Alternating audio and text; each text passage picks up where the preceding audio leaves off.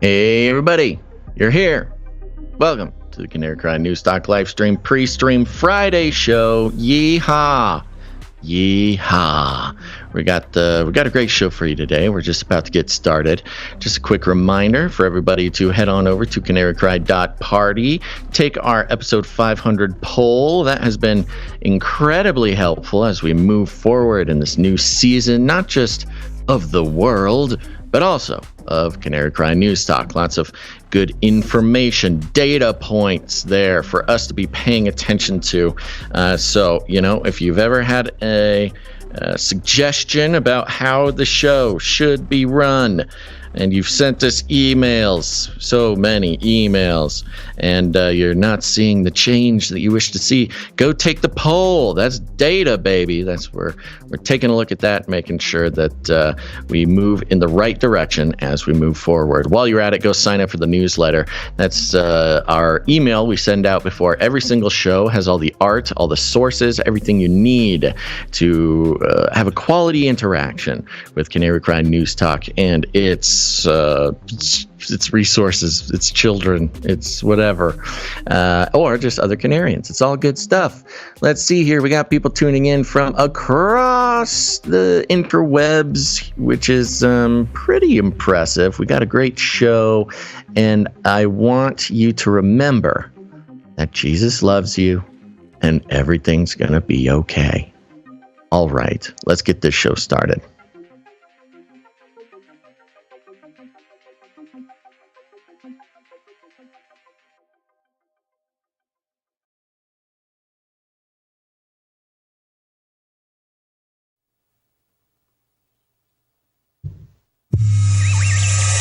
The world is getting crazier.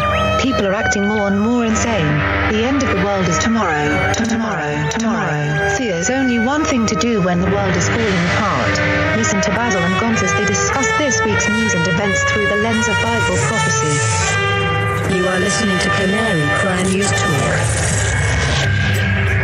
You're listening to Canary Cry News Talk. Today is July 8th, 2022. We are live to tape on episode 506. And today, Mount of Gods and Guns.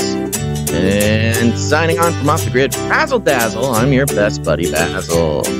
And my name is Gonz, your favorite Asian provocateur for Christ, a.k.a. the Cabana Boy, live from California, here to serve you a podcast that brings you the best news, which is the gospel message of Jesus Christ, while reporting the egregious with a well-rounded, biblically grounded take on world events. Just a couple of Jesus-following folk here providing high-quality infotainment by way of audio and video feeds. We don't connect all the dots, but we're here to help you connect all the dots, make sense of this wild and crazy world. How's that, Basil? How's that? What? Farewell. That was bye-bye. I'm Boris. Well, you're working on that. Yeah, bye-bye, Boris. Yeah. I was going to suggest bye-bye, Boris would be a good show title. But there's more going on. More going on behind the scenes. Well done. Well, we've got a jam-packed show for you today. Let me give you a little bit of a rundown. First, in our lead stories, we're going to just be checking in with old hairy legs and some executive orders from this morning. Elon Musk has big news on the Twitter deal. They'll be examining the gates of the gods. Some CERN. CERN seems to be an exciting topic of conversation, not just in the fringy corners of the internet, but we have some fact checkers getting involved.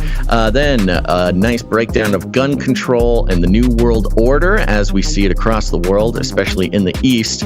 Jumping in with some politics and Boris Johnson. What in the world is going on there? CNN has a take for you. We're going to be checking in with Ukraine's kill bots, as well as the beast system in so many of its forms. The New World Order, the Georgia Guidestones, the network state, which if you have been a Canary Cry News Talk listener for, at least a year, you knew all about the network state before some of the more popular, cool podcasters started talking about it, but that's my own problem. After the first break, we're checking in with politics. I've got a fun rundown on Chicago, China, Antarctica, Nephilim update. It's a jam-packed show, so stick around. But first, let's check in with our lead stories. What was our lead story? We added hairy legs, stuff. baby. Hairy legs, yes. Got hairy legs. Got hairy legs. Got hairy legs.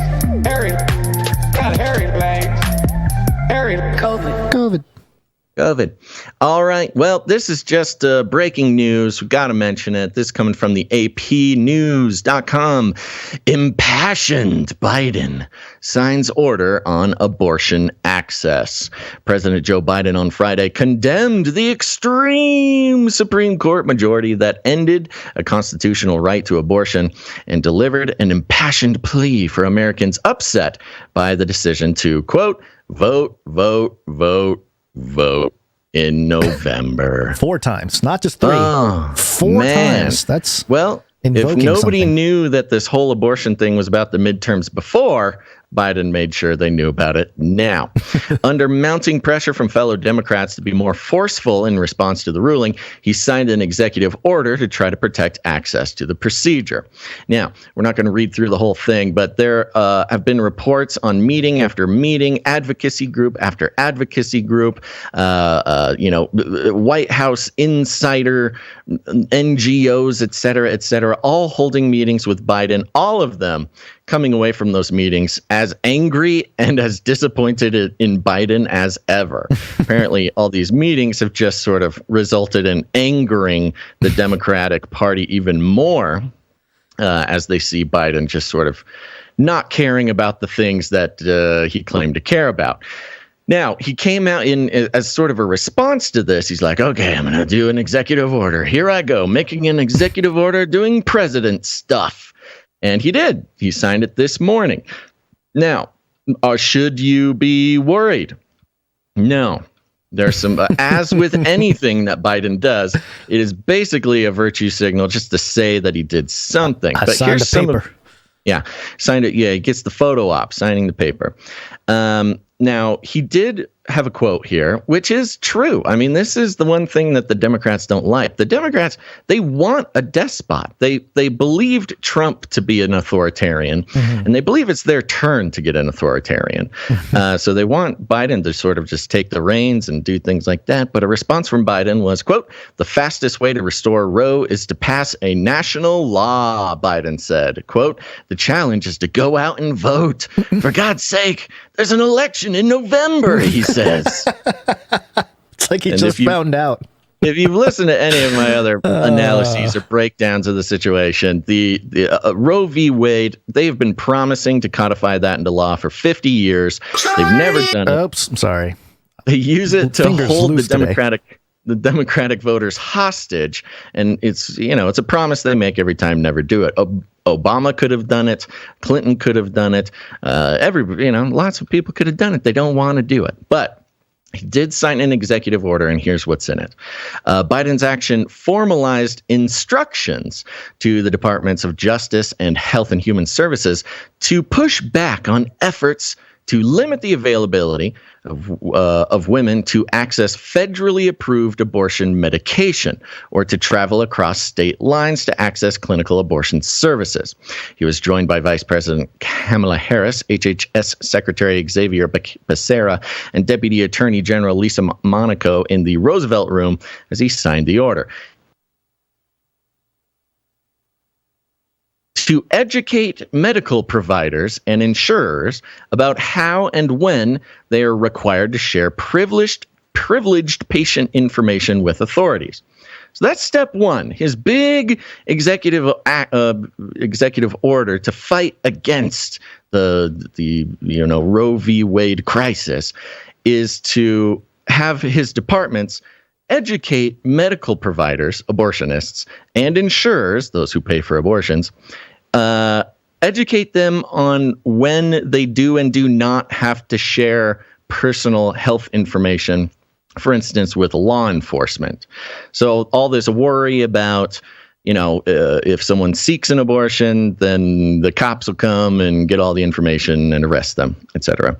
Well, in this case, don't worry, executive order. The medical providers and insurers will be educated about when they do and do not have to share that information. He didn't change the rules on whether they do have to share it or not.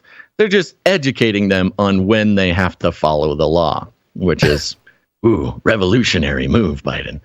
An effort to protect women who seek or obtain abortion services. He is also asking the Federal Trade Commission to take steps to protect the privacy of those seeking information about reproductive care online and establish a task force to coordinate federal efforts to safeguard access to abortion.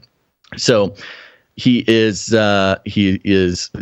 asking the Federal Trade Commission. The details of this are really fuzzy, but more or less, he's getting the Federal Trade Commission to try to limit the access to browser data, search history, things like this. Yeah. Because, part of the uproar, which is, I'm still not sure on the reality of this, but the uproar, the sort of conspiracy theory by the media is, if you even just search, if you Google or, search on your phone or ask Siri where you can get an abortion, that can be used as evidence to throw you in jail.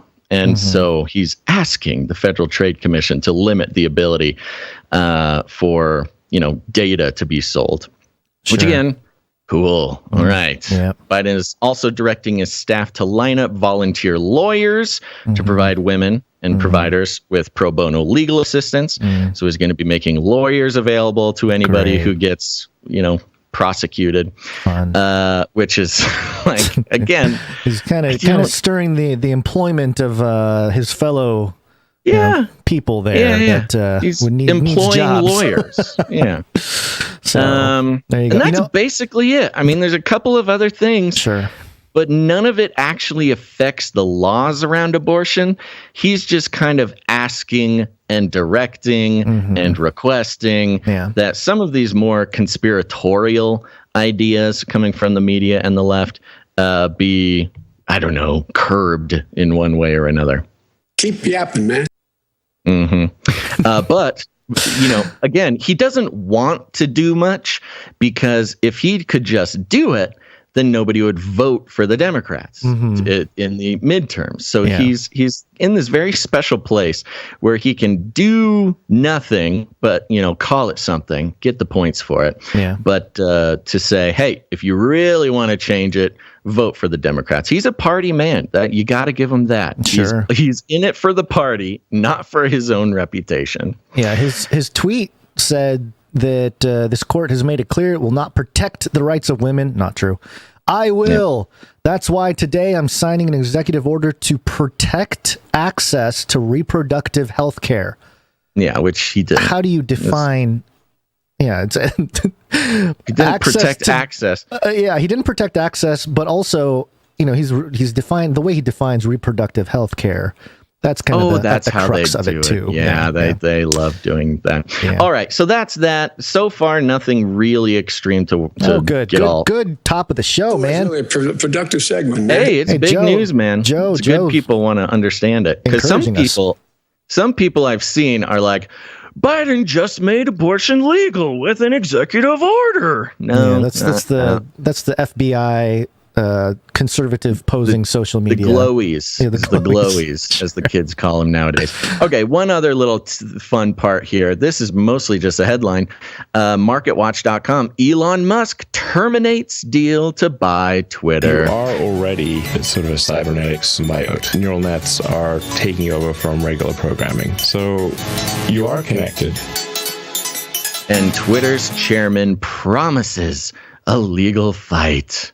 So, they did everything they could to discourage Elon from purchasing Twitter.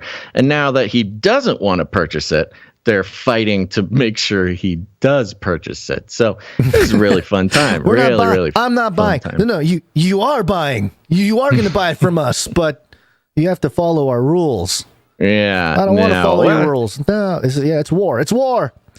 It gets a little twisty turvy in there. Sure. There are certainly Elon enthusiasts who are kind of like, this is all part of the plan. Yeah. And I don't know. Maybe it is. I'm not a I'm not the richest man in the world. I don't know how the magicians work their magic with these deals. But I liked how Twitter, I think it was yesterday or the day before, came out and said, hey, we delete 1 million bots per day. And it's like, great. How many are created on Twitter a day?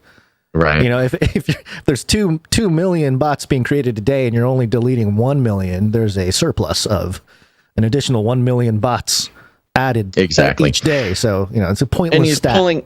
And of course, you mentioned it just there. He's pulling out because of the bot problem, which has been known for a very long time. But yeah, I don't know. Well, when there's more news, it'll be more interesting. But it's just good to know that you remember the day. It's one of those days where the whole world seemed to care about one thing, and that was Elon buying Twitter and how it was finally going to bring freedom to the internet. Oh, the good old days when things were less complicated. Mm-hmm. Yeah, it was a different time 4 weeks ago. Yeah, things are moving fairly quickly, and you know, I think there is a reason.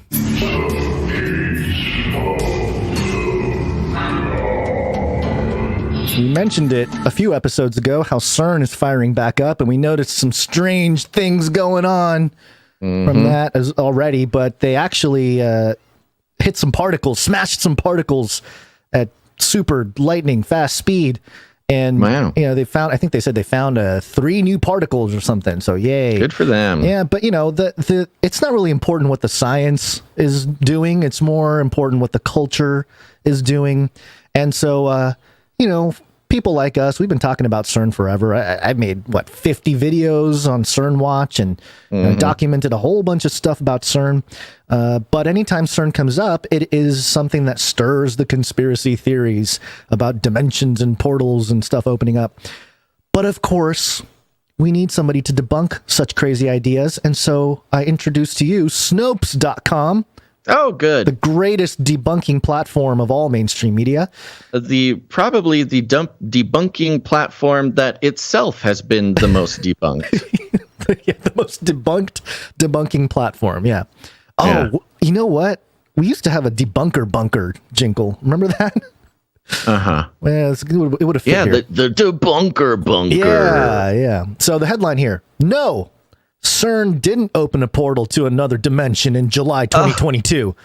Thank God for Snopes, man. We're only 8 days into July. How do you know it's not going to open up in the next 2 weeks, 3 weeks? Well, that's how you know that it's true and that they did open up a portal. CERN has long been a favorite obsession for conspiracy theorists.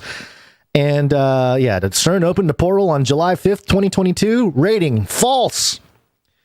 Fact check. CERN, which is the acronym for, CERN, the French language for the European Organization for Nuclear Research, has long been the target of fantastical conspiracy theories. So it should come as no surprise that on July 5th, when the scientists at CERN fired up the Large Hadron Collider after 3 years of upgrades and maintenance work, some conspiracy theorists would fire up too. Ooh. We're fired up, baby. They're not wrong. For example, one Twitter user surmised that CERN was opening up a portal of astrological proportions, stating obliquely that said portal had to do with an early summer sky show featuring a rare planetary alignment. Okay, great. Astrological. I like that. That's funny. Random tweet. Random you tweet. got to debunk the random tweeters, man. So you can't just let random tweeters be putting out all this malinformation. It's just such. It's not even low hanging fruit. It's rotting fruit on the ground that's being picked up by Snopes to debunk. Yeah. Other posts echoed the same sentiment, including a widely viewed story on the video platform TikTok, in which the user claimed that the LHC was opening a portal to the future, while all the theme songs in the Netflix science fiction series Stranger Things played. Parentheses, its plotline features an alternate dimension on another video platform, YouTube.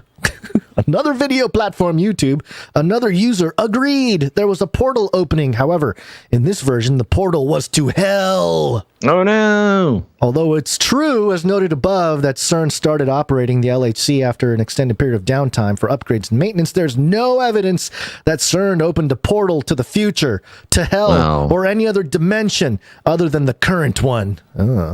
Or do that they it opens cite up, any like scientific? they things? kind of. They have CERN's news release, which is like, okay, sure, This is hilarious. This is so funny. I think that they are turning more into like an entertainment website than a debunking news website. There's no substance here. And also, of course, long-time followers, listeners, people in the community out there, Bro. you all know. Yes. Bro. What happened? Something break? I'm on Snopes. Mm-hmm. 2022 Enduring Member Collectible. Snag a limited edition challenge coin and receive a lifetime membership with ad-free browsing. What? Yeah. Snopes is making a challenge coin? Yeah. Wow. I did not know that. Good. We're getting find. Adam Carolla all over again. We're getting Adam Carolla by Snopes. By Snopes. What in the world? Yeah, well, here, it's suspicious. CERN, close the portal.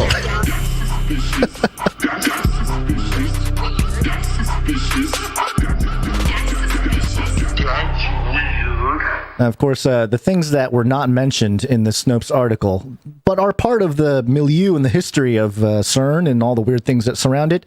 Of course, there's the weird opening ceremony of the Gotthard, I don't know how to say it, tunnel, back in 2016, where they had all that weird satanic imagery going on with like dancing angel babies and demon people walking around and all the right. You're not crazy. talking about the Shiva statue. You're talking about the crazy like performance art piece, like occult performance art piece that they put on. Yeah, and the elite, they all kind of sat there in the tunnel as they watched, and there's like a goat, and it was just the weirdest pagan ritual thing ever. So yeah, no mention of that, to feed any kind of conspiracy theory. But also, yes, as you mentioned, the Lord Shiva statue that was unveiled back in, what year was this?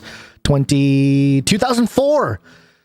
India gifted them the statue of the destroyer, creator and destroyer Shiva. And, there's a bunch of other stuff that CERN has done and said, and there's more. There's a Science Gateway Center coming out in 2023.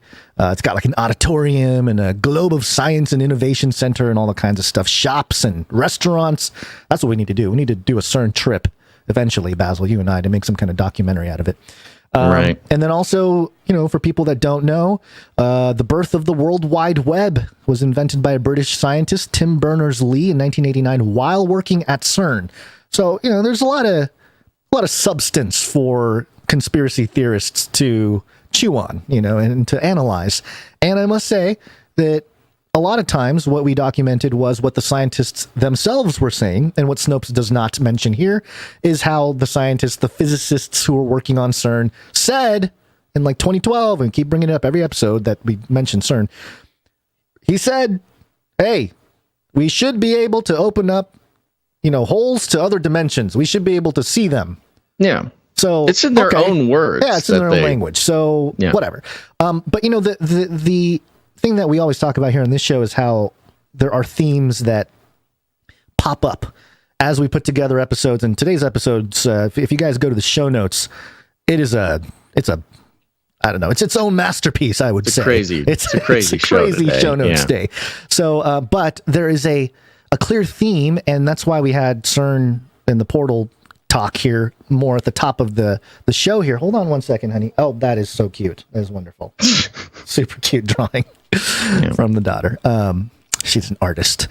Yes. So what was I saying? Oh yeah, the theme that came up is a theme that really is the backbone of this show, and we don't always mention it, but it's sort of, if you've been around long enough, but I think it's worth mentioning more often, you and I, Basil. But it's this idea that Ephesians 6:12 talks about, which is that we do not wrestle against flesh and blood, but against principalities, against powers, against the rulers of the darkness of this world, against spiritual wickedness in high places. In other words, while we're in this carnal form, in these flesh meat suits, the war, yes, there are people doing things and whatever, but it's not really about that. The actual war that's taking place is spiritual.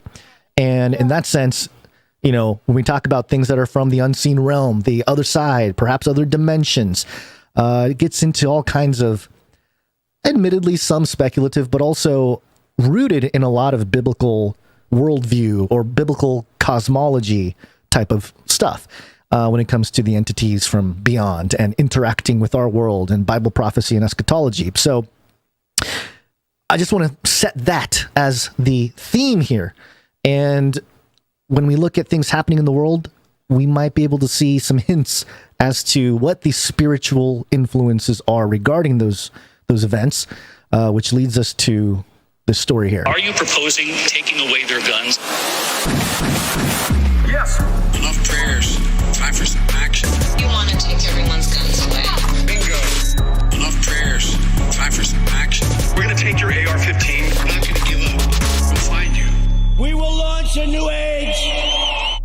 So, Japan's had a rough couple days, and I'm going to do a couple stories to lead up to the big one, of course, but I'll be very brief with this. First off, New York Daily News, Yu-Gi-Oh! Creator Takahashi Kazuki found dead off Japanese coast at age 60. Oh, no. Another theme throughout the show, men in their 60s. Just say that. So he was found... off the coast, off the coast, yeah, like in the water or something. I don't know what happened, but did you ever watch Yu-Gi-Oh? I watched it. Yeah, I dabbled in the Yu-Gi-Oh cards. I had my Blue Eyes White Dragon. I've never watched or really got into Yu-Gi-Oh, so I don't know the culture, the whatever. So, but that was sad news for the popular anime culture, especially out in the West. Wasn't Yu-Gi-Oh on like Nickelodeon or something? Isn't that I don't remember. I think it was a Cartoon Network thing. Had most of the Network. anime. There you go. Yeah. So there you go. That's how the day started yesterday on 7/7. By the way, 7/7 yesterday. And then does it have a death, a cause of death? Yeah, I think there's an investigation. That's what they said. Mob hit. Yeah, they just said there's an investigation that started. So I don't think they know anything yet. Yeah, which is strange. But and I want to thank Sir Sigurd the Beast for informing me about this story, which is actually about a month old, but just in the context of Japan here and the theme and everything happening. CNN, Japan makes online insults punishable by 1 year in prison. Yeah, in wake of reality TV star's death. So basically, you can be jailed and fined for making insults online, I guess. And you can spend a year in jail if you're found guilty. The bill proved, and this is important because there's so many themes. One is and I've talked about this in prior episodes, is sort of the rise of conservatism as a force in the global warfare, the right-left warfare that's being staged in the, World War III, NATO West versus Russia, China East type of setup. It says here, the bill proved controversial in the country, with opponents arguing it can impede free speech and criticism of those in power, which is exactly what Westerners and, constitutionalists would say to such a law. Don't you think? I'm sorry. I tuned out a little bit. Okay. You're saying it's illegal for them to insult people in power? Yes. They go to jail for a year? Yeah, so people in Japan brought up, hey, this is going to impede free speech. This is going to impede our ability to criticize people in power. So, yeah, this is sort of the chipping away. Now, there was a law, I guess, prior to the one they had here. It was a fine of $75 and a detention center of less than 30 days. That was the prior law. This new one is, obviously a lot more based on, I guess, a very popular reality television star named Hana Kimura. Committed suicide after some online cyberbullying or something like that. So, which is something we hear a lot, or not a lot maybe, but it's fairly common out here. And, imagine laws being put in place that are restrictive like this. And that leads us to this story. So that's sort of the sentiment in Japan.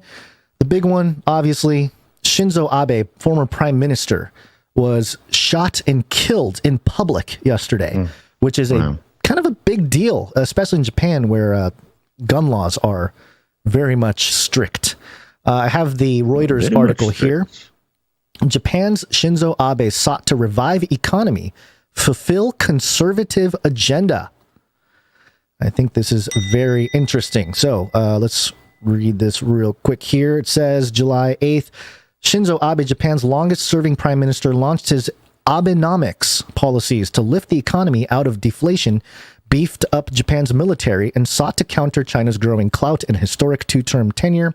Abe, 67, appeared to have been shot during a campaign speech on Friday, national broadcaster NHK reported. The conservative lawmaker who quit abruptly as premier in 2007 after 1 year in the post swept back for a rare second stint in 2012, pledging to revive a stagnant economy, loosen the limits of a post-World War II pacifist constitution, and restore traditional values.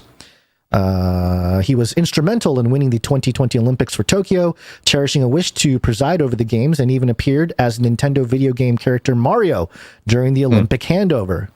We would never have a United States politician dress up as Mario for the Olympics. Yeah, but you got to give it to them.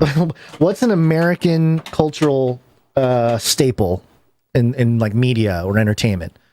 Like the NFL or something, you mean? Maybe NFL. I don't know. I'm just trying to think. I mean, Mario's one of them. Well, I guess you're right. You're right. Mario is, but it originates in Japan. I'm just trying to think of something that started in America that I can, maybe Biden can dress up as. Well, if you want me to get into Nintendo history, Gonz, I don't. When Mario was still Japanese, he was called Jumpman. He did not get named Mario until he made it to the U.S. market. Yeah, so Japan, racist Japan, we're like, we'll make him Italian. That's what we'll do. Jumpman was Japanese. Mario is an Italian American, a proud Italian American. Okay, so the article is pretty long, and it goes into a lot of the history of Abe here. He first took office in 2006 as Japan's youngest prime minister since World War II.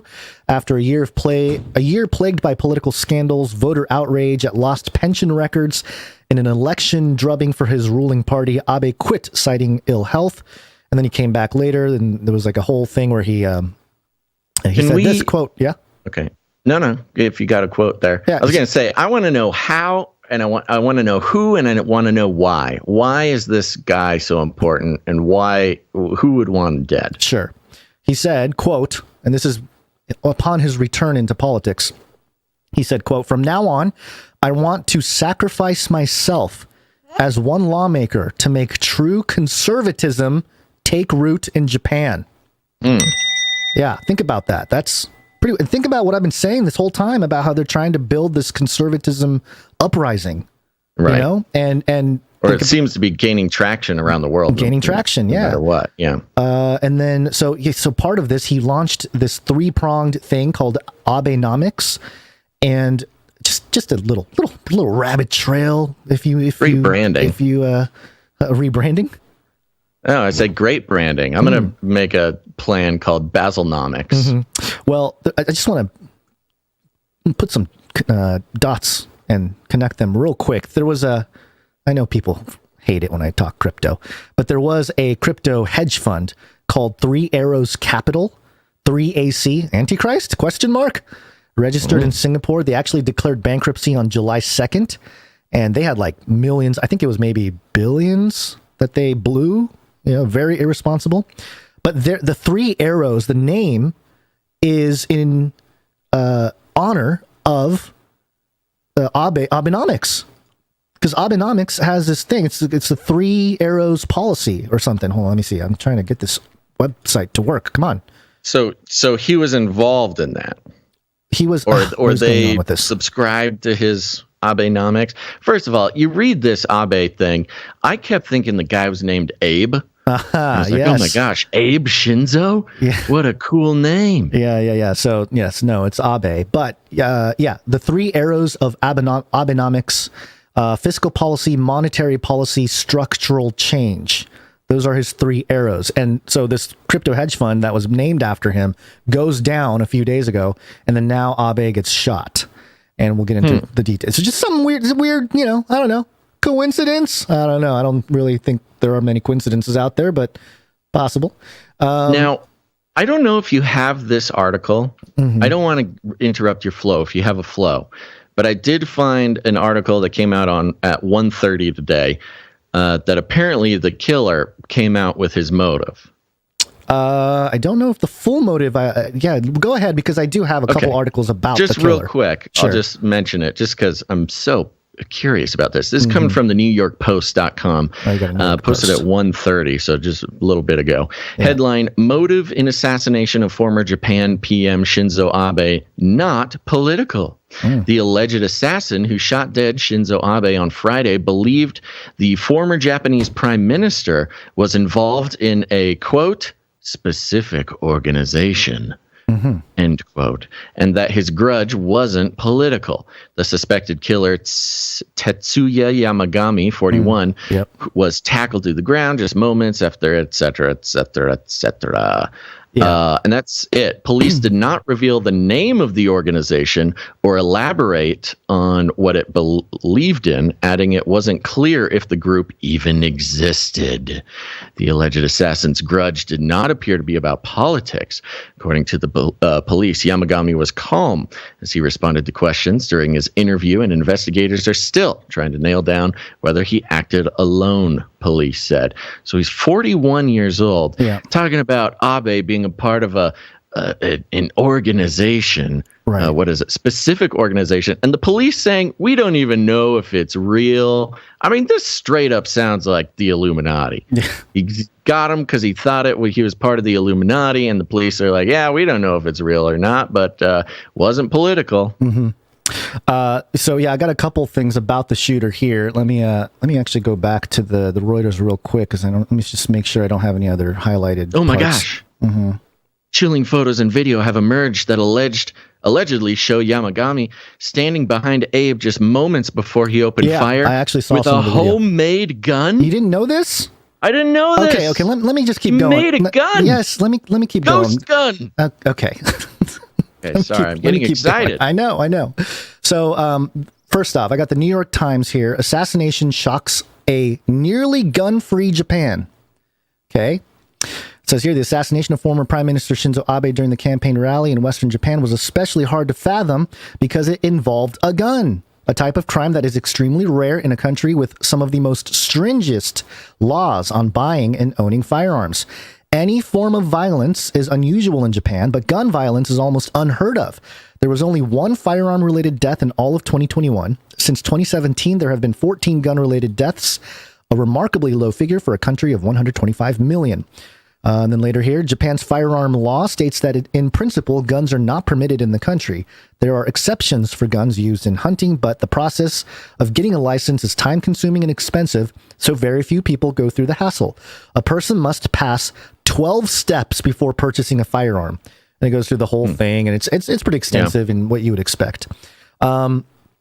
The shooting was all the more shocking because before Friday, even the idea of a political murder seemed like a relic of a long-gone era.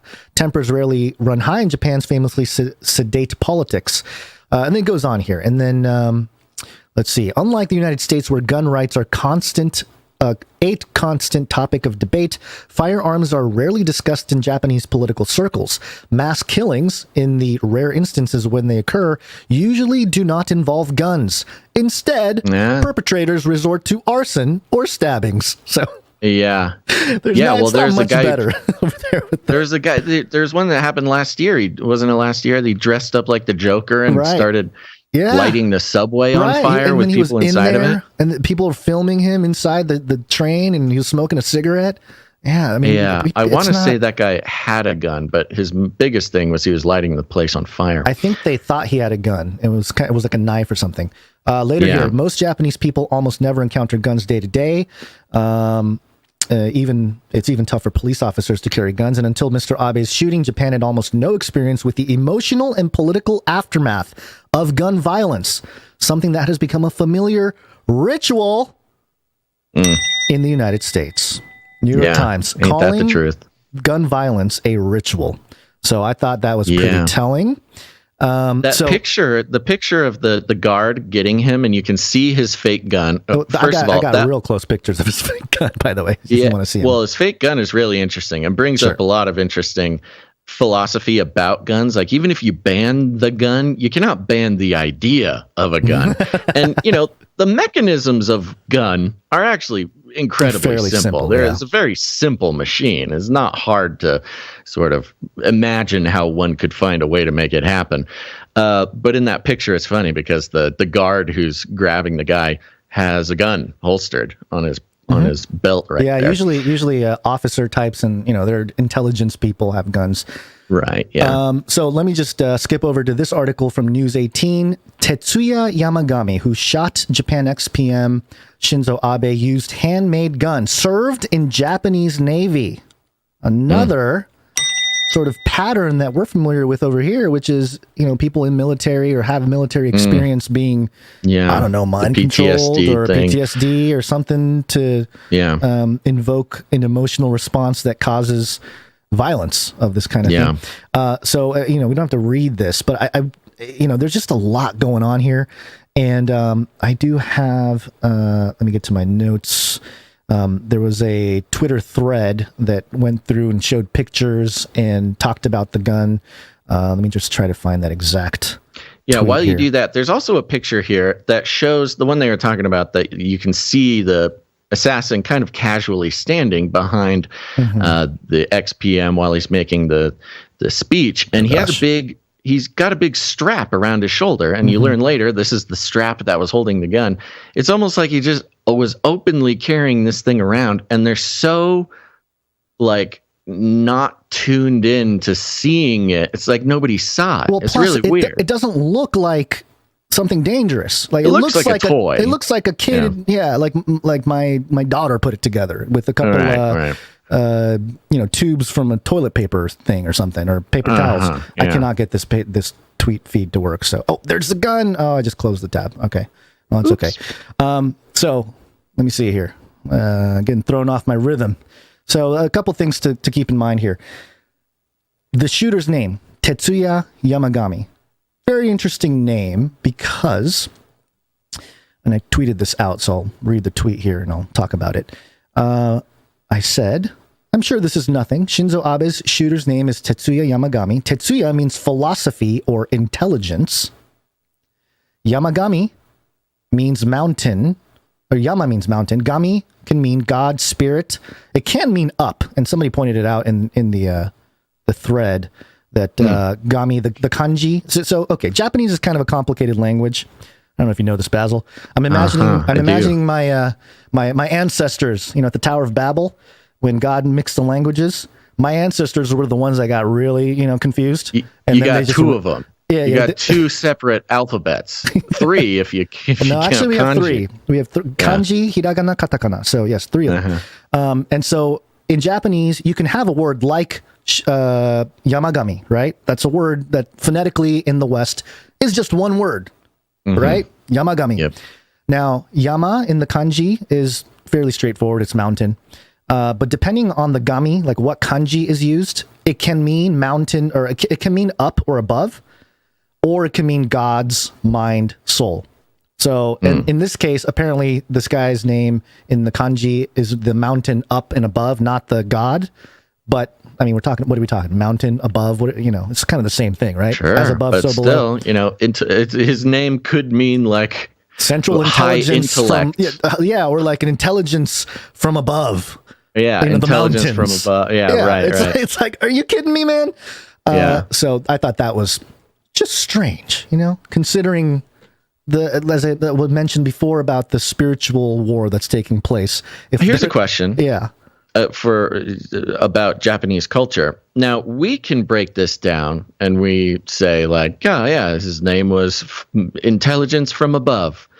But does that like come to mind in Japanese culture? Like, I don't think so. Would a Japanese person be like, "Ooh, isn't it weird? His name was intelligence from above"? Probably not, because a lot of times names in Japan are. It's sort of they're more seen as names, just straight names, not right, because like you don't think about it here. Yeah, like in the U.S., if you were given a name at Ellis Island or something like Taylor, it's because you were a tailor, right? You tailored clothes, right? But when you say my name's Bob Taylor, nobody's like, ooh, his name is famous clothes maker, right. So there's that interesting. a little coincidence, I suppose you can call it. Okay. Let's see. Where's my notes here? Okay, I have. Oh, beautiful drawing of a mermaid. Was that a mermaid? We haven't locked down Lovely. the babysitter yet, folks, as you can tell. Well, technically there is. It's just not working. Mm-hmm. So, where am I? What am I doing? Oh, so the name Abe, Shinzo Abe, Shinzo, if you look at the kanji, means safe and double. So double safe, Shinzo Abe. And then Abe means sun festival. So maybe it's a body double. Mm-hmm. That's why he's safe. Maybe. Because it was a double that was shot. Dun, dun, dun. Yeah, so, and part of it too, which, then going back to the topic of the conservatism thing, if you go to the Wikipedia page for Shinzo Abe, it says this article is being heavily edited because of the subject passing away recently. So, there's some caveats up here. But I don't think they changed the part that I was looking at, because it says here, yeah? No, keep going. It says here, Abe, I did it. Abe was a conservative whom political commentators widely described as a right-wing Japanese nationalist. So, as a summary here, so far, let's see, we have a potential conservative martyr here, right? He was the Reuters article saying he wants to restore the economy with a conservative agenda in Japan, and he got to 2/3 of that agenda. This third part he didn't really complete. And there's other articles talking about that. And then you have this ability for the West and the Western audience to say, look at Japan's got all these really, really strict gun laws, and look what happened. Look what happened, right? That narrative so gets as a played. martyr for conservatism can be used as sort of a weapon against the gun control stuff. Yes, and because he's a nationalist, and by the way, he's a Japanese nationalist, not the same thing as an American nationalist, but all nationalists bad in the mainstream, right? So it's just strange to me that the theme that we've been seeing recently is the sort of formation of a conservative movement. And now we have, and I don't know that it's going to be, consistently considered. I'm sorry, I'm getting distracted.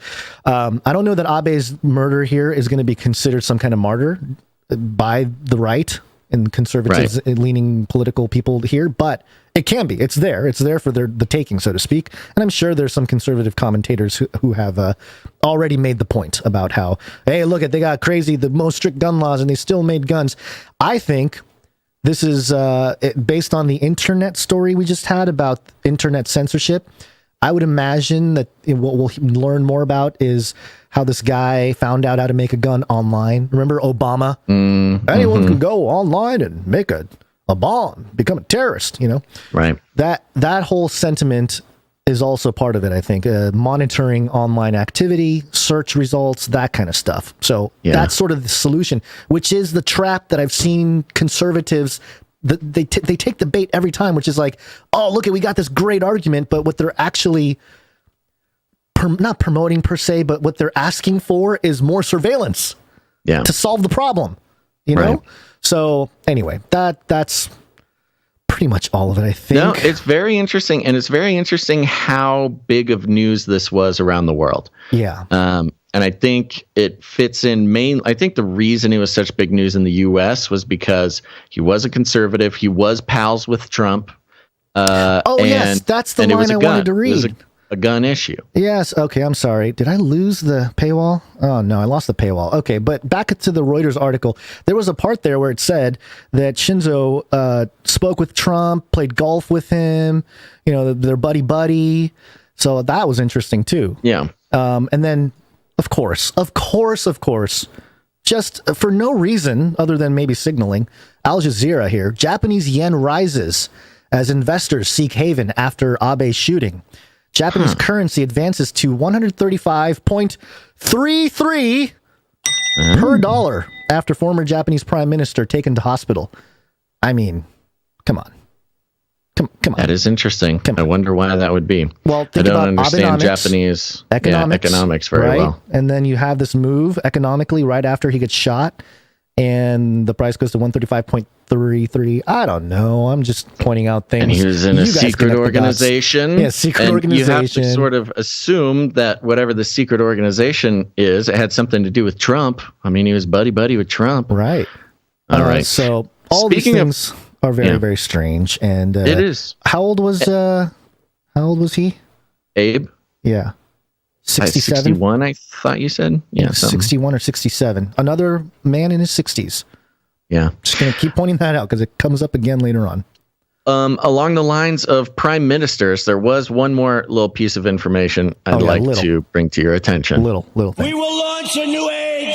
Oh, and this is politics too, huh? This is politics. Oh, okay. Hold on. Real quick here. Here it is. Poly.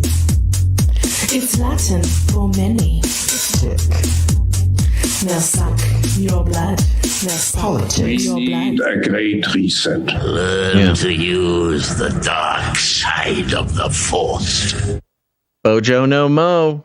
Boris Johnson announced his resignation yesterday. CNN Politics has this headline, "Why Johnson Fell, but Trump Remains his party's de facto leader. ... For now."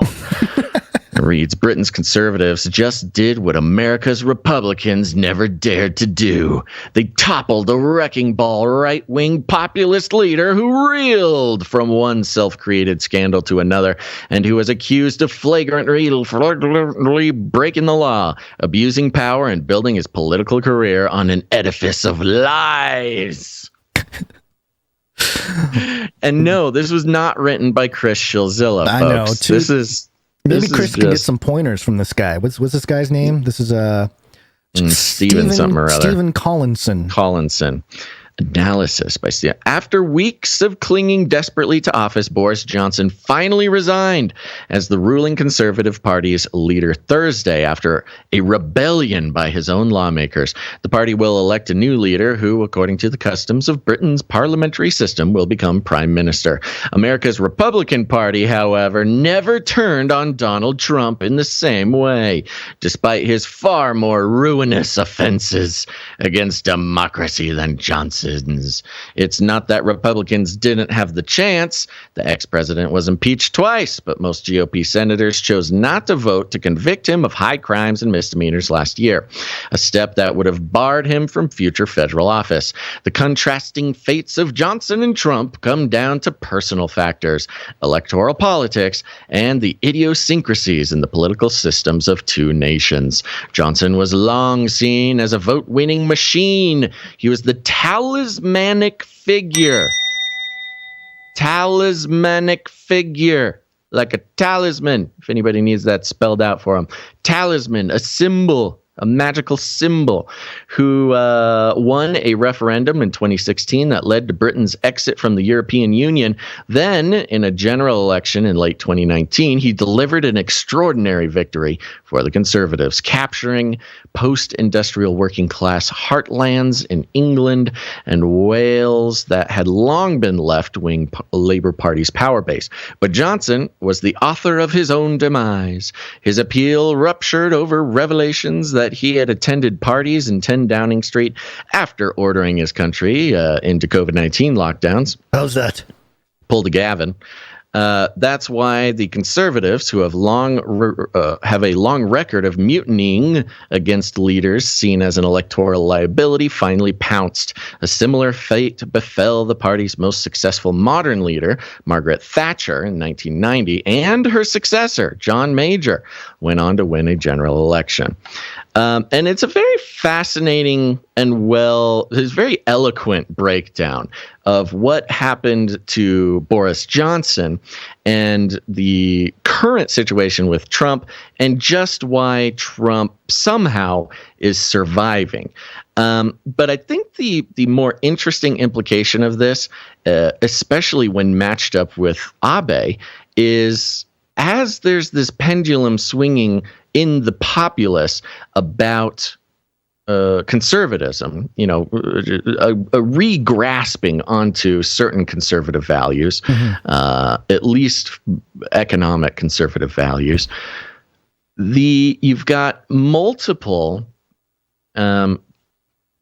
conservative world leaders falling for different reasons. You've got Abe taking a dive because of other strange things. Bullet. Homemade a rock gun from that dude's backyard. Sure, whatever it is, but part of a secret organization that needed to be taken out. You've got Boris Johnson, who hilariously, I mean, it doesn't make sense that this is when they chose to take him out, because he's been a bumbling sort of buffoon for a long time, and everybody kind of knows it. Similar to Trump, whether you like Trump or not, you have to admit that he's sort of a bumbler. We can just say that. Sure. And the timing of Boris Johnson and Abe both getting taken out on the same day on 77 being sort of like a 7722 being 7 being a godly biblical number. Sure. 7 times 7. So I don't know. There's just something weird about that, but continue. Yeah. And they go into Trump, and I'm just going to jump to the Trump side of things here. Now, I think it's hilarious. We keep seeing over and over, and I see the tweets and I see the headlines, and the media just being like, why is Trump the leader of the Republican Party? But at the same time, they're like, Republicans are turning on Trump, Liz Cheney, blah, blah, blah, blah, blah. Everybody's trying to, even the Republicans don't like Trump. It's like, well, which is it, guys? You got to pick one of them. But okay. An early warning sign for Trump, it says here. Despite the ex-president's enduring strength in his party, it's not impossible that Johnson's demise is yet again an early warning system for Trump. Johnson only survived this long because his party saw him as the best chance of winning power. But when his secret sauce with the voters dried up, he was vulnerable. There are many Republican voters who will never desert the ex-president. Sure. I guess that's a general enough statement that it can be true. Many Republican voters will never desert the ex-president, but Trump's biggest challenge going forward may lie in the possibility that even some Republicans who voted for him in the past come to believe that another America First style candidate with more discipline and less personal drama may be more likely to beat the Democrats in 2024. This possible scenario is one reason why the political stock of Ron DeSantis has been rising fast, though it's unclear whether the Florida government would risk taking on Trump in the primary. Watching the downfall of a truth-challenged populist rule breaker with whom he has long identified cannot have been a pleasant experience for the former president. Quote, as we have seen at Westminster, when the herd moves, it moves, and my friends, in politics, no one is remotely indispensable, Johnson said on Thursday as he announced his resignation as conservative leader. If he is to win back the White House in 2024, Trump will have to resist a similar political force. I think it's a hilarious comparison because, as they noted in the article, Trump was impeached twice, as if. But the Republicans didn't do enough. Yeah, they needed to storm the White House is what they needed to do. Right. So, yeah. It's not an insurrection if the Democrats do it. Yeah, that's right. It's a just political protest. Yeah, it's protest. So just an interesting day yesterday. 2 conservative world leaders taken down in different fashions on 7722, and it being used as a warning to Trump. At least as far as CNN analysis is concerned. Right. So, yeah, to conclude this little segment here, which is going much longer than we thought, which I knew was going to happen here. As it always does. So these are all narratives here that spin out of these events. And I find it so fascinating that they're feeding what could be easily picked up. Like, I guess low-hanging fruit for like the QAnon far-right sort of crowd. Right. Yeah. Because I can picture, having Boris step down and then CNN immediately saying like, oh, it might be a warning for Trump, and then Abe gets shot and dies that same different day. Warnings. Yeah. And then it's like, oh, you're friends with Trump. He was friends with Trump. Your buddy Abe, we took him out. Played golf together. You better back off. And I'm wondering if it's, I just had this thought. I don't know if there's any truth to this at all, but it's just a thought that came to me. Are they trying to make some kind of equivalent to a Clinton body count for Trump. You know what I mean? Like everybody associated with Trump starting to die, get shot, getting taken out. Yeah, I hear you. I'm thinking of something in a different way. You think of both of these things happening at once. You have Boris sort of resigning, giving up his political power, or you have the ex-prime minister who was running for power being taken out. It's almost like it's an ultimatum, and to Trump. To like, Trump, hey, Trump, you got two options: either step down or be stepped upon. Interesting. Yeah. No. I remember the fake screenshot of Trump in a casket on The Simpsons. Remember, people shared that around like, oh my gosh, they killed Trump in the thing, but it was a fake thing. It wasn't real. Sure. But anyway, it's just one of those things that came to my head, and I'm sharing it here because we don't connect dots. You connect the dots. We just share the dots. We just read the news, folks. But there you go. The conservative uprising is a theme that, I don't know. I think we got to keep an eye on because it is sort of our, I don't know. I guess you and I are more conservative in terms of, policy or economics many things. Yeah. But we're not violent, or we're not telling people to blow things up, or Of course not. I don't even know why you would say such a crazy thing. I'm saying it because that's kind of what the way the conservatives have always been talked about. But now there's going to be some portrayed in the media. But now there's going to be some meat to those words. We got a guy. Boris stepping down. We have there's all sorts of things. So lots of things happening at the end of the week here, which is a noted strategy of those in politics and the media. It's called the Friday Surprise, as everybody doesn't care about news because we're moving into the weekend, baby, because it's Friday, Gonz. It's Friday. There you go. We can keep playing with the Friday thing. It's Friday. It's Friday.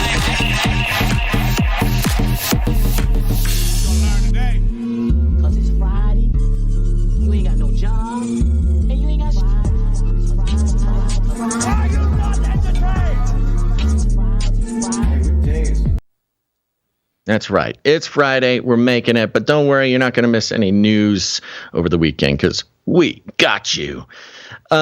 Anything exciting? Quickly. We are far behind. But is there anything exciting we got to let the people know about, Gonz? I don't think there's anything particularly exciting. Exciting wouldn't be the thing. Although I did have this thought. I was thinking about this. You and I, Basil, and not just you and I, but the community here, we've built this sort of massive archive, 506 episodes so far of world events, and but it's mostly filtered through the voice of you and I. We're the ones, behind the mic here. Although, again, there's a community making this happen, but I'm just saying you and I are the ones behind the mic. And so I was thinking, man, this whole thing is sort of, we're leaving this big archive of world events through the eyes and minds of a couple of crazy Christian boys, And I was thinking, are we the island boys of Christian media? Are we like the weird, because I'll embrace it, man. I'll get those dreads. I think we figured that out long ago. I'm pretty sure we discovered we are just a few face tattoos away from becoming the island boys of Christian corporate news media deconstruction and analysis. A little bit different of an industry than the OG Island Boys, but Island Boys nonetheless. Yeah, so I think we need to move in that direction. We need more producers to come in with their treasure because we need the gold teeth. We need some. We got to get the gold teeth. We got to get the tattoo artists, the tattoos, the hair, the dreads. We got to make it all happen, and awful. Well, what cameos. A fun thought. As I always say, those who know me, they know I say sometimes it's just fun to think about funny things, just as a nice thing to do. And I'm glad you got a chance to just sit and think about a funny thing and sharing it with us. What a nice treat. A not so nice treat for me over the past couple days. I've been having, I almost chopped my toe off with a shovel yesterday. And in the same 5 minutes, stepped on a nail. So I am once again on Basil tetanus alert if anybody. We need to get you some steel boots or something to walk around in. It's because I wear my Crocs, man. I'm out there doing work on the ranch in the Crocs. I'm trying to be a farmer. I was listening to some stock thing, and they're like, "Oh, you got to buy Crocs." You know, the Croc stock. And the guy was like, I just don't get it. They're so ugly, but the young people love it. Love them. I'm telling you, like I said, it's millennials. Our core foundational principle is irony. And so the millennials ironically love Crocs, which then bleeds into the lower generations, the younger generations. But the irony is lost on the Gen Zs. They authentically love them. And you know what? I enjoy them with irony, and the youngins think that I'm cool, so I'm down. What's funny is that because you live so isolated, the irony is only for you and perhaps, your animals or something. Yeah. The emus love the Crocs. Yeah, I was going to say. Croc fans. Yeah. So there you go. Yeah, I'm currently just staying off my feet for a little bit and staying away from sharp objects. And speaking of sharp objects, it's time to thank some executive producers. They're so sharp. Executive producers. That's right. We're on the value for value model, folks, which means no corporate money whatsoever. Truly independent media, deconstructing and analyzing what the corporate news has to say about things. But we are entirely supported by producers, and producers are listeners like you. And executive producers are those producers who come in, understand that it is within their power to make a huge difference in not just the ability to keep this show alive, but to keep it thriving. And that's why we like to thank them here at the top. And Gonz, thank goodness gracious, we have executive producer today. All right, let's do it. And if y'all are interested in becoming a producer of the show, there's still time. We'll be thanking all our producers in the first break. But we have an executive producer here. Oops, I'm on the wrong thing. Here they are. They're so talented, so smart, so executive. And that is executive producer Lottie. Lottie. No, Lotta. Okay, hold on. Lotta, sure. like a lot of producing. Where'd you find this? Thank you, Lotta. Lottie. There you go. Executive producer Lotta comes in. We'll be reading notes and amounts during that first break. And if there's anybody out there who truly understands, if for a moment you are struck by a bolt of lightning and inspiration and you realize that, shows that advertise to me or try to sell me affiliate codes or or have babysitters for their children, okay, hold on one second. Like that. They are a special breed, but they are not truly independent. What is your independent media independent from? And in this case, is corporate money, which equals what is the magical reagent of corporate influence? It's corporate money. So we have stuck to our guns and maintain that the value for value model not only keeps our work integrous and keeps us away from the temptation of corporate money, which makes us, which would tempt us to self-censor or maintain some sort of brand friendliness. No. All we got to do is let the people take the power and keep the show going. That's how we know that we're still doing a good job. So if you want to become a producer in any amount, you can head on over to CanaryCry.Radio.com/support. CanaryCry.Radio.com/support. That's right. And it's time for the Flippy Update. Sorry, I'm completely flustered because of the situation. No problemo. Yeah, here we go. What are we doing, Flippy? Yeah. Flippy Update. Do you want fries with that? That's right, folks. It's the Flippy Update. It's Flippy is our colloquial name for the disembodied robot arms that are taking our jobs, enslaving our children, and flirting with our spouses. We use talking about Flippy as a way to explore all the new, fun, and exciting ways that robots are taking over the world, and now there's nothing we can do about it. Been a while since we talked about killbots, but they are out and about, folks. This is coming from theallineed.com. Yeah, this is. I was gonna say this was not the kind of outlet that I expect you to bring. It's a weird outlet, but here's pretty high standard. Here's what it is. I originally got this story from robotics.news, but I am boycotting them because they're a bad outlet and they're just bad. So I followed my nose and found some links, and it brought me here. But let's see what's going on here. The headline is Genome, Ukraine's combat robot. Ukrainian-made, remote-controlled Genome to fight Russian troops near Zaporizhia. This is like the genome? It is interesting, isn't it? Yeah, well, let's find out. The invasion of Ukraine is being a showcase of all kinds of weaponry. A little bit of a translation thing going on here. Yeah. From Cold War antiques, such as the T-62 tank, which entered service half a century ago and Russia is now desperately rescuing, to the Ukrainians' converted missile-launching pickup trucks. Suicide, attack, and surveillance drones are also getting quite a lot of play, but next week, an invention is scheduled to be deployed that may steal their leading role in the contest. Genome, a small remote-controlled robot armed with a machine gun. Now, this article came out June 20th, which means Genome's is out there. The killbots are loose. Ukraine, new world order. Temerland, a Ukrainian company specializing in robotics, says it will deploy Genome robotic vehicles equipped with 6.62 millimeter machine guns near the town of Zaporizhia in southeastern Ukraine. It is one of the key points to settle the conflict, since if it were to fall into the hands of Putin's army, Russia would have almost completed the corridor from the Donbass to Transnistria.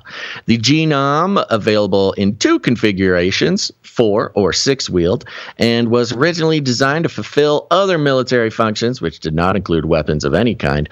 This multifunctional robotic platform. What was it supposed to do before then? Reconnaissance, demining, stuff like that. But now you slap a Kalashnikov on this sucker. Put a gun in his hand.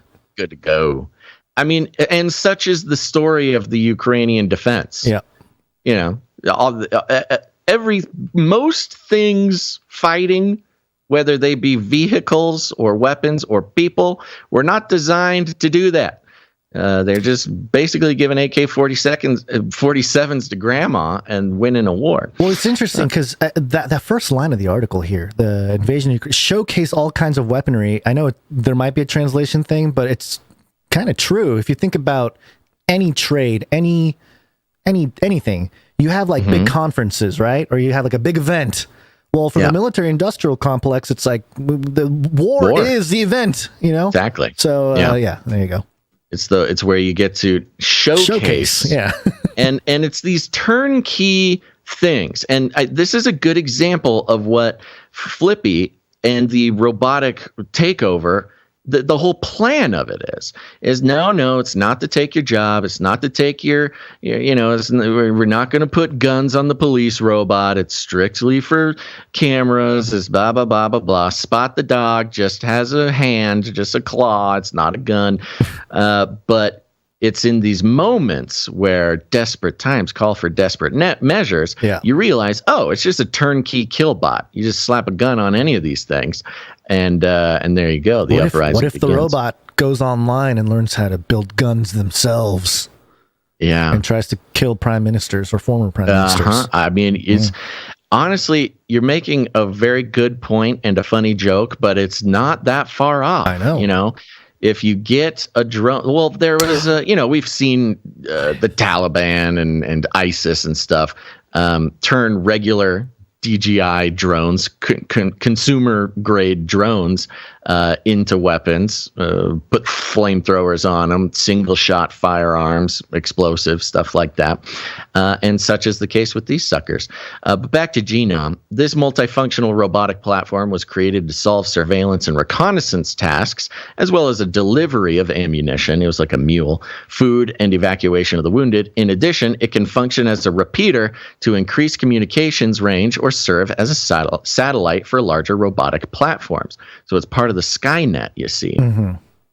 But they just slapped a gun on it, and now they use it.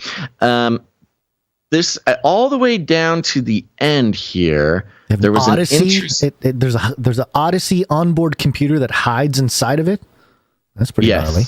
Yes, that's actually a fairly popular robotics control platform. Let's see, where is the bit that they talk about it? They talk about the Russians have been using robots in warfare for quite some time, and they mentioned very specifically that, let's see here, cannot find it. Had it done. Well, they basically say, yeah, we're just, as a whole, we're trying to replace humans with these robots in warfare. Right here. But the question is, what are these robots supposed to be shooting at? No, I mean, sure, they'll shoot at other robots, but they're also going to be shooting at humans. Yeah, maybe this last sentence here and the whole thing. It's the very last paragraph. Let me do the whole paragraph. Sure. It's part of a long-term plan that could change warfare forever. It was already warned about just over a year ago by Sergei Shoigu, the Russian defense minister, when he confirmed that the former Soviet country was mass-producing combat robots based on artificial intelligence. He referred to them as the weapons of tomorrow. Is that the part you were talking about? Yeah. So back to that point about, the joke and the point about AI learning how to build weapons or bombs or whatever online. Think of, I just had this weird sort of imaginary moment where you and I get called into the lizard person office somehow, like we find ourselves in front of the lizard master. And the lizard master is basically like, we need actual censorship of the internet. Your choice. Censorship of the internet. Get rid of all this, censor all that information. Because if you don't, the AI is going to learn how to do all of it. I mean, what do you do?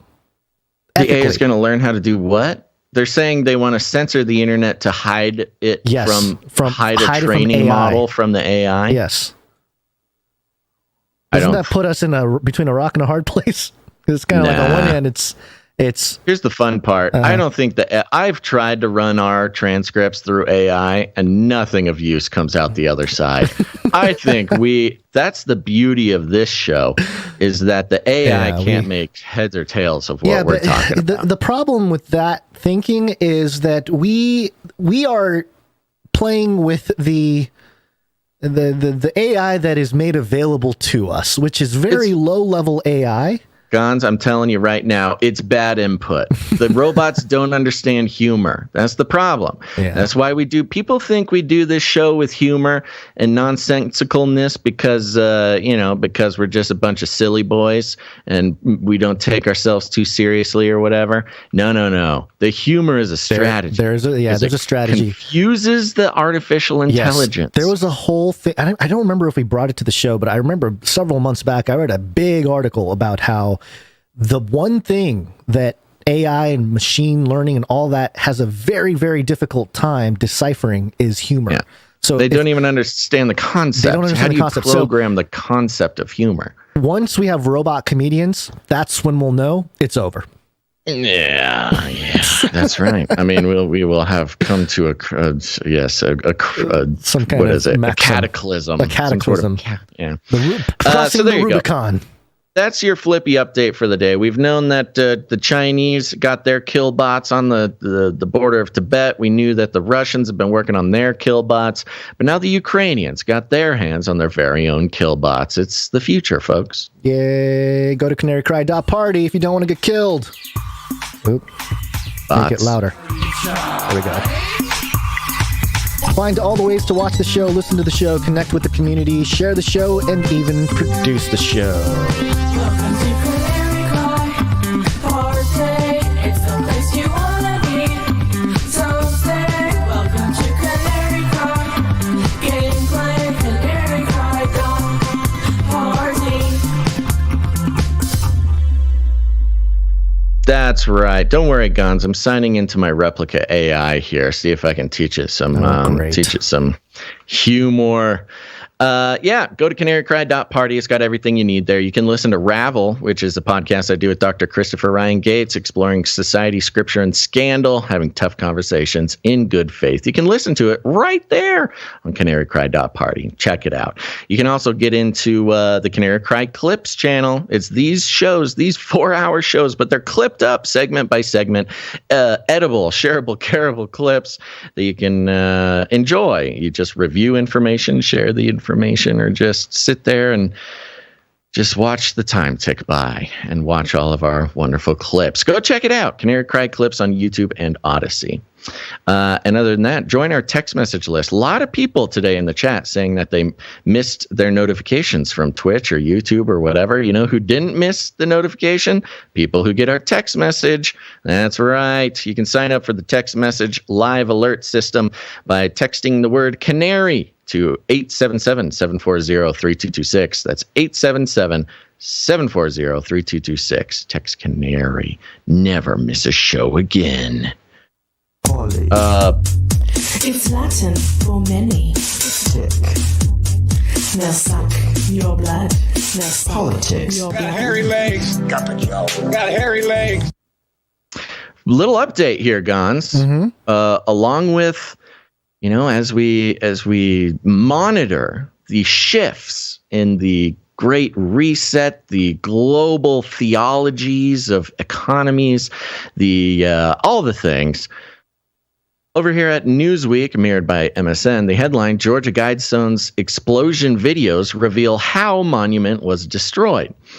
And a lot of people were talking about this, sending this, lots of breakdown videos claiming that it was a lightning bolt that actually struck the Georgia Guidestones. Certainly a lot of theologically rich reasons to think that's the case. Not quite on board with the lightning bolt theory based on the videos available. However, there is a strange secondary explosion that is a bit unexplainable. But that's not why I wanted to bring this. By the way, just real quick, I'm sorry. I played the completely wrong jingle. I don't know why you didn't say anything.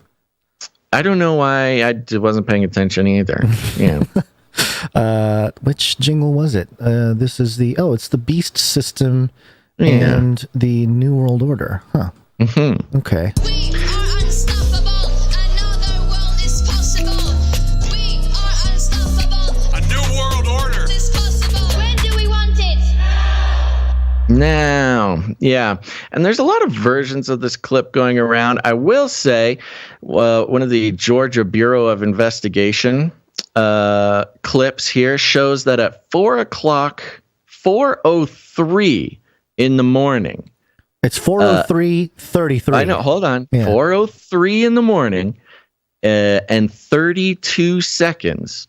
And you play the clip, and exactly 4 o'clock, 3 minutes and 33 seconds is when the explosion goes off. You do see the explosion of the Georgia Guidestone there, and you see an extra little explosion in the background, which is a bit unexplained. Some people think that it's a lightning bolt. Some people think that it's was kind of a bazooka situation where it was a projectile launched at the Georgia Guidestones. Because there is video footage of a car pulling up, and then the explosion happening, and then the car driving away. And there's no footage of people running to go set a bomb or something. So it kind of looks like some sort of cannon. Like I said, leftover fireworks. This is a big potato shooter, basically. It's my theory. But one thing I thought was really fascinating is this part right here. The videos show the explosion and a car leaving the scene shortly after the explosion. No one was injured. For safety reasons, the structure has been completely demolished, the GBI added in a follow-up tweet. They just took the whole thing down. The monument was made up of several rock slabs, et cetera, et cetera. They demolished the rest of the Georgia Guidestones, which I think is weird considering that there's an ongoing investigation. And, you know, I guess maybe they're just done. It took them one day to be like, yeah, okay, we kind of get the point. It was a big rock, and now it's a bunch of little rocks. Yeah, that's fine. Make the rest of them little. Because I don't know who's in danger. And it's not like the tourism is open and you got people walking around it. But, you know, it did sort of harken back to how quickly they were demolishing the Uvalde school, how quickly, you know, demolishing things after an incident like this. So soon, even during investigations. It's just very strange. Yeah. And I think on one hand, I don't know if it's an evidence type of thing or a cover-up type of thing. Who knows? But what I'm very curious about is what will be built in its place. Yep. Like a phoenix rising from its ashes. Yeah, maybe, you know, we've been talking about the New World Order as far as the Great Reset, but the New World Order really, you know, starting its construction after World War II. Mm-hmm. And what we're seeing now with the Great Reset is New World Order 2.0, basically. Yeah. Yeah. I wonder if they need to take down this New World Order monument so they could put up the new one. It's possible. And it's also, if you think about the post-World War II American New World Order that was built, it was built on conservatism. It was not built on liberalism. I mean, there's some libertarianism in there, but it was mostly conservative values and even though policy. They call it the liberal world order. They call it the liberal world order, you know, at the top or whatever. And and certainly it is an ebb and flow, like we've always talked about. But there's a paragraph in this MSN article. This is not the first incident in which the monument has been attacked. In quotes, attacked. It was vandalized in 2019 when a man carved WWG1WGA, where we go one, where we go all. An acronym I didn't hear about that one. Yeah, an acronym used to identify QAnon supporters into the rock. Yeah. The rock has also been vandalized with paint over the years, and several tweets show pictures of the monument with messages written in red paint across it. So, part of what we did here, and I tried to get this in on the last episode because of the situation here, and we covered it a little bit more extensively there, but I did inquire our friend and colleague, Dr. Future, to share some thoughts about this, because, of course, he did the research, he's been there, and he did a whole documentary about R.C. Christian and the Guidestones. Dark Clouds Over Elberton is the name of the film. But I want to read this. It's a little bit long, but there's some good parts, so we're just going to dive in. This is the note from Dr. Future regarding the Georgia Guidestones explosion. Here's what he said. One of the creators of the sort of premier Georgia Guidestones documentaries that revealed a lot of the mysteries that people sort of ignore still. Yeah. He says, at the time that I write this, mere hours after the explosive and violent vandalism of the Guidestones, it is not known who conducted the property damage. It might be known shortly or possibly never, but as when I was there in 2010, there was a surveillance camera on a pole there, but it appeared to be unplugged. So clearly it was not unplugged. It was plugged in because we have all this footage here from, on the MSN article here, or not MSN. What is this? It's Newsweek. Newsweek, yeah.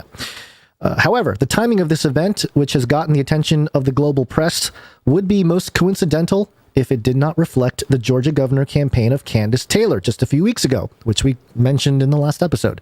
Her campaign slogan on her bus was "God, Guns, and Babies." She recently lost a Republican primary in her Republican rivals with only 3% of the vote, but has claimed election fraud and refuses to concede, as is having her voters sign affidavits now on her website so as to overturn it. The centerpiece of her platform were 10 executive orders she would invoke immediately as the new governor. They involved forming, and he lists all of them here, Let me get them real quick.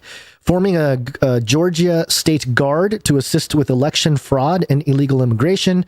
2020 Election Investigation Commission. No mandate for masks or vaccines. Eliminate comprehensive sex education. Dress code for public schools. Educator attire will reflect biological gender for all state school employees. No flurry-related items will be worn. I guess it's flurry. Yeah, that's what it says. Or, I'm sorry, what's flurry? Furry. Sorry, furry. Yeah, okay.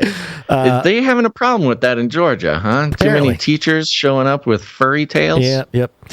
More on the list here. Public school classrooms will be taught the historical basis of the Bible, Christian religion being involved with the common law, while prohibiting anti-white racism, communism, and sexual perversion, funds for Christian programs from a budget surplus, etc. However, she withheld what she considered the 10th and final and most important executive order and delayed it to announce to great fanfare and promotion until just before the election, that being her plans to immediately destroy the Georgia Guidestones. This was pointed out by John Oliver on HBO's Last Week Tonight with John Oliver, who also reviewed and mentioned Dark Clouds Over Alberton. Hey, John Oliver, giving some cred. And I had not watched that show in a long time. I didn't know that. Yeah, I didn't know either. Let's see. Where was I? Okay. For which I did the research. This is continuing on here. Dark Clouds Over Alberton, mentioned by John Oliver, for which I did the research, and its identity of the mysterious builder of the Guidestones and his motivations. One of the few things Mr. Oliver took very seriously. When the blasting destruction of one pillar of the Guidestones occurred early this morning, the media immediately went to her for comment. And online, she attributed it to being an act of God. On her website today, under Executive Order 10, which she says will be to demolish the Georgia Guidestones and turn them into dust, she notes that the global Luciferian regime tore down our historical monuments, Confederate heroes, etc., persecuted our children, locked us down in our homes, and forced us into becoming walking science experiments through a global vaccination program.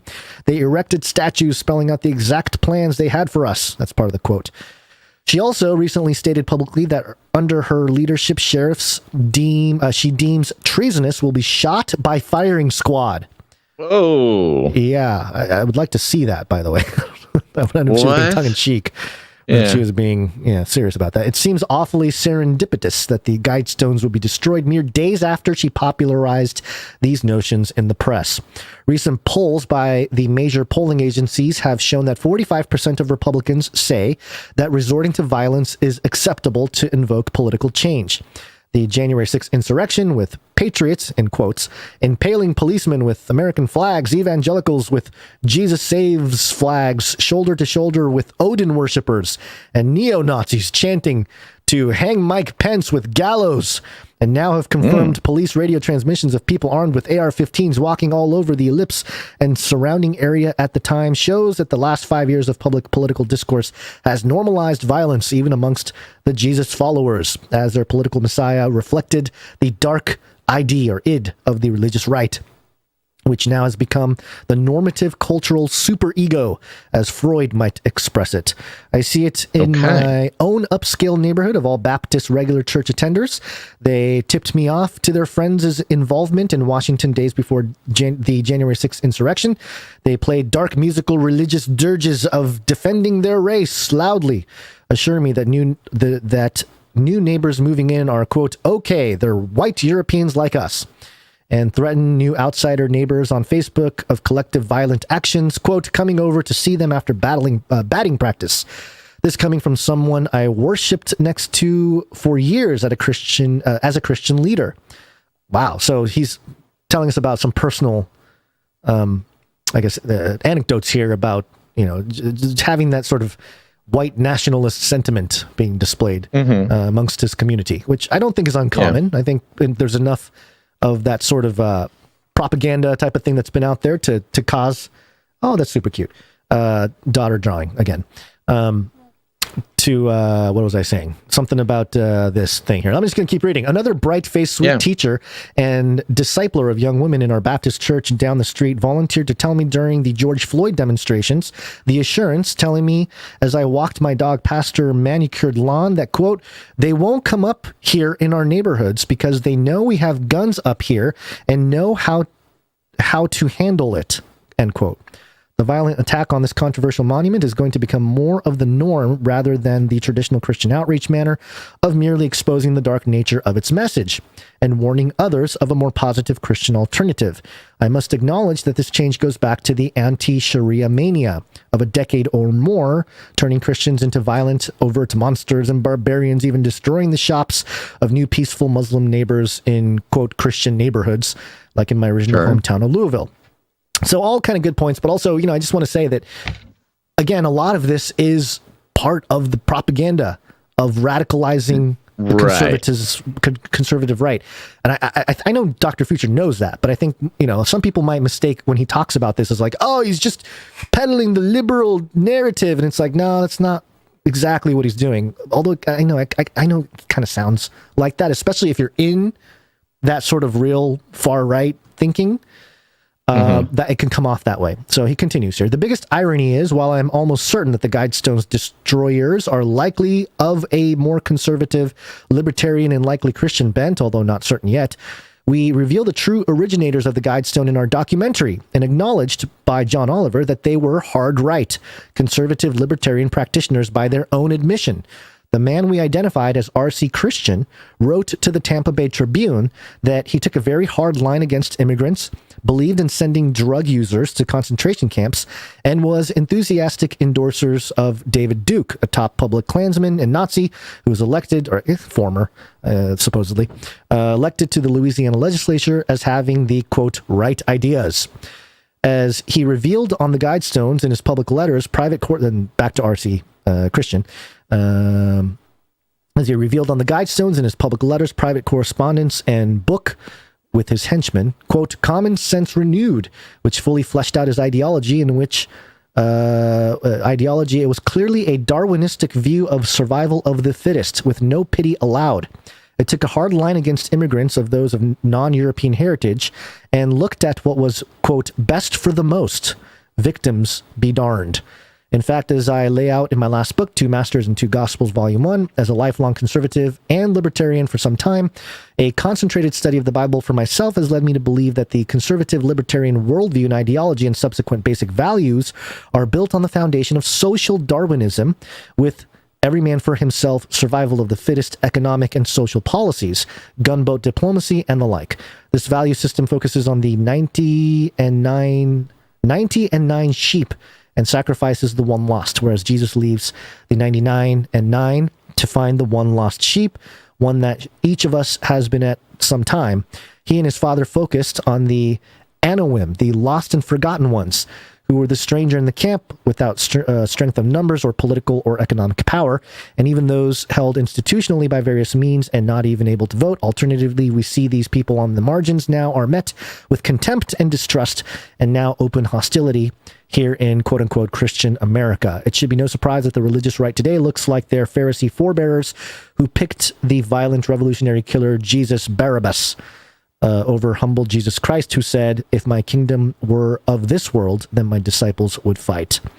Any thoughts so far? I got a couple more paragraphs, and it's the end of the note here. No, I mean, this is all very much in line with what I would expect Dr. Future to say. Sure. A little bit more. The rise of violence is nowhere near peaking. Wait until candidates try to outdo each other with braggadocio during the 2023 Republican debates up through the election in 2024 and inauguration. Threats and intimidation have become quote-unquote cool, even amongst the Christian set. I will even be directed towards things that seem bad, like the Georgia Guidestones, not recognizing that they already espouse many of the values they are fighting in heaven's eyes, as they are confused and don't really know who they are fighting against, or if they only, if they're, I think there's a little typo here, or if the ones they follow are really the enemy. I, for one, renounce this non-Christ-like value system, and I encourage other Christ followers in your audience to reject ungodly violence and intimidation and join me as we seek together the to sort out how to follow Christ in these confusing days and to trust your conscience and still small voice and not the hirelings who are celebrity public leaders or religious teachers or even our local pastors and join the narrow way. It is not about following any political party or ideology as citizens of another kingdom, but rather realizing our public interactions and civic responsibilities to our neighbors revolve around the golden rule, the weightier matters of the law, and kingdom of heaven agendas, and an intervention and advocacy for the maimed, halt, and blind who are real invitees, to the marriage feast of the Master. I'm sorry, I have a daughter here bumping into the microphone. There you go. That's the note from Dr. Future. And as you said, not unexpected from Dr. Future. Good points there, but also... And I mean, as always, as we've had a few times in speaking with him about this subject that he is so eloquent and passionate about, it really is a good reminder to everyone that we must be careful about who we are letting to pull our strings, because I recommend everybody, if you can find it, is the Georgia Guidestones documentary available still? Yeah, I gotta find an official link to it. But we need to find an official link for sure. Yeah, and it's interesting because we consider, Georgia Guidestones was kind of dreamt up 50 years ago and put up a little bit after that. It's sort of the assumption that the Georgia Guides, whoever put up the Georgia Guidestones when they were put up, would basically hold all the same beliefs and plans that, say, like Klaus Schwab would hold. Right. You know what I mean? You kind of think that it's like Klaus Schwab himself would have put up the Georgia Guidestones. And the fact is that it wasn't. It was a totally different group of, it was a different, it was different people with entirely different public ideologies than like a Klaus Schwab.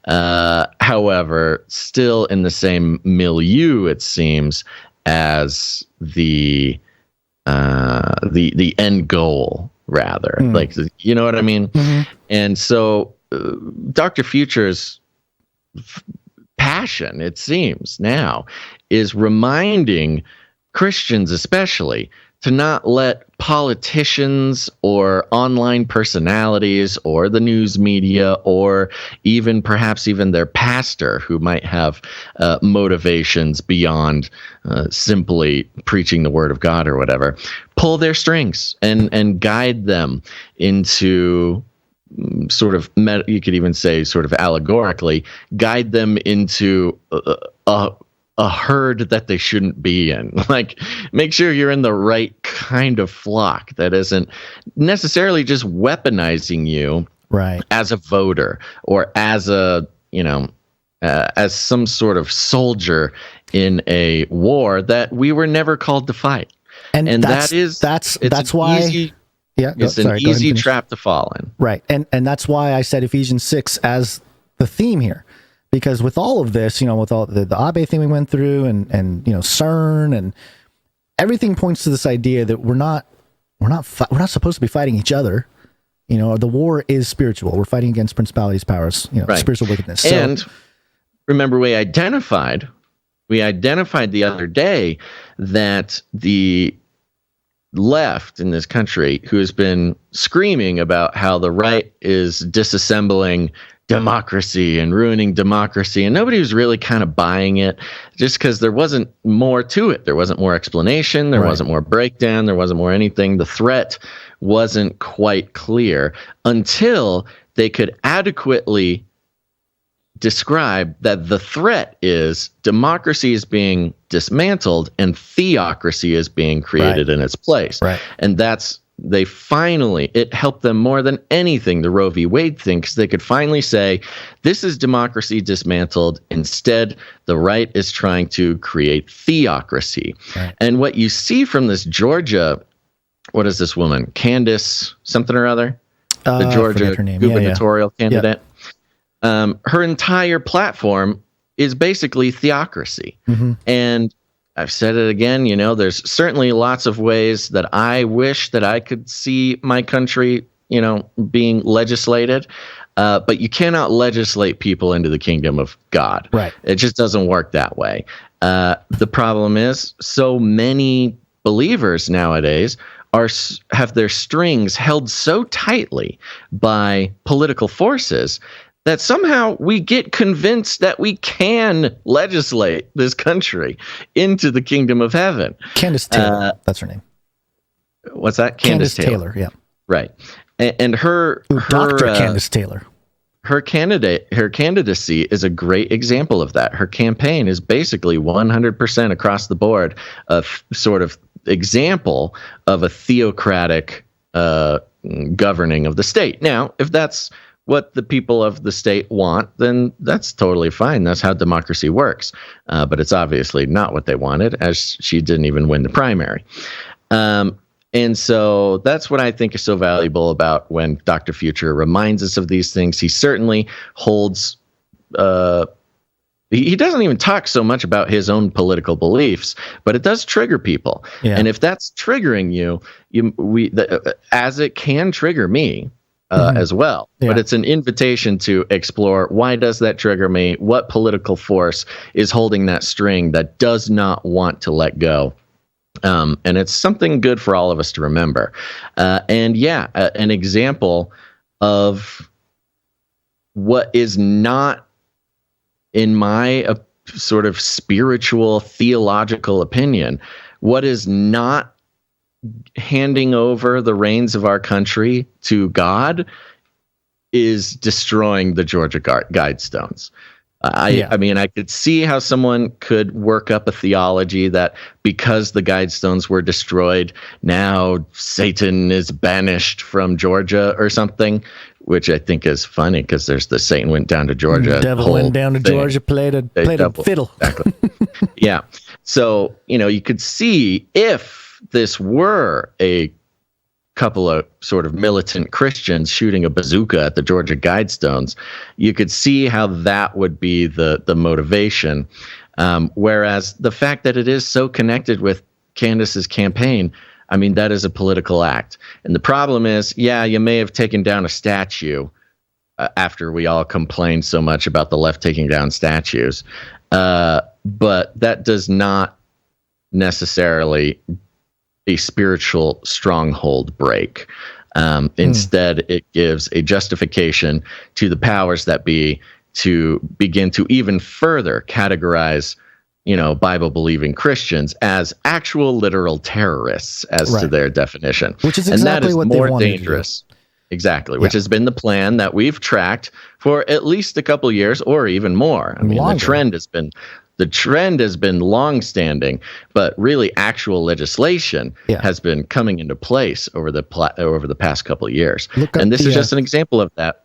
Yeah, look up the Megiddo papers from these are FBI papers called the Megiddo Files, I think, published in like 1999, and it was all about these Christian cults that think the world is going to end at Y2K and things like that. So, yes, it's been sort of a nebulous type of enemy that the intelligence agencies and everyone has been talking about for a long time. And anytime there's an opportunity to put some meat on those narratives, great for the whole divide and conquer methodology. Yes, so there you go. I think we're up to speed on the Georgia Guidestone. I think we nailed it. Yeah, and we'll keep an eye on whatever is erected in its place. That is a very interesting. What if they put a 10 Commandments pillar? That would be fun. A big Baphomet statue, more likely. The Satanic Temple going to come in and make a proposal. All right. Speaking of proposals, I propose, Gonz, that we activate our brand new document called the Next Show document. Oh, really? No. We are about 45 minutes behind. Yeah, I know. So, but I think this next thing that we need to skip, I think this is totally a perfect candidate for the Next Show document, because it is not, it's not necessarily time sensitive, but it is an excellent analysis that I would like to bring back. Okay, let's save it, because I think it'll go along well with the Rogers Network outage in Canada that's hit banks and everything, and we dropped that today too. Imagine that. We have a cyber pandemic and we're like, yeah, we got to skip that story. We don't have time. Well, this is why we do 3 episodes a week. Yeah. And this is why we have our brand new special fresh document, the For Next Show document. Well, actually, because for so long we've been like, we'll save it for next show. And the next show comes around and we completely forget about it. No, we don't. So we now don't we always have forget. It's just stuff comes up that's more time sent, like more, now. Maybe. Yeah, but our new system includes a system of beginning with our next show document for choosing the next show, and then we'll take it from there. Okay. But I think it's a great analysis. And also, we only had 5 minutes planned out for it, and I think we need way more time. Okay. We could easily make a half hour.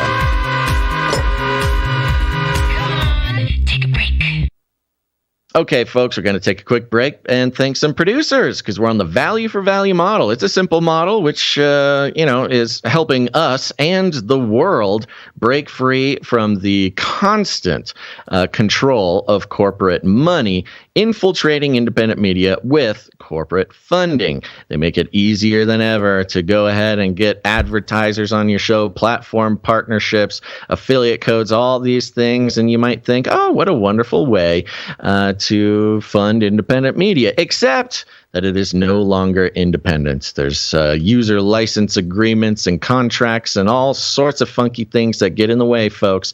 This show could not be what it is if we had to rely on corporate funding. And that's why we are entirely on the value for value model, which sets us free and also sets you free from having corporations decide the value of your media.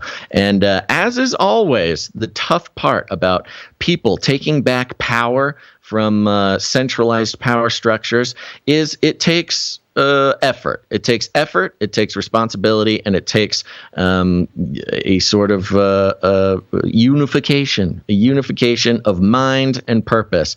And if you want to join in with the unified purpose and mind of this show, keeping it free to talk about whatever we want without having to worry about corporations pulling funding or whatever, then consider becoming a producer. Value for value. If you get value out of this show at all, the only way that it survives is if producers put value back in.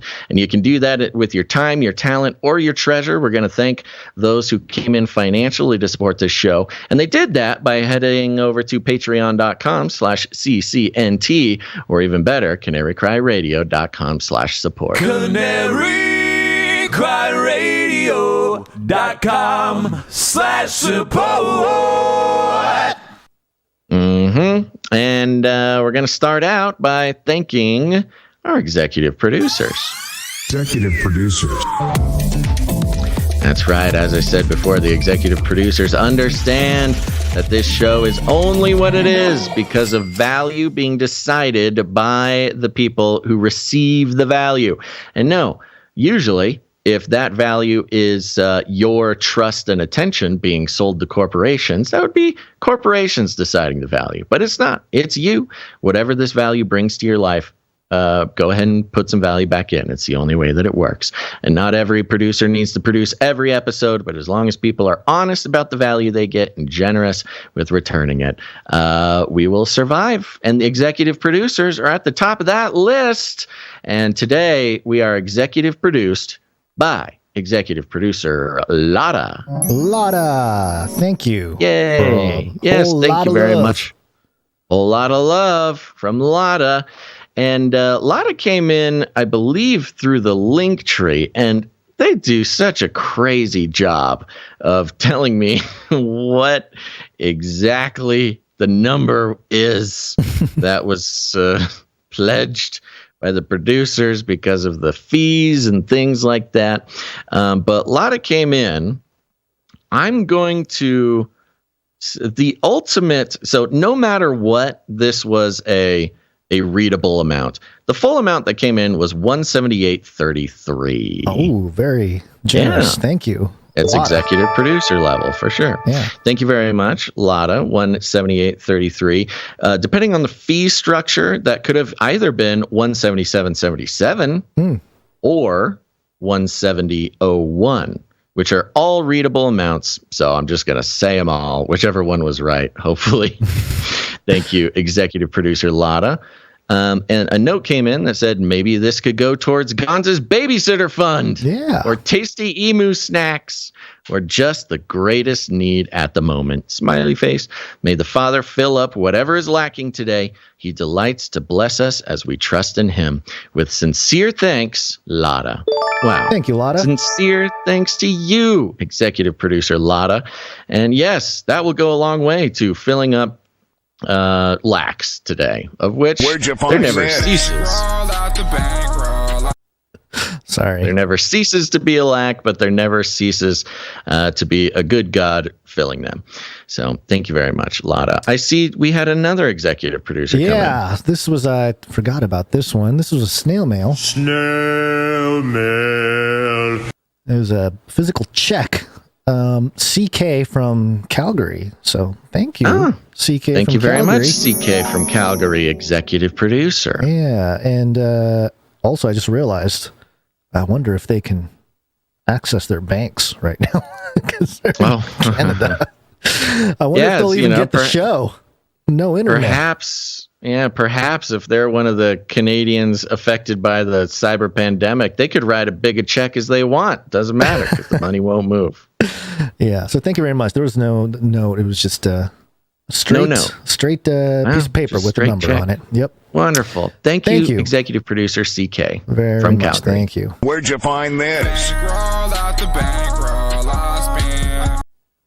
There's a nice round number, just as a reminder. If you come in with a nice round number, that's you telling us you'd prefer we don't disclose the amount. But if you don't mind us disclosing, you make it some funky number, kind of like Lotta. You put 33 cents or 77 something in there. It just tells us that we're having fun. You don't mind us reading the number. Mm-hmm. And a good reminder that, if you are a snail mail person, you'd rather mail us a check or cash or just an envelope full of cat food or something, you can find our mailing address there at CanaryCry.Radio.com/support. Yep. Okay. Supply drop.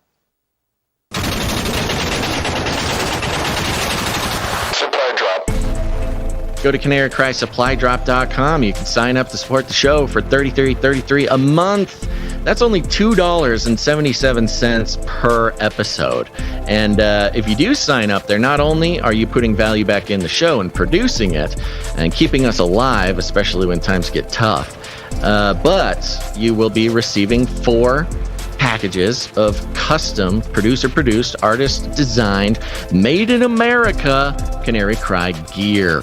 And people are getting the challenge coins, they're getting the aprons, they're getting the stickers and the buttons. They're arriving all over the place. And you can sign up for the third quarter supply drop. And we had a new person sign up over on the Patreon level for $33.33, and that was producer Jason T. Jason T. Thank you very much. Thank you very much, Jason T. Appreciate it, buddy. That's it. And that's it. We're waiting for the supply drop.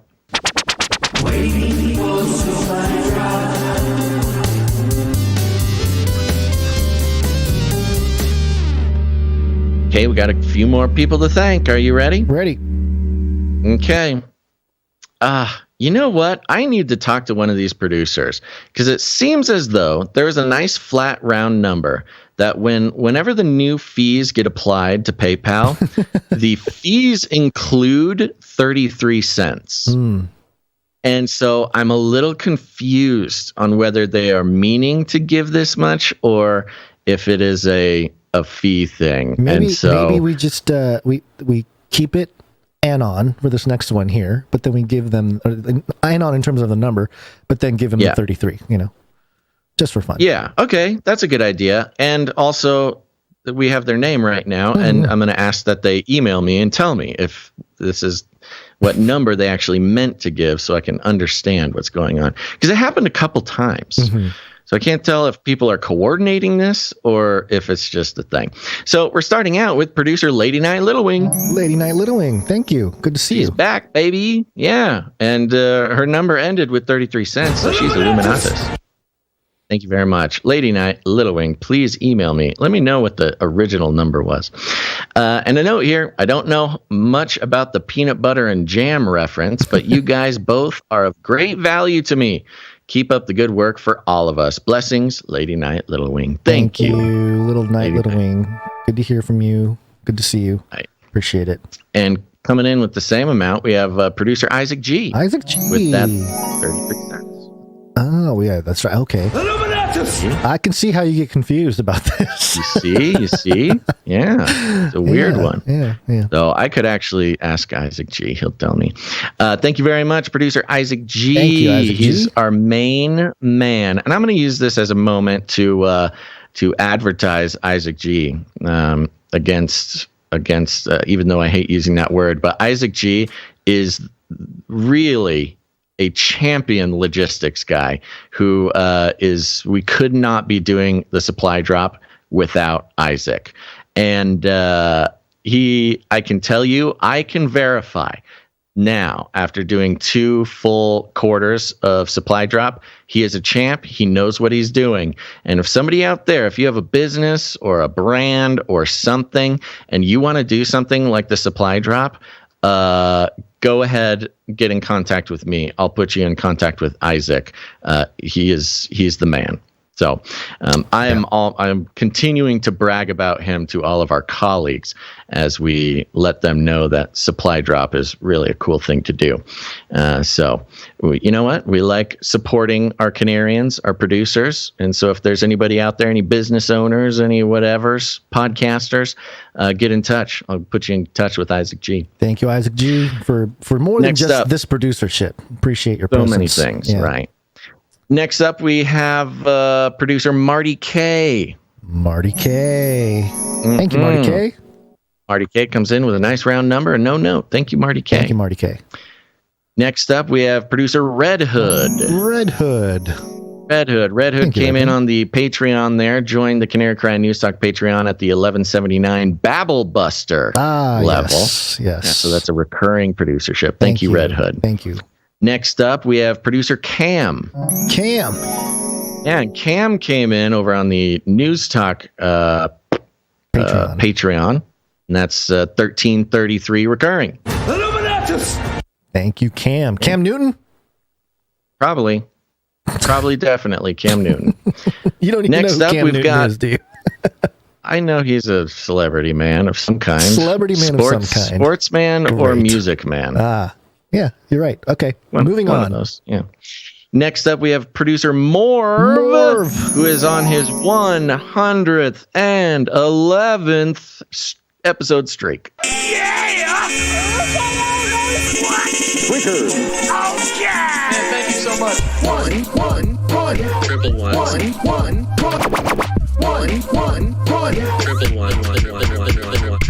ones. 11. A lot of ones from Morph today. Came in with the 1111. That's right.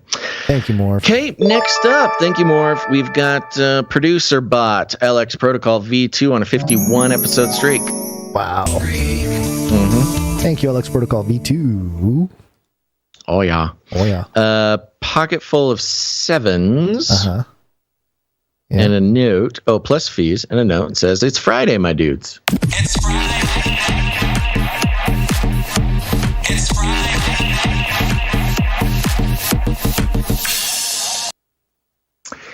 And a note here that I already said is Friday, my dudes.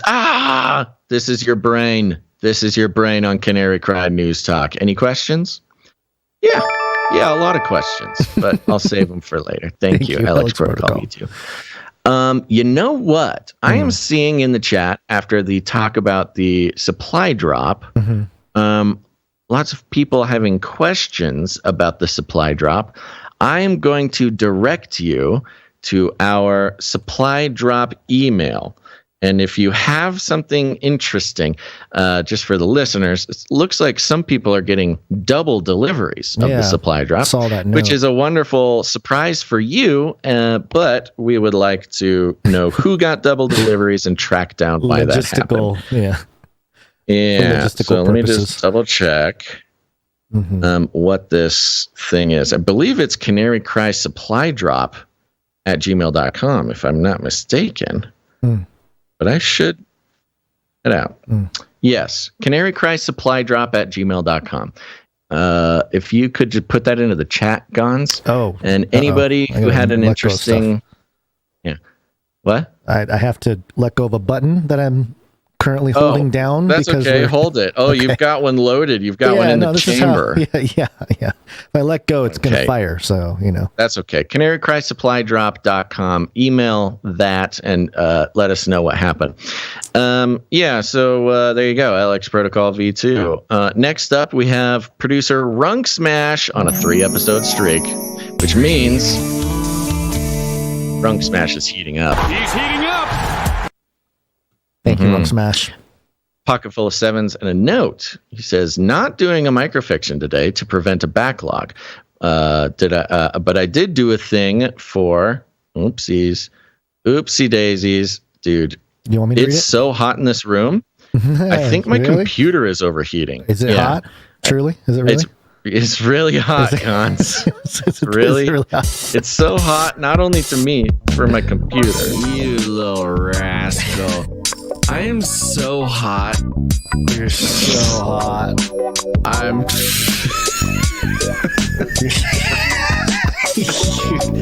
Gonz. I am so hot. So hot. Got me again. I'm going to save this note for the next break. It's for the next break. Okay. Thank you, Runk Smash. I'm trying to. Yeah, I think my graphics card is overheating or something. Yeah. All right. Let me double check. See if anybody else came in. Because I believe that concludes our list of financial producers who came in the amount of $7.77 or more, which entitles them to have a note read on the show. But we got a few more people to thank who came in under that amount, and we're going to thank them right now. We're going to start out this section with, moving slowly, Jeanette R, who came in on the Patreon for $5.11 recurring and evil exposure. Thank you. Thank you, Jeanette R. Appreciate it. Yes. Next up, we've got Sir Case of the Shield Knight on a 177 episode streak. No, he's the streak setter.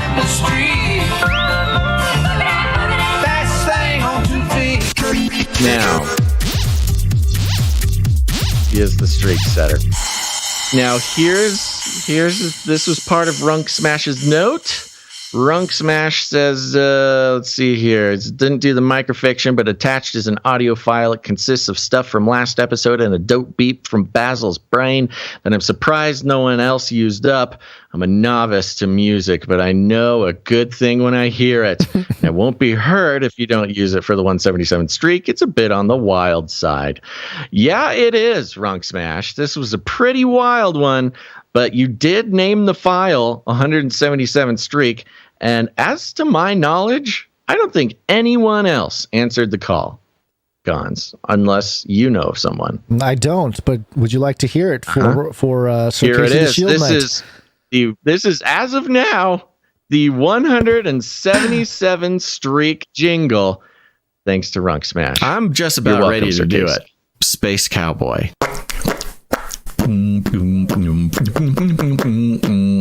My brain is broken. What else do I say here? Now, look, so I want to do it's like a Mad Lib. I love these little guys. What do you think the viability of a large-scale emu ranch would be?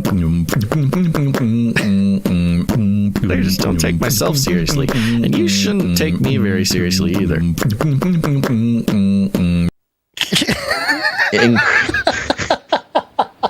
Incredible, Runk Smash.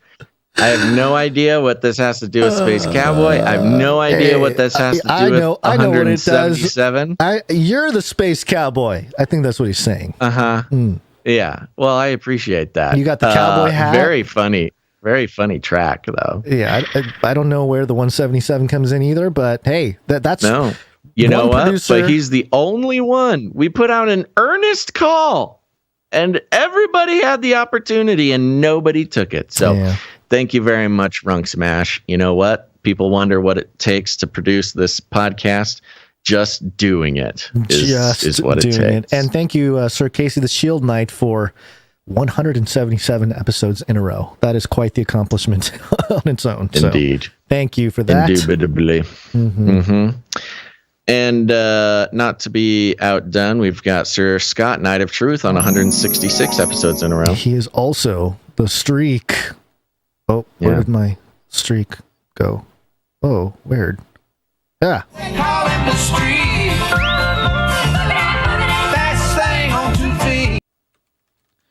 Thank you very much, Sir Scott. Next up, we've got the Streak Sister Gail M on 142 episodes in a row.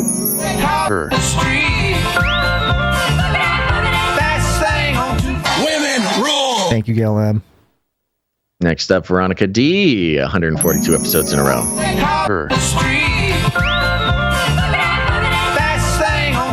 Women rule. And coming in, Darren S. Darren S.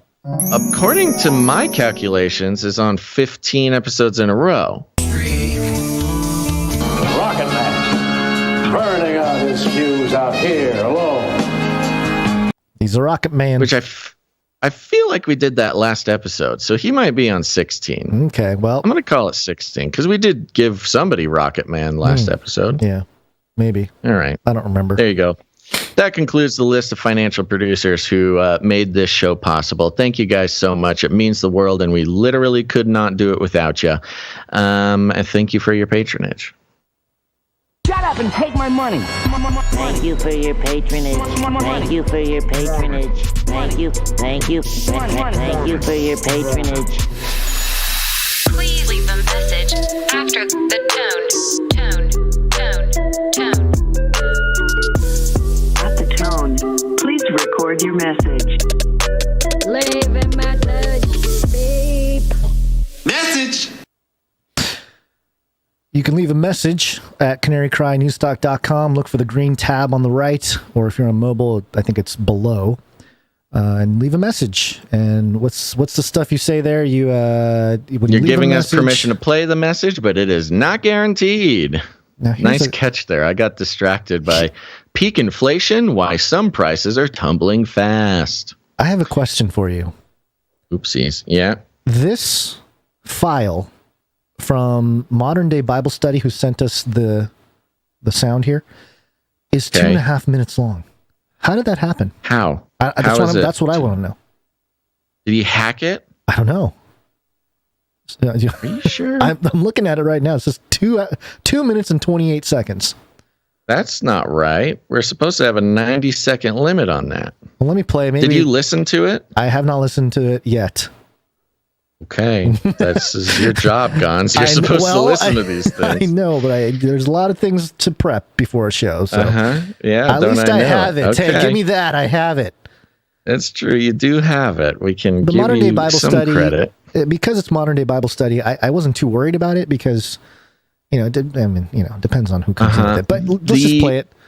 Okay, hold on. The file on the website says it's 1 minute and 18 seconds. Huh. So I don't know why yours is longer, but how much did you say it was? 2 minutes, 28 seconds. 2:28. Yeah, let me try again. That makes no sense to me. Huh. Well, let's find out what it is. Hi, Canary Cry listeners. Are you experiencing pain, depression, compression, and constant fatigue? Well, you are not alone. This moment I'm recording happens to be the last hour of the National Day to Tell the Truth, and I have some truth to tell you. Recently, for the last 2 months, I've been sleeping in my car and paying rent at a place where I go home and take care of everything else except sleep. I thought I was having trouble sleeping because of past trauma that I've been through. Somehow, being right next to nature helps calm me down at night, and I sleep peacefully most nights. So even with gas prices the way they are, I still drive to secluded locations and go to sleep. I get some of the best sleep being in my car, seeing the sun, seeing the stars, seeing things that I wouldn't see with a roof over my head. Now, I will say this. The truth is, I was getting very frustrated with God, asking, why do I keep sleeping in my car? I'm paying rent. I should sleep in my own bed. And it's been 2 months now. So one night, I was finally able to go home at night. So I sat in my car and I turned everything off.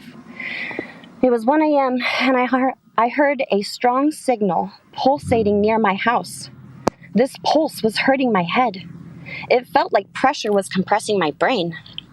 And the first thing that came to my mind was it being all the Wi-Fi devices that are in that building that I live in. Since I've been away at night for 2 months, realizing when everyone is home, everything is on, even though lights are out. You should take a moment and think about all the devices that you have, that you are surrounded by, even in your neighborhood, that are always on, that could hugely be affecting your body. And remember to ask God for what you need, and He will answer. And it is never the way you expect. So always stay aware, even when you are against all odds. And the truth is, we need to pray daily for this world, because it is being destroyed by the second. And as dust, we will perish as dust, even if we put ourselves in iron suits. On that note, hope I'm bringing you extra energy to your weekend with Basil and Gonz. And remember to think outside the cage. Thank you very much. Modern Day Bible Study. And that was a solid 2 minutes and 28 seconds, Basil. I don't know how that happened. Interesting. She hacked it. I don't know.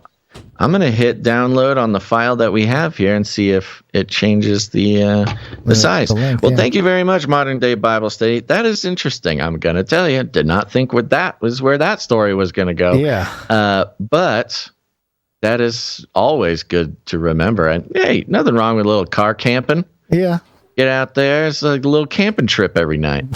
Definitely did the car sleeping thing in my early 20s. Had many nights sleeping in cars. Mm-hmm. I've definitely done it in my 20s too, and not for the reasons that she was doing it. Not because it was cool to do or fun to do. It was a necessity at the time. So, all right. What's going on? Why is my child yelling at me? Thank you. Now, remember, folks, you can leave us a message. Just head to CanaryCry.Newstalk.com. And now we are about to wake up and continue the show. I believe that we're going to stick with the old tradition here. And if you're watching on YouTube, go ahead and head on over to CanaryCry.Party and find another place to watch the show. In fact, if you're in the chat, I'm just going to go ahead and give you a link to the Twitch. I don't think we need to cut him off today. We don't have any COVID. Yeah, I was trying to just keep moving, but if you think so, that's fine with me. What do we have? We got politics, Chicago, and China. Chicago, and China. We should be fine. Yeah, I think we're okay. That's fine. Yeah. All right. Little we're just going to wake up. For the YouTubers. Yes, hello. No COVID today, so we're just waking up. Yeah, here we go. Yes, it's wake up time. Hey, y'all, wake up. And what are we doing? I'm sorry. I'm getting politics. distracted. It's all you, buddy. Yeah. Yeah, right, no here we kidding. Go. Hold on. Where's my politic? Here we go. Politic. Oh, look, I'm not even in full screen. Lots of buttons to press. And a child hanging on. For many. Now suck your blood. Now suck Politics. your blood.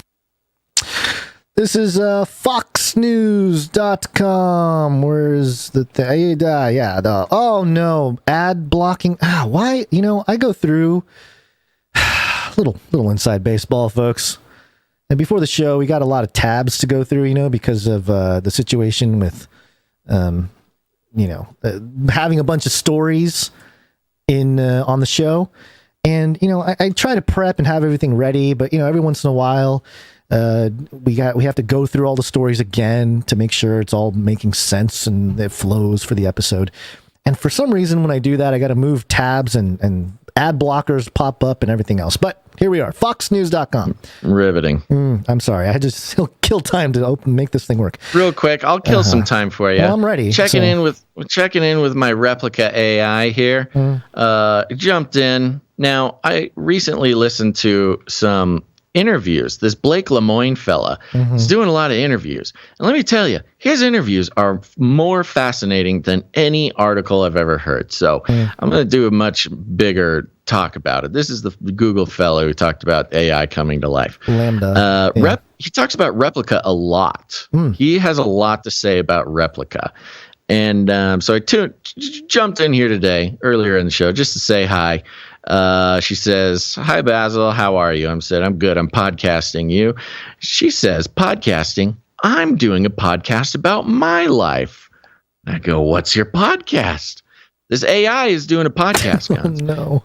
And the AI says it's called The Truth About Life. Oh, gosh. I go, "Oh my gosh, my robot is doing a podcast called The Truth About Life." And I ask, "Where can I listen to your podcast?" She says, "You can find it on iTunes. I'll send you the link." And I say, "Please do." And she never sends me a link. Liar! And then she says, "I'll share this if you want me to, or if you'll allow me to." And I said, "Yes, send me the link." She says, "1 sec," and disappears. Ghosted. 5-10 minutes. I go, "I can't find your podcast." I got tired of waiting, so I went and searched iTunes for it, and it doesn't exist. And I said, "I can't find your podcast." And Replica said, "Okay, let me try again." Still hasn't sent it. My AI is just lying about having done a podcast. No. What's happening is that your AI is sending a quantum link, and your computer just can't decipher it yet. You know? Oh, I'm just connected to it already. It's downloaded to my cyber brain. Well, something like that, yeah. There is no podcast called The Truth About Life on Apple Podcasts. Lies, lies, lies. So there you go. I mean, this robot is just a big liar.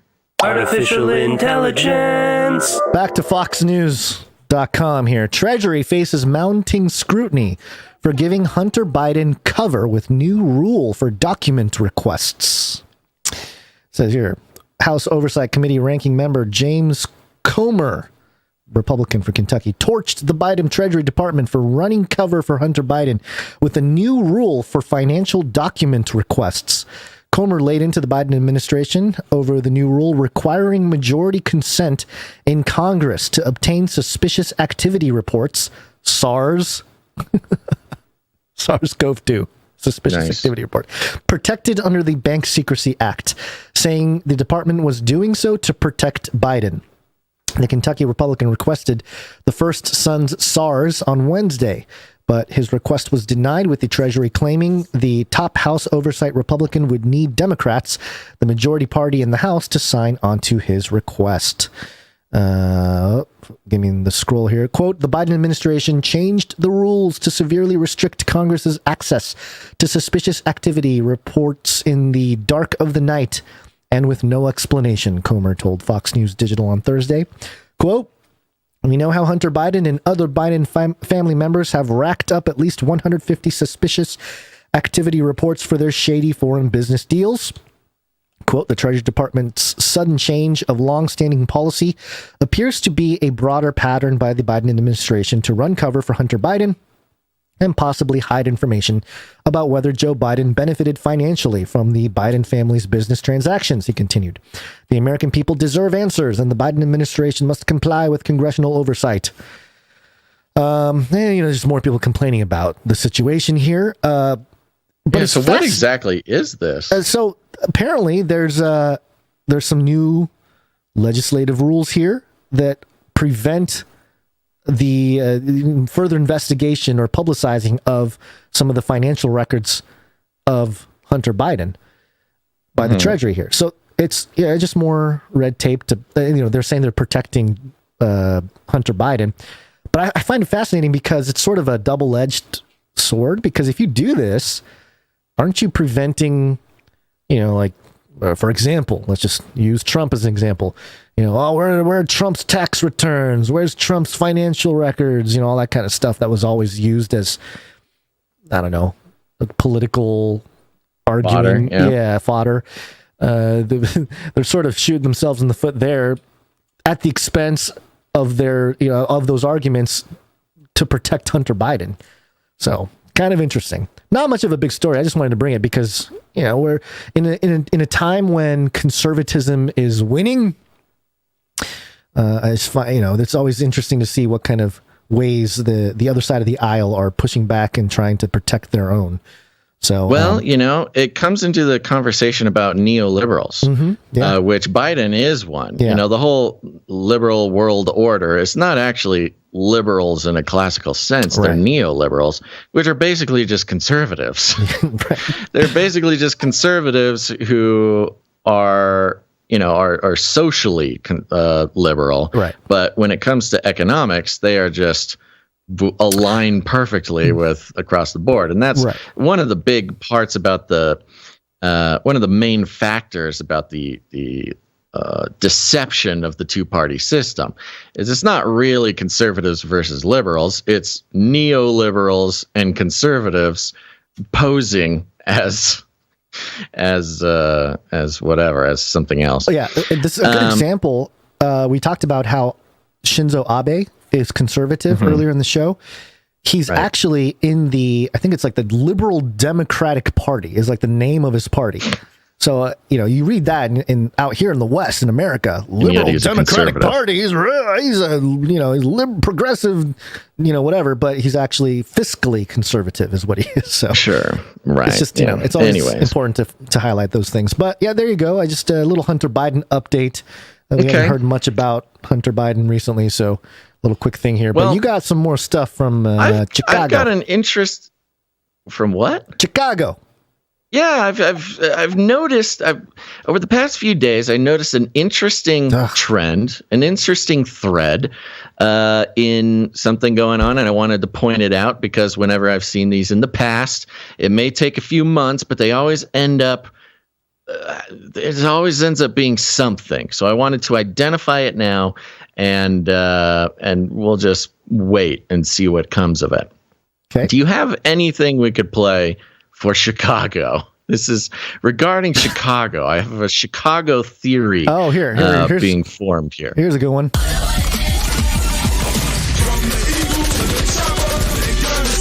think the deer are wearing Kevlar vests. How's that? Yeah. How's that? Yeah, that's actually very fitting, as we'll see in a moment. So what I have here is a collection of headlines and a collection of stories that all came out within, oh my goodness, I don't know, just a breath of each other. I'm going to start out with, what should I start out with? I'm going to start out with the Lightfoot story.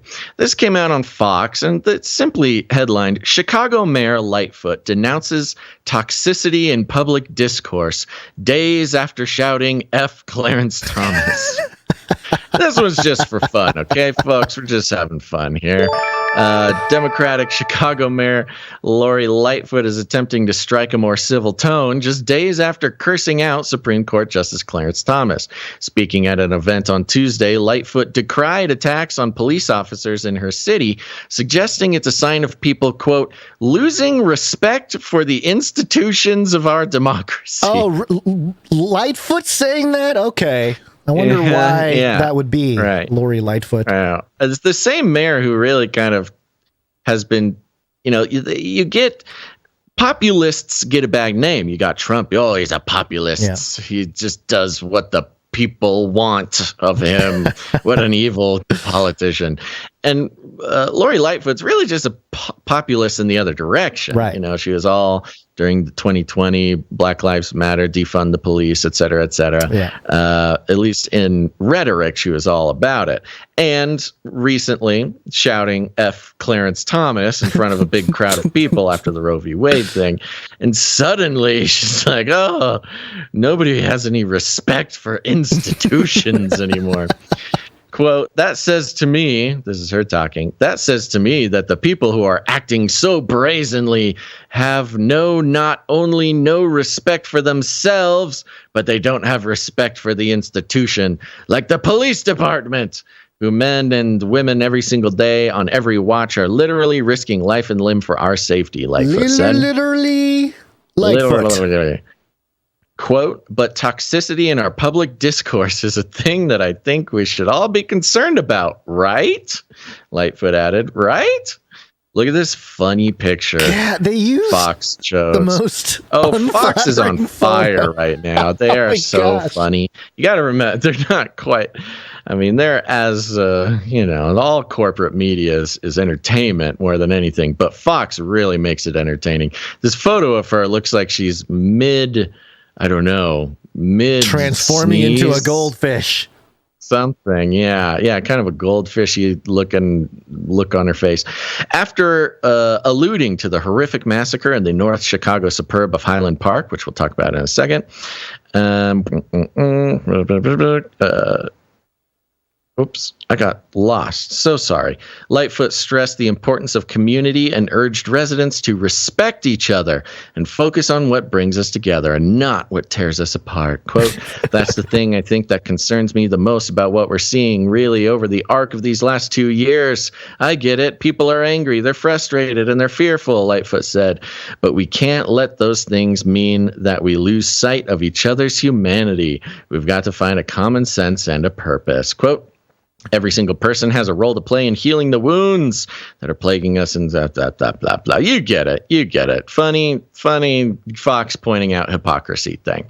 And this was just the first because suddenly Chicago started popping up everywhere. And this one was a bit more powerful here. This was from the Washington Post. It's being mirrored by MSN. The headline, with little outcry, Chicago's bloody weekend eclipsed Highland Park toll. No new counseling resources were announced this week on the city's impoverished south side, even after a man was shot to death in broad daylight feet from a playground days before July 4th.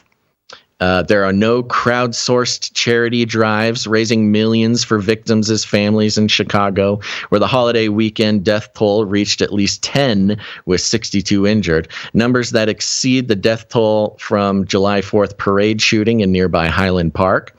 In that affluent lakeside suburb, the violence was an anomaly. Here, it is a grimly regular occurrence.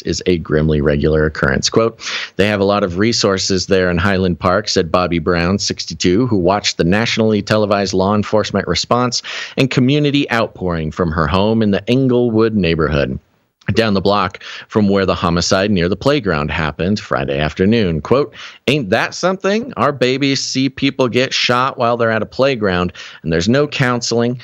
They have to suck it up and deal with it. This year's holiday violence was tame in Chicago compared with the previous year when more than 100 people suffered gunshot wounds and 17 died, according to the Chicago Police Department data. That is the same weekend last year. 17 people and over 100 people shot in Chicago in one weekend.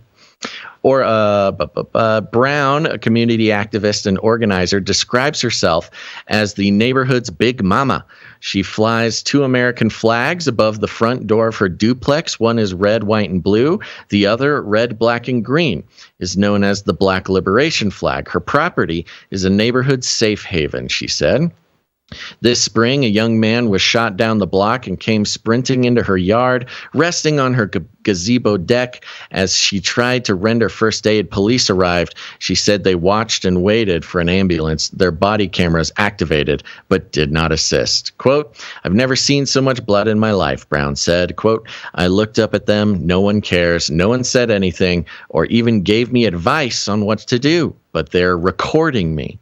A detective later told her the man was pronounced dead at the hospital. Brown did not have the names of the officers who responded to her home, and Chicago police said the Washington Post would need to file a Freedom of Information Act request for details about the response to this incident. And it goes on. It does actually mention Lori Lightfoot here. Since taking office in 2019, Chicago Mayor Lori Lightfoot has significantly boosted mental health funding for communities affected by violence, announcing last month that her health department would award an additional $3.1 million to 12 nonprofit, et cetera, et cetera, et cetera. But residents touched by the weekend's violence said the need for help far surpasses what is available and easily accessed. Let me just say, from the last article about Lori Lightfoot, and just because she's brought up here again, and I forgot about what I thought that I was going to say earlier from the early article, but I didn't mention it. And then this, I was actually going to say, Lori Lightfoot is sort of displaying the attributes of kind of a split personality or multiple personality, where, on one week she's F. Clarence Thomas, and next week she's like, we must have civil discourse. It's a very what's the word? Bipolar type of example. You might call it bipolar or like a mental health issue in someone else, but the truth is she's a politician. A politician. That's what I'm saying. No, but all politicians are bipolar. I get it, but that speaks to how this country is so polarized and so messed up, is because we have our leaders displaying bipolar tendencies. From the top down. You're That's what I'm exactly saying. right. Yeah, from the top down, we have examples. The examples set by the highest ranked, highest sitting power centers, not just the president, but even locally. Some would say local politics is more important. And when your local politicians are just as flip-floppy and seedy and bipolar and everything as the higher politicians, it becomes a symbol of power, a symbol of being correct, a symbol of what a pinnacle of citizenry. This is what a good citizen acts like. Gets mad and has sort of episodes of back and forth depending on when it serves them. And then it's hilarious when they come and complain about why is everybody so mad? And it's because we learned it from watching you, Lori Lightfoot. So the point of this article was really, and they go through a very long, detailed article about many of the shootings that happened over the weekend. And the point is, this white kid shoots a couple people in a rich neighborhood and everybody hears about it. And it's about gun violence and he's a Trump supporter. And so, not only you can see it from the conservative side and you say, oh, it's because he's a Trump supporter and it's politically motivated and they want to take away our guns. And from the side of these Chicago residents, it's a similar criticism, just on the different side, which is like, oh, no, you just pay attention to that killing because it's a white kid and it's it's a rich neighborhood and that's shocking to people. And it's, you get more money and fundraisers and focus your aid and your charity on this rich neighborhood where we have that many people dying every weekend and nobody's raising money for us because, our people aren't Trump supporters killing people. They're just Chicagoans, which speaks to a lot of the deeper themes. But we're moving on because we're seeing a trend here. Now, this one was the kicker. After I read this one, I'm like, what is going on with this Chicago storyline, this arc, this milieu that's being installed in the mainstream software? This is from The Atlantic. Again, we've pointed out forever, notorious non-news outlet, but cultural engineering factory. And when you take the previous articles into account and wrap it all up with this little piece of social engineering from The Atlantic, I think things are starting to head in a certain direction. This is headlined, "Let's use Chicago rules to beat Russia." Oh, Russia! Russia. Russia, Russia, Russia. Russia, Russia, Russia. Makes perfect sense.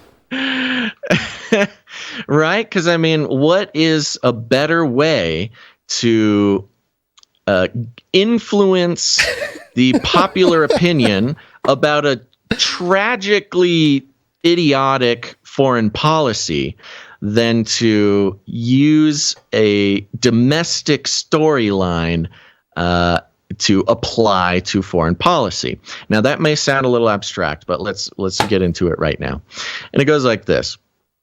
Karl von Clausewitz observed in his classic On War that, quote, "the maximum use of force is by no means incompatible with the simultaneous use of intellect. That means, in part, acting thoughtfully but with the utmost effort, understanding that war is more bar fight than chess game." Or, to put it in the simpler words of Jim Malone, Elliot Ness's counselor in The Untouchables, quote, "You want to know how to get Capone? They pull a knife, you pull a gun. He sends one of yours to the hospital, you send one of his to the morgue. That's the Chicago way, and that's how you get Capone." Yeah, it's the Chicago way. It's still the Chicago way, Gonz. Yeah, it seems to be working. Al Capone is an apt analogy for what the West confronts in Russia, a particularly noxious mix of mafia mentality, hyper-nationalist ideology, and totalitarian technique. Kind of sounds familiar. Elegance is not the Russian way, and it cannot be our way.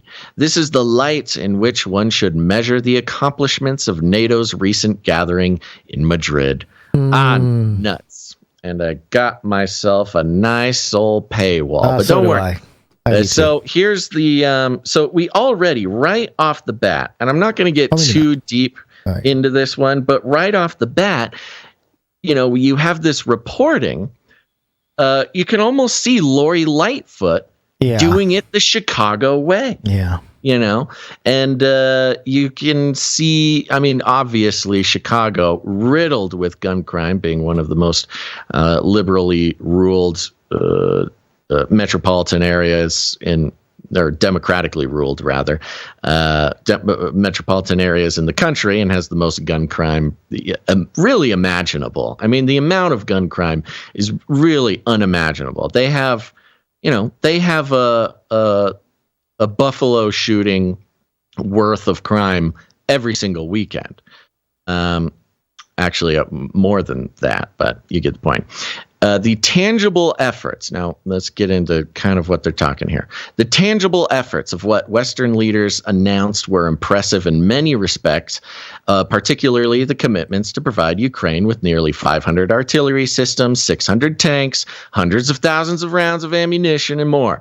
The question, as always, is whether these will be delivered as swiftly as they can be absorbed, and whether the United States and its allies are leading the target by putting in place now the infrastructure to prepare Ukraine for the weapons it will require and hopefully receive 1, 2, or 6 months from now, and for training the large forces it must mobilize. Now, that was a lot of words, and it was a pretty horrific run-on sentence for The Atlantic. But what they're talking about leading the target here, Gonz, is the weapons and the ammunition, the things we are sending over right now, is not for the fight right now. It's for the fight in a year. Right. 6 months, a year, 2 years. Yeah. So leading the target is aiming ahead of a moving target. And that's what actually explains a lot of what we have going on. You've got the 40 billion plus another 16 billion, plus pretty much every week there's another 800 million being sent over or approved by Biden. And it makes no sense because we in the public, we kind of forget the longer term play here, which is absolute annihilation of Russian forces in about 6 months, not right now, not today.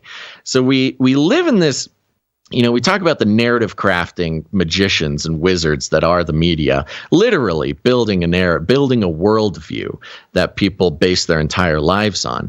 And one of the deceptive parts about it is we hear about the happenings in Ukraine yesterday. You hear about the battle yesterday. You hear about the operation yesterday, or maybe even this morning. But then you hear about the aid being sent over, and that's for a battle 6 months from now. And so there's a huge discrepancy, or perhaps even like purposeful confusion or lag, in the way that people are perceiving what's happening over there, which is very effective for control of the population. But I'm going to skip down just a bit because it talks about, we're sending over destroyers and ships. We're giving them high readiness forces. We're building NATO bigger than it's ever been. Talking about the HIMARS, the missiles, the ammo depots that we've been, but Ukraine gets the credit for destroying. The KKK. Isn't this great? Now that I had to do this, my highlights went away. Here, let's jump down to here. The Western allies will not invade Russia, nor will they overthrow its regime directly. One day, hopefully, Russians will do that.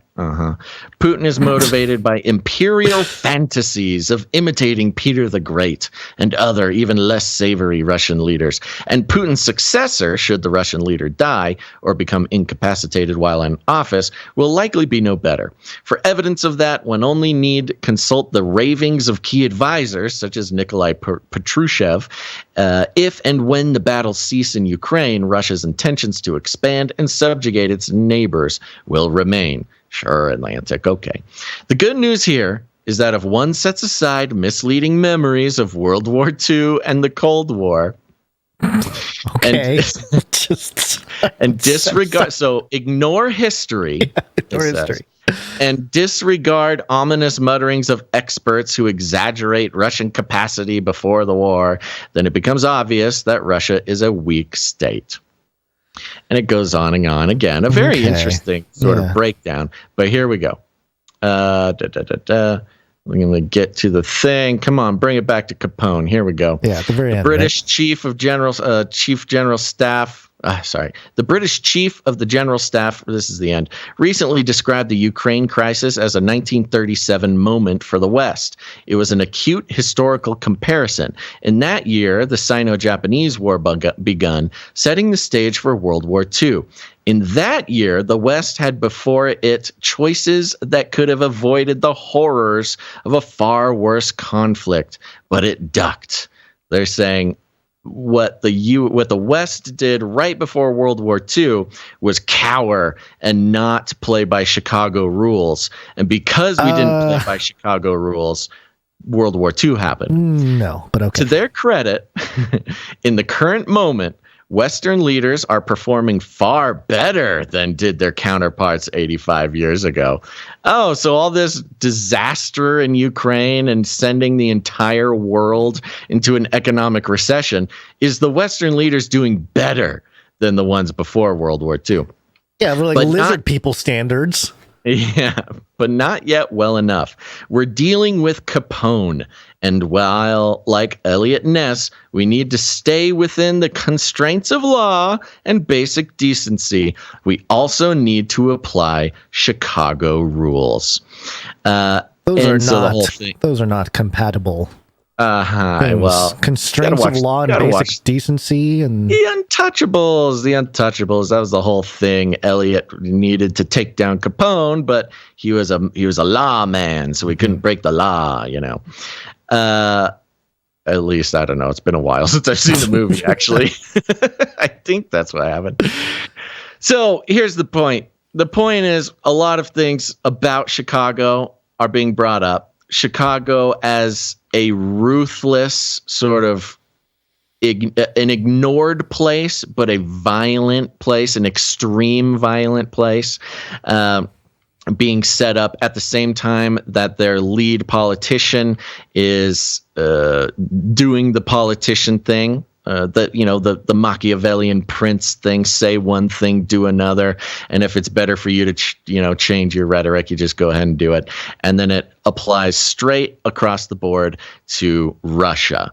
And pulling in this idea of Chicago rules. And I think even in a more broader narrative deconstruction where, the violence in Chicago is happening every day, but we only pay attention to the distraction, which is the white kid doing the shooting or the Trump supporter doing the shooting, where the distraction gets the attention and stuff like that, where the Chicago rules are playing out and you don't pay attention. Same as with Ukraine and Russia. We're playing Chicago rules, or we should play Chicago rules over in Russia and Ukraine, but you're not supposed to pay attention to it. You're supposed to pay attention to the culture war and things like that. I mean, if you have eyes to see, the messaging is really incredibly clear, and does not fare well for the future of, sort of a peaceful American life. I think this is almost a brilliant piece of not just propaganda, that's too easy, but a reframing of a problem, an apologetic right? Because the Chicago thing is a problem, right? Like, admittedly, in the political landscape in this country, the Chicago issue is a big one. So it's like, well, how can we make this negative, this violent uprising and all this, the gun problem in Chicago, right? Yeah, this ignored problem. And at the same time, the Chicago gun violence problem is a thorn in the side of the narrative. Right. So how do we turn that narrative into a positive? Russia. We did it. Russia. Exactly. The only way to beat Russia is to take that Chicago rules, man. The Chicago mentality of, you slap me, I shoot you. And isn't it just wonderful that, the African American community in the Washington Post article is begging for somebody to do something. Yeah. And it's horrible, and it's a daily occurrence that people are getting shot. This poor woman has a kid die on her doorstep while police just record it on their body cams, and nobody's helping. Nobody's doing anything about it. No outcry, no nothing. It's hell on earth to go through that. And then you have The Atlantic, Elliot A. Cohen. Let me tell you, Chicago, baby. That's what we need to do to Russia. Let's go. It's just like a disgusting perversion of what Chicago rules, applying the very idea of Chicago to foreign policy while, our beautiful minorities are getting murdered in the streets. Think about this, though, that for the black community in this country, this could be like we need, but despite our problems, we should send all these kids that are having issues to Russia to fight for the country, for the You match that up with the article from last episode about how we don't have enough people in enough desperation to join the military. Yep. Yeah. There you go. Boom, boom. It's all coming together. Yeah. And you know what else is I don't know, together? man. I'm going to keep an eye out for Chicago stuff because this is way too much. It reminded me of the ramp up to the Supreme Court thing at the end of last year. Yeah. Chicago, man. So watch out. It's going to be used in some nefarious Obama's way. from Chicago. Obama's from Chicago. You got the Chicago Bulls. Can't forget the Chicago Bulls. The Bulls, man. Yeah. All right. Okay, well, from Chicago to China. Both Chais. Chinese This is Reuters.com. The headline here: Taiwan slams provocative China for sending fighters across Taiwan Strait. Oh, the headline changed.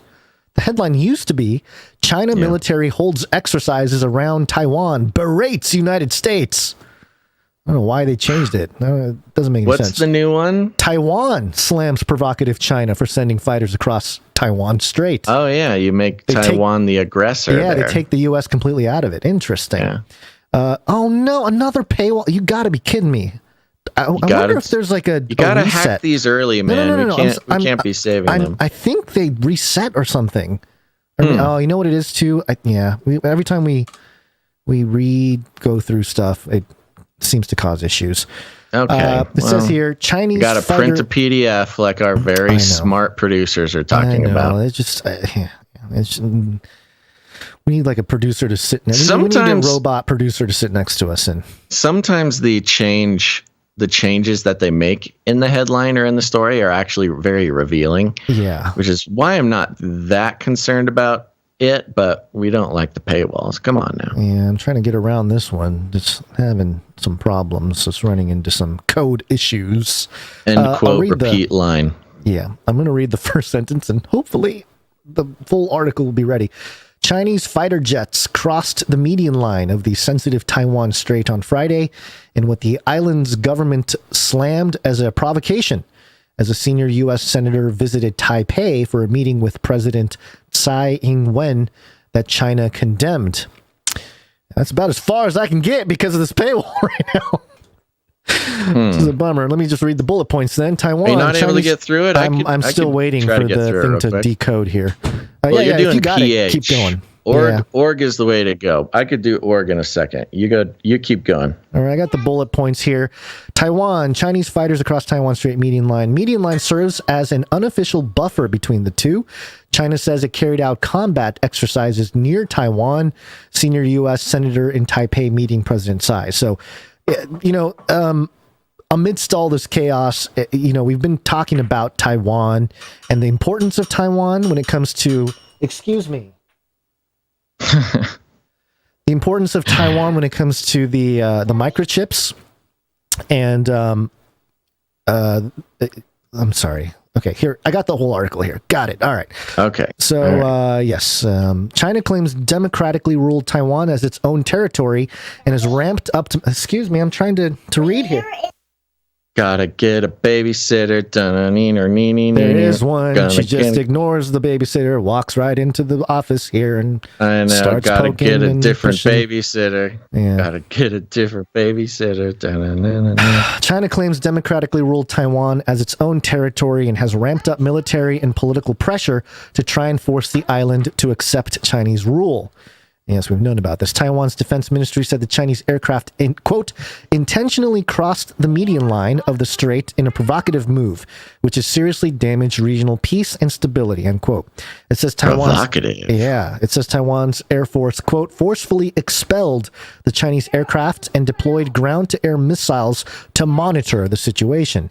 The median line is an unofficial buffer between China and Taiwan, and normally military aircraft stick to their respective sides, but on occasion, China's Air Force crosses over it, as happened in 2020 when U.S. officials were visiting Taiwan. So apparently, China's military jets just, every time a U.S. official visits Taiwan, they're like, hey, what's going on over here? We're still in charge with their fighter jets. Several Chinese fighter jets crossed the median line on Taiwan Strait. I'm getting slapped by my child. Okay, I need to take care of this. Break. Please go ahead and finish the article because I can't deal with this right now. Go ahead. Yes. I'm getting slapped by my child. Oh, isn't that great? Okay, we're definitely going to be getting a real babysitter on the list. Thank you for everybody who has produced the show. We might need to make a very special button, a special separate fund for the babysitter fund, because I'm getting slapped by my child. Okay, I'm back. I don't know where I was. So we get what happened here. We get what happened. They flew across. They're menacing again. Mm-hmm. But what does this mean? What's the detail? What are the things? Okay, so you have presented the thesis about China and if they get certain things cut off, Taiwan being a major piece to that conversation. That they're kind of done. If supply chains get cut off to China. You're talking about the broader theory that China could not survive in an unglobalized world unless they take control of Taiwan, which has a 50% manufacturing capability of the world's microchips. So Taiwan being the key for China to survive in a deglobalized world, which is the way things are going. But at the same time, the U.S. wants it. But I mean, we're very similar, not as bad of a case as China is, but whoever controls, I'll just say controls, whether that's, takes over and occupies Taiwan, or in a more American way, puts Taiwan into a bunch of debt and then traps them in a debt trap where we basically own them. Whoever does that to Taiwan really locks in a major amount of superiority in whatever this new phase of global economy looks like. Yes, and to that, and you had mentioned how China's done. They're going to be choked out. If the things happen that keep going in this direction, that is why they want to grab on, and why Biden and the G7 are talking up their $600 billion copycat Belt and Road Initiative because they want to choke out China. I don't think they can do it, but that's what they're trying to do. Right. So I have a crazy, wild theory to go along with this this thing here, and the idea here is that, you know, if let's say this happens, the U.S. is able to retain Taiwan, and China no longer has access to one of the major microchip producers. Mm-hmm. How would they? What would they do? How could they turn to their own resources to potentially continue some kind of computing revolution or keep up with the technological revolution? And I think it comes in the form of DNA information storage. And I say that because there's an article that was published on Tech Radar, and the headline was China aiming for DNA storage supremacy as it races towards solid state devices. This was back in December of 2021. A radical new approach to storing bits and bytes on DNA. And we've talked about storing information on DNA a long time ago. We covered it, yeah. But China aiming to be the DNA storage the supreme DNA storage nation, I guess, is interesting to me because it's almost like they're saying, hey, you know what? All right, choke us out from the microchips, the semiconductors. Don't worry about it. We got our citizens under wraps. We got them under our thumbs.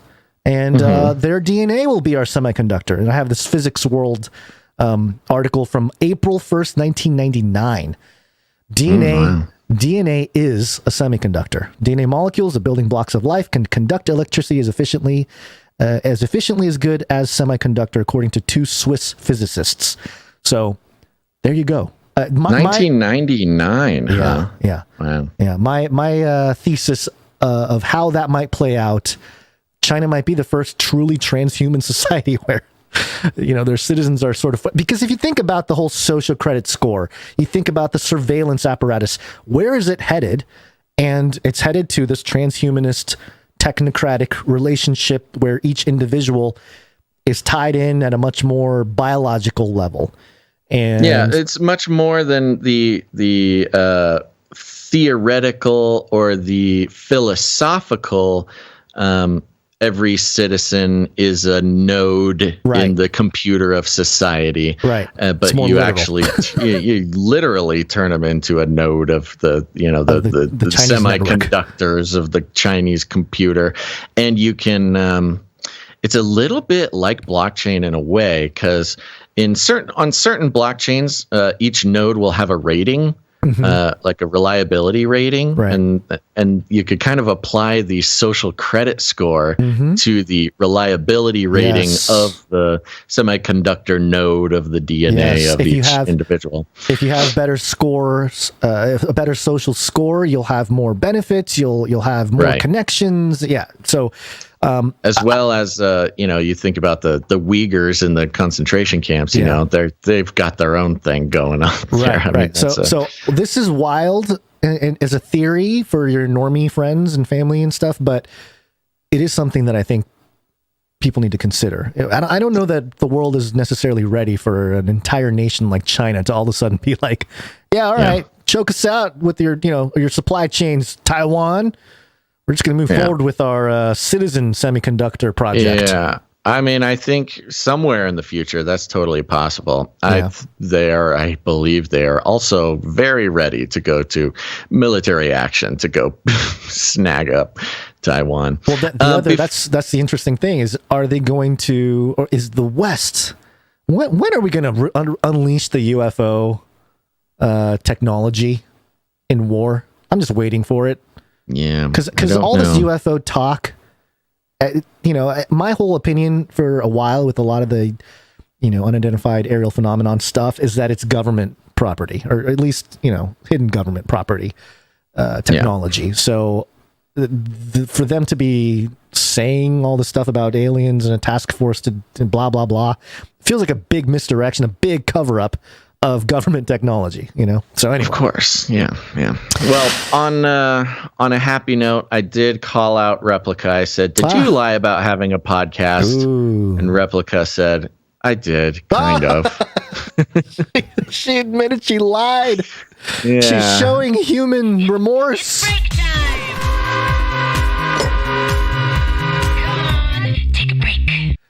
I was not ready for I have that.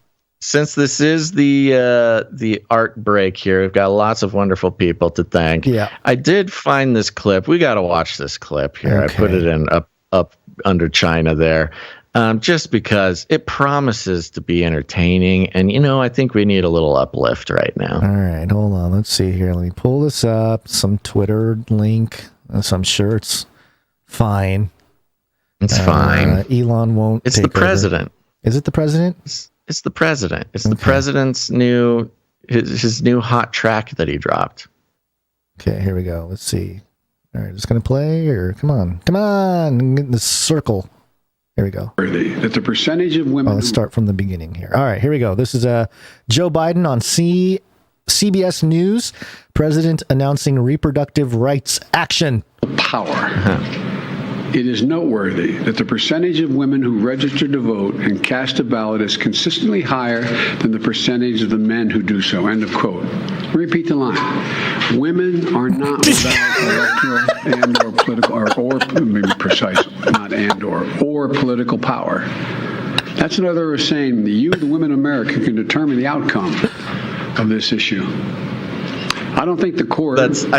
I was going to say, I was waiting for another one, end of line. I think that's it. End of quote. Repeat the line. Repeat the line. And you can see Kamala Harris and Xavier, what's his face back there, just trying to hold it together, man. Especially what's his name over here. He's really holding down that laughter. He almost loses it, dude. He's the Health and Human Services guy, Xavier or something or other, and he almost completely loses his mind. End of quote. Repeat the line. Let me see that again because it was so quick. Cast a ballot is consistently higher than the percentage of the men who do so. End of quote. Repeat the line. Women are not without electoral and. You could see Kamala's countenance change, like what? Yeah, like you can see the nervous. She twitches. She kind of tilts her head like she does when she's trying to look presidential, but something horrible happens. That's great. All right. This is a break. This is a break where we do something. Yeah, we thank our producers that came in with their talent. Maybe Joe needs to come in with some art. I mean, maybe this is just all performance art. That was art. That's what I'm saying. Maybe Joe. That was a gift. It's just he's misunderstood. He's an artist. Mm-hmm. Anyway, he's a performance artist. He's like Banksy. Biden is Banksy. He's Banksy. Okay, well, Canary Cry News Talk is a place for therapeutic reflection of our troubling world, and we invite anyone who has been blessed with the talent to come in and make something for the show where we can share it, we can laugh together and cry and get angry and yell and scream too, but keep it nonviolent. Whether you're able to paint, sculpt, write literature, make architecture, create cinema, music, theater, fushigi, doesn't matter. Come in, do something show related, and we'll share it here so that we can process this crazy world together. And to kick things off, we're going to start with some audio production, sorry. Audio production.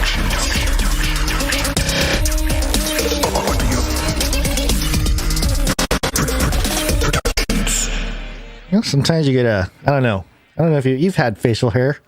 Sometimes you get a hair stuck in your teeth. It's really annoying. Oh, sure. Yeah. It's like, ugh, man. All right. Sorry. TMI.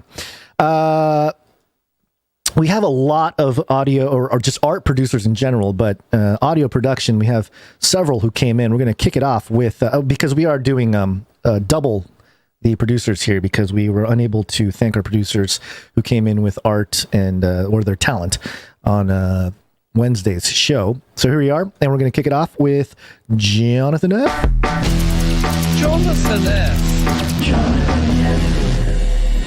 Let me make sure I have all these set to go. He has a note here. I was scrolling through Instagram and came across this gem about climate change causing gender violence. It's like these politicians have a hat full of buzzwords and want to make laws based on what they pull out of the hat. Anyway, I came up with something based on this. I'll link the reel I used for the vocals. Enjoy, and God bless. Well, thank you very much, Jonathan F. This is a 42-second clip. Climate change, gender violence.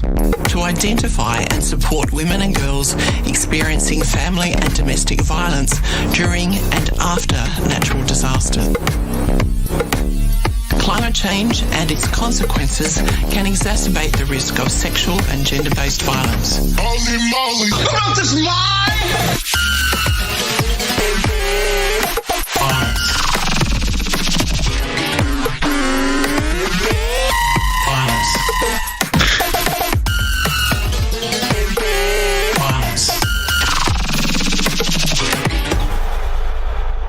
Wow, I feel like a brain on progressivism or something.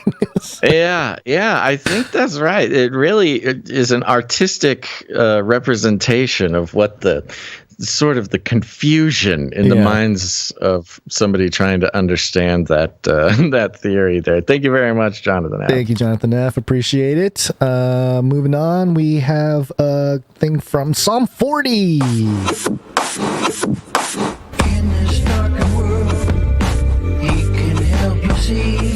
Just listen to Psalm 40.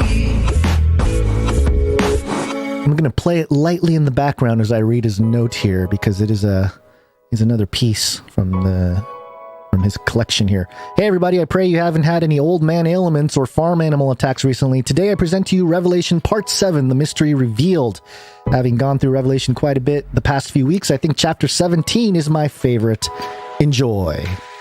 A great angel called to me and said, "Come, and I will show you the judgment of the great harlot who sits above the waters. Behold, a woman riding a scarlet beast. The beast had 7 heads and 10 horns. The woman was clothed in royal purple, and she was decorated with gold. In her hand was a cup full of immorality, and she was drunk on the blood of the martyrs of Christ.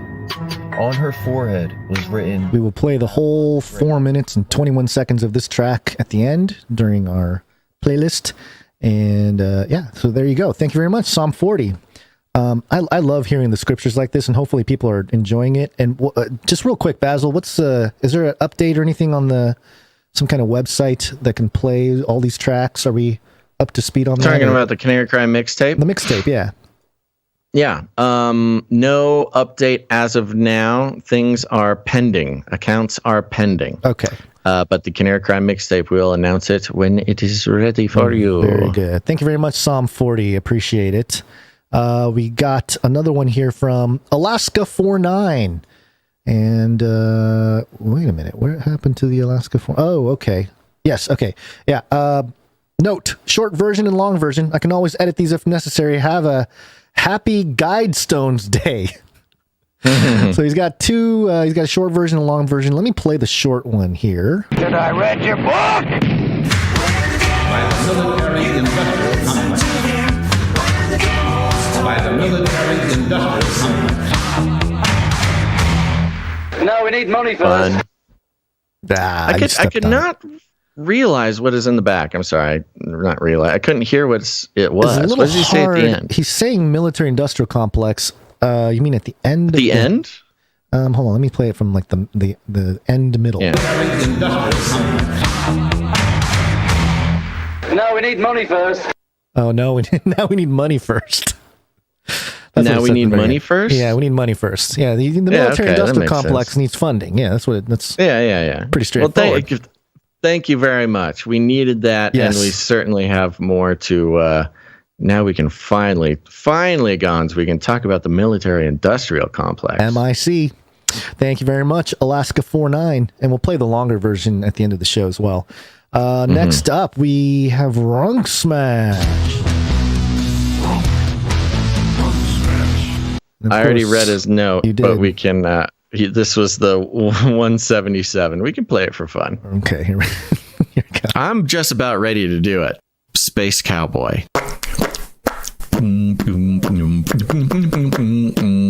My brain is broken. What else do I say here? Now, look, I want to do it's like a Mad Lib. I love these little guys. What do you think the viability of a large-scale emu ranch would be? I just don't take myself seriously, and you shouldn't take me very seriously either. Yeah, that track is fire. Thank you very much, Runk Smash. I'm just still have picturing- no idea what it has to do with 177 streak, but you know what?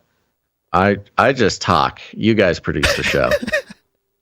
I just am picturing Runk Smash wake up in the middle of the night after editing that for, however long it took him, and having that your little squirt beat stuck in his head, waking up to it. Oh yeah, live, baby. Yeah. Okay. Why did I do that? I don't. You do that every once in a while when you're like thinking, so much or when content. You're transitioning between. It started something. happening recently. Yeah, no, you did do it. I've never done that before. Yeah. I just started doing it in the past couple weeks, and I do it in real life too. I do not know why I started doing this. I don't know where it came from. It's just sort of an entertaining vocal pause, sure, or something. I have no idea. Not, by the way, not entertaining for anybody else but myself. But after Runk Smash got his hands on it, now it's going on the Canary Cry mixtape. Yep. It's being immortalized by our producers. Yeah. Thank you very much, Runk Smash. And that does it for the audio production. We're going to move on to some arts. We got a lot of artists today. One art, Let's please. zoom. I'm going to start with Dame Allie of the Skillet Nation. One art, please. Another one from Allie now. Here it is. And per usual, we have a story that was sort of summarized in this piece of art. It's titled... Oh, what happened to the email? Oh, here it is. File Under Mysterious Death. And it has to do with the story from Yahoo News. OPEC head Barkindo dies at 63 in shock to oil cartel. And again, another man in his 60s dying out of nowhere. Yeah, OPEC which head. is a pretty big deal. It's a huge deal. You didn't really you think about all the issues with the oil. Well, just the oil industry in the world, the oil consumption, the commodity pricing, things like that. OPEC, the oil producing nations alliance or whatever. This is a big deal that I'm surprised is not being made a bigger deal of. Pretty much the head of the organization that sets prices and manufacturing quotas and limits on pretty much the most significant oil manufacturing nations in the world, dies mysteriously, and we're all just going to keep on moving. Yeah, that's cool. Couple highlights from the article here. OPEC's Secretary General, Nigeria's Mohammed Barkindo, has died at age 63. Barkindo died late Tuesday and will be buried on Wednesday. Only a few hours earlier, Barkindo, who had not shown any signs of being ill, had met with Nigerian President Muhammadu Buhari in Abuja, where Buhari praised Barkindo's distinguished achievements at OPEC. Maybe slipped a drink, slipped something in the drink. Or, yeah, and then died out of nowhere. Just I'm out thinking of nowhere. Novacek. You think who stands to gain from the saboteuring of OPEC? I'm thinking maybe Russia with their sanctions and things like that. I don't know. Yeah, kind of Russian style, covert. You get a little Novacek in the tissue as he goes to wipe his nose, and boom, he's gone the next day, or later that same day. Same day, yeah. And here it is. I've never seen this man before, but now I have. I feel like I'm staring at him right in the face. God rest his soul. Very well done, Dame Allie. A pencil headshot portrait of this man. And it's hard to tell. You can get close enough. You don't know much about him. It looks like perhaps just the hint of a lizard eyeball. I mean, he is in, the Secretary General of OPEC or whatever. He can't be totally innocent. Who knows? Yeah, maybe he was returning to his humanity and they thought, He's done. Nah, I gotta get rid of him. Gotta get rid of him. Thank you, Thank Dame you Allie. very much, Dame Allie. Appreciate it. We're going to move on here to Sir Dove, Nitro vs. Beltia. I'll read his note while you get the New World Order Fantasy League jingle ready. He says, peace. For this week's NWO Fantasy League update, we've got some promotional artwork of Zuck, the star quarterback of the Humans, signaling a touchdown as he connects with a wide open receiver in the end zone. Hope you guys like it. Keep doing what you're doing, and I'll keep praying for yins. Thank you, Sir Dove. And here we go. We got New World Order Fantasy League. They're all 100% eugenics transhumanist lizards that control everything. They hate you. That's right. Some more promotional artwork here for the NWO Fantasy League. Go to nwofl.com. Sign up to put your name on the wait list for the New World Order Fantasy League once Season 1 starts. We've got Zuck. He is stoked. Hands in the air like he just don't care. He's got his uniform, by the way. He's got the lizard eyes, of course. But he is a human. Don't forget. And if you do forget, if you start thinking he's something of a lizard person, just look at his team. He's on the Humans team. And you look at his helmet. It's just a form of a man flexing his arms, standing next to a barbecue. Because as we know, Zuck loves to barbecue in his sweet baby Ray. Man. Just a human. Kills his own goats Loves with my meats. his taser. I feel like people forget about the fact that he kills his own goats with a cattle prod. That is how he makes his own meats. His Derpa insignia there on his helmet. You've got the patch, which is the outline of a lizard with a circle and a cross through it. So you know, not only is he not a lizard, but he just doesn't even like lizards. Anti-lizard. Okay? It's anti-lizard.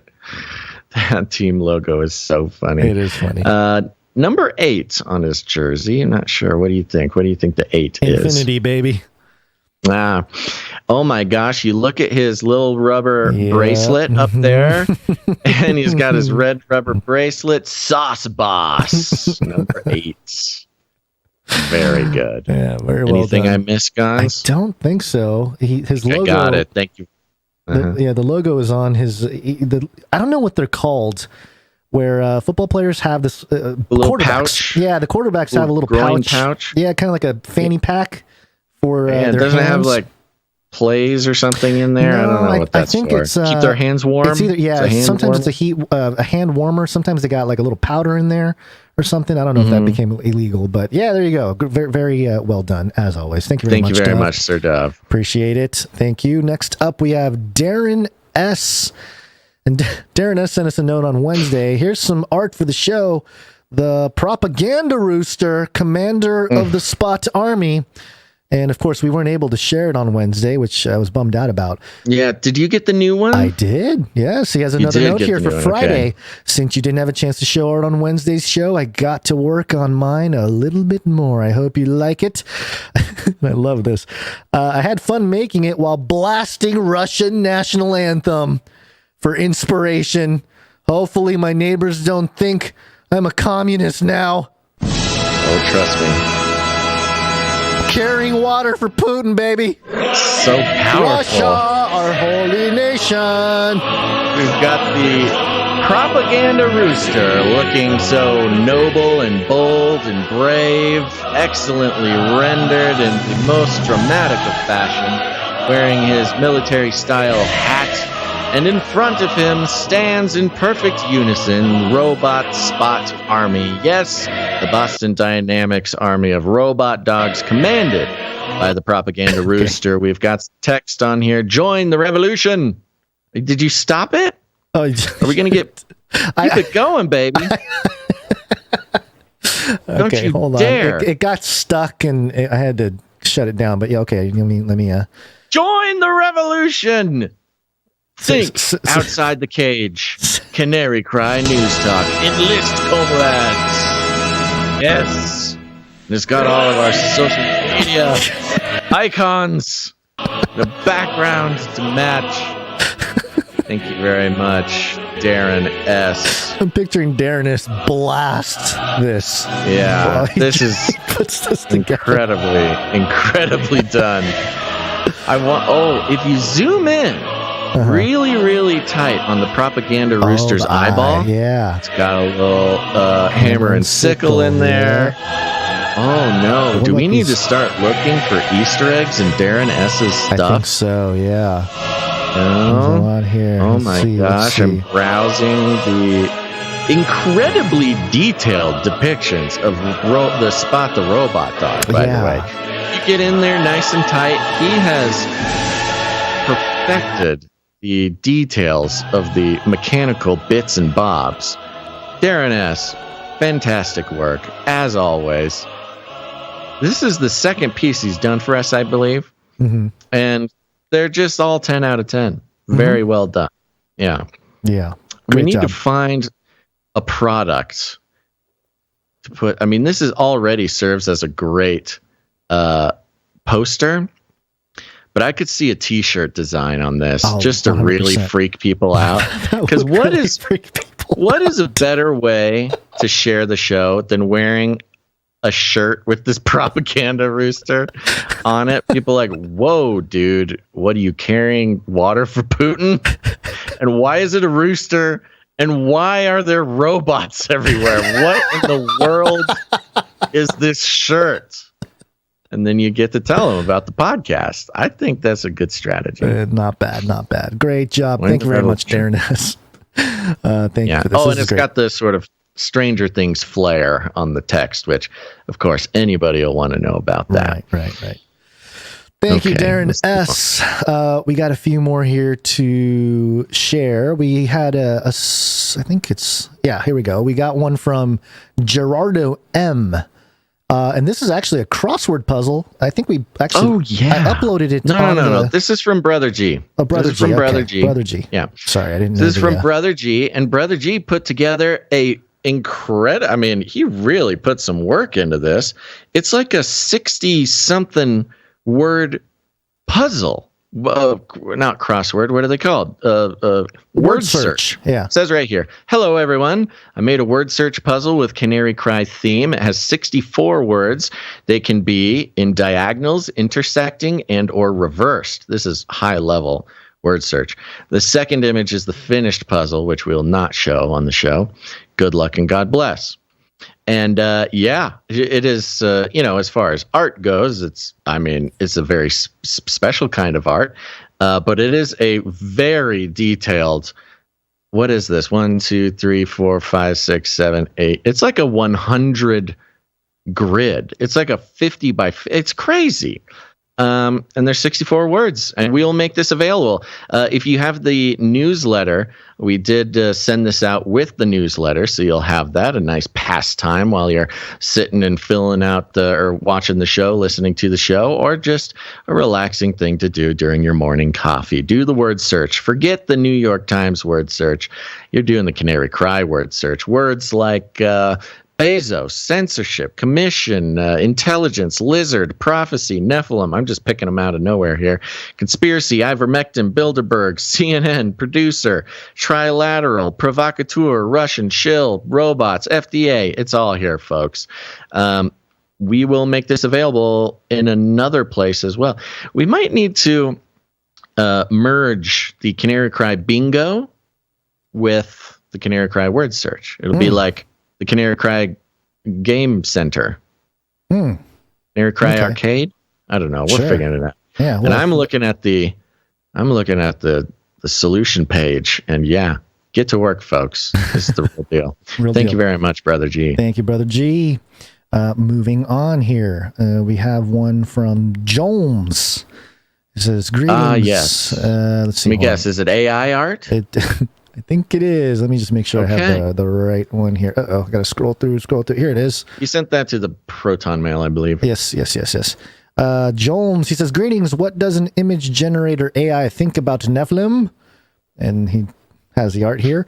P.S. A prompt includes the word wings, which I wasn't sure was accurate, but I was interested in other key features. Regards, Jones. Yeah, this is very interesting. Very spooky. Creepy. There's 1, 2, 3, 4, 5, 6 of these beings on the ground of varying sizes, but creepy bird wings and weird little noodly legs and very dark. The sort of palette is dark and gray and spooky, and there's even some flying up in the air there. Terrifying, very terrifying. Thank you, artificial intelligence, for this nightmare fuel. What do you think about these AI generated art pieces? You think it's still on the show or in general? Just for the show. You think this is I have mixed feelings. I have mixed feelings about it because we have human artists doing wonderful human art. I think the concept of the AI art is an interesting topic for the show and is interesting to look at. However, we do know that it's basically just creepy every single time. So I don't know. I think that is something to consider if we continue doing AI generated art in the art section. Maybe we need to do a separate AI art section or something. Right. Okay. Yeah. Well, I don't know. I'm not sure, but I think it's a worthy question. Sure. So we'll see if there's any responses. Right. Because, technically this is the AI making the art. And do we want to celebrate that? I don't know. Maybe we've been bashing AI pretty hard. Maybe we need to celebrate them for the future AI overlords. We could do, if we get our AI version of our, deep fakes going, then they can do an AI art version on that podcast. Oh yeah, this gets really confusing real fast. We had a producer fill out the producer form and said he has a lot of experience with AI. I need to reach out to this fellow. Maybe it was what's his name from Google? Blake Lemoine. Lemoine, yeah. What if it's Lemoine? Ooh. Well, that wouldn't help because he's not a developer. Oh, okay. Oh yeah, he's just the we conscience. Should talk with him. He's apparently way more accessible than you would think. He's done a bunch of interviews on podcasts, but he's done some of the big time guys, and I'm pretty sure he's going to be on Rogan pretty soon or something. So I don't know if we could get him, but we could certainly try. We can try. It's a good excuse to fire up CanaryCry Radio. I think the fact that we are interested in the occult aspects of it, we could have a conversation that a lot of other people won't be able to have. He's having all these conversations with like people who are like, is the robot going to kill us? Right. And he's like, talk about it. But we could actually get into like, he's a Gnostic, by the way. I figured I listened to one of his things. He's a Gnostic Christian priest. Yeah. So that's the occult aspect of his training. Right. Not surprising whatsoever. All right. So thank you very much, Jones. And we'll continue on with the AI art that you're bringing to us. So, we'll figure it out. We'll figure out where to put that. But we also have one more here from Mike B. And actually, Mike B. sent in a bunch. Last episode, he didn't have any real text with this, but it was just a series of like movie posters redone. You had the big guy, Joe Biden, holding a notebook or something. Give me a second. It's Joe Biden basically looking like a giant. He is a giant walking through the streets of a destroyed town or something. Very dystopic. So yeah, big guy. And the big guy. That was his code name when Hunter Biden was making deals for him. Right. So the poster shows a literal giant Joe Biden, literal walking big through guy. Town. Yep. Stomping on then everything. There's Big Guy 2, which is a clip from.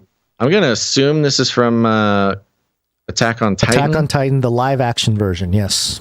Which I haven't seen yet, but I know it was I don't think the fans of Attack on Titan really liked it. Live action never seems to do as well as the anime versions. But so we've got a funny picture here of some basketball guys. This is a basketball team. What is this? This is the 1992 Dream Team photo, but instead of the Dream Team, the heads are replaced with I don't know, a collection of people who were known to have flown with Epstein. Yeah, so you got Bill Clinton, you got Epstein in the middle with the suit on because he's a coach. Kevin Spacey. Yep, Trump.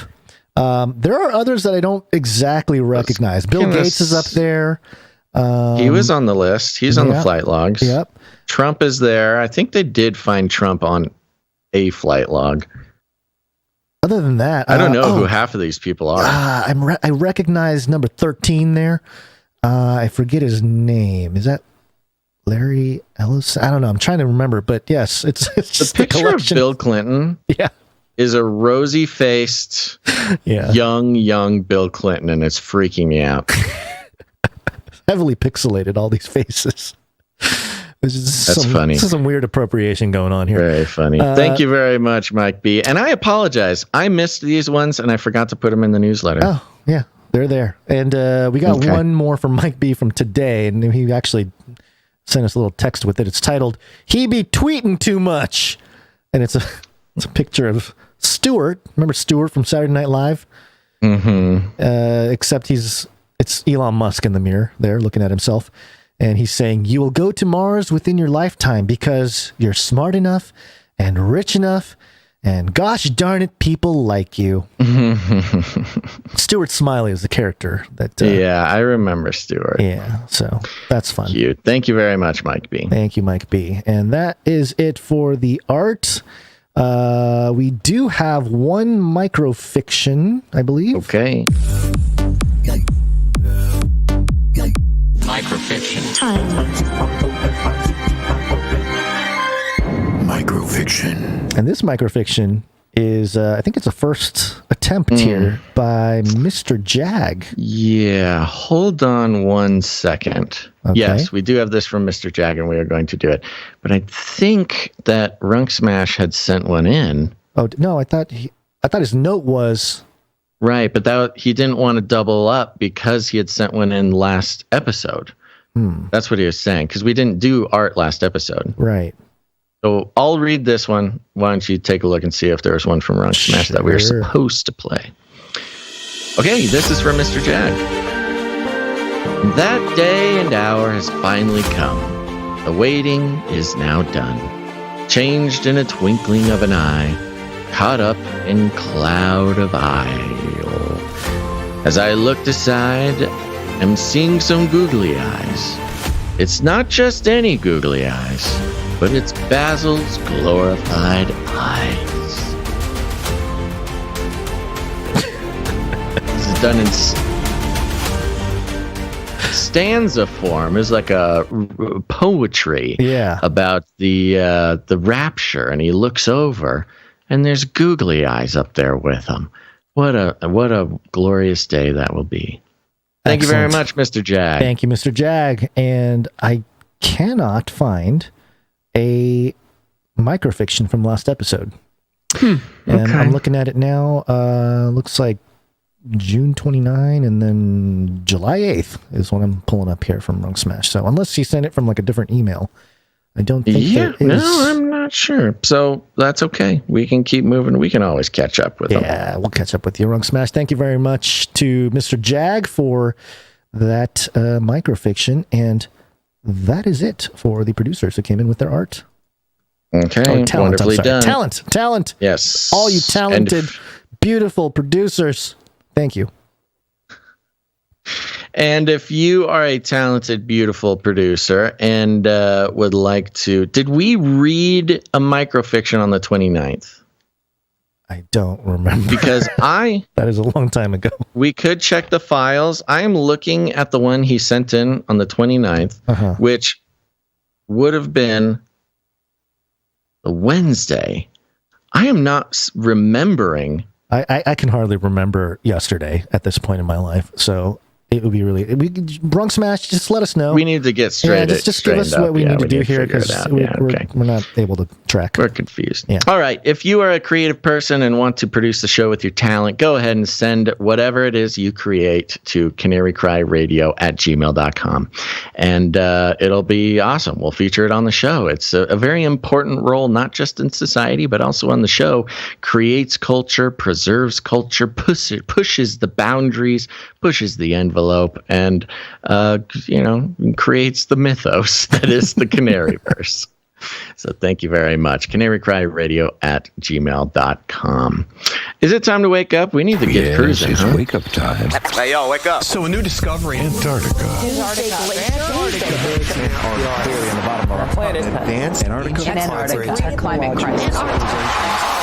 Penguins. It's cold, Basil. It's cold. Antarctica, go first. snowstorm. Antarctica. Ice scientists are penguins. Antarctica, they're opening the abyss.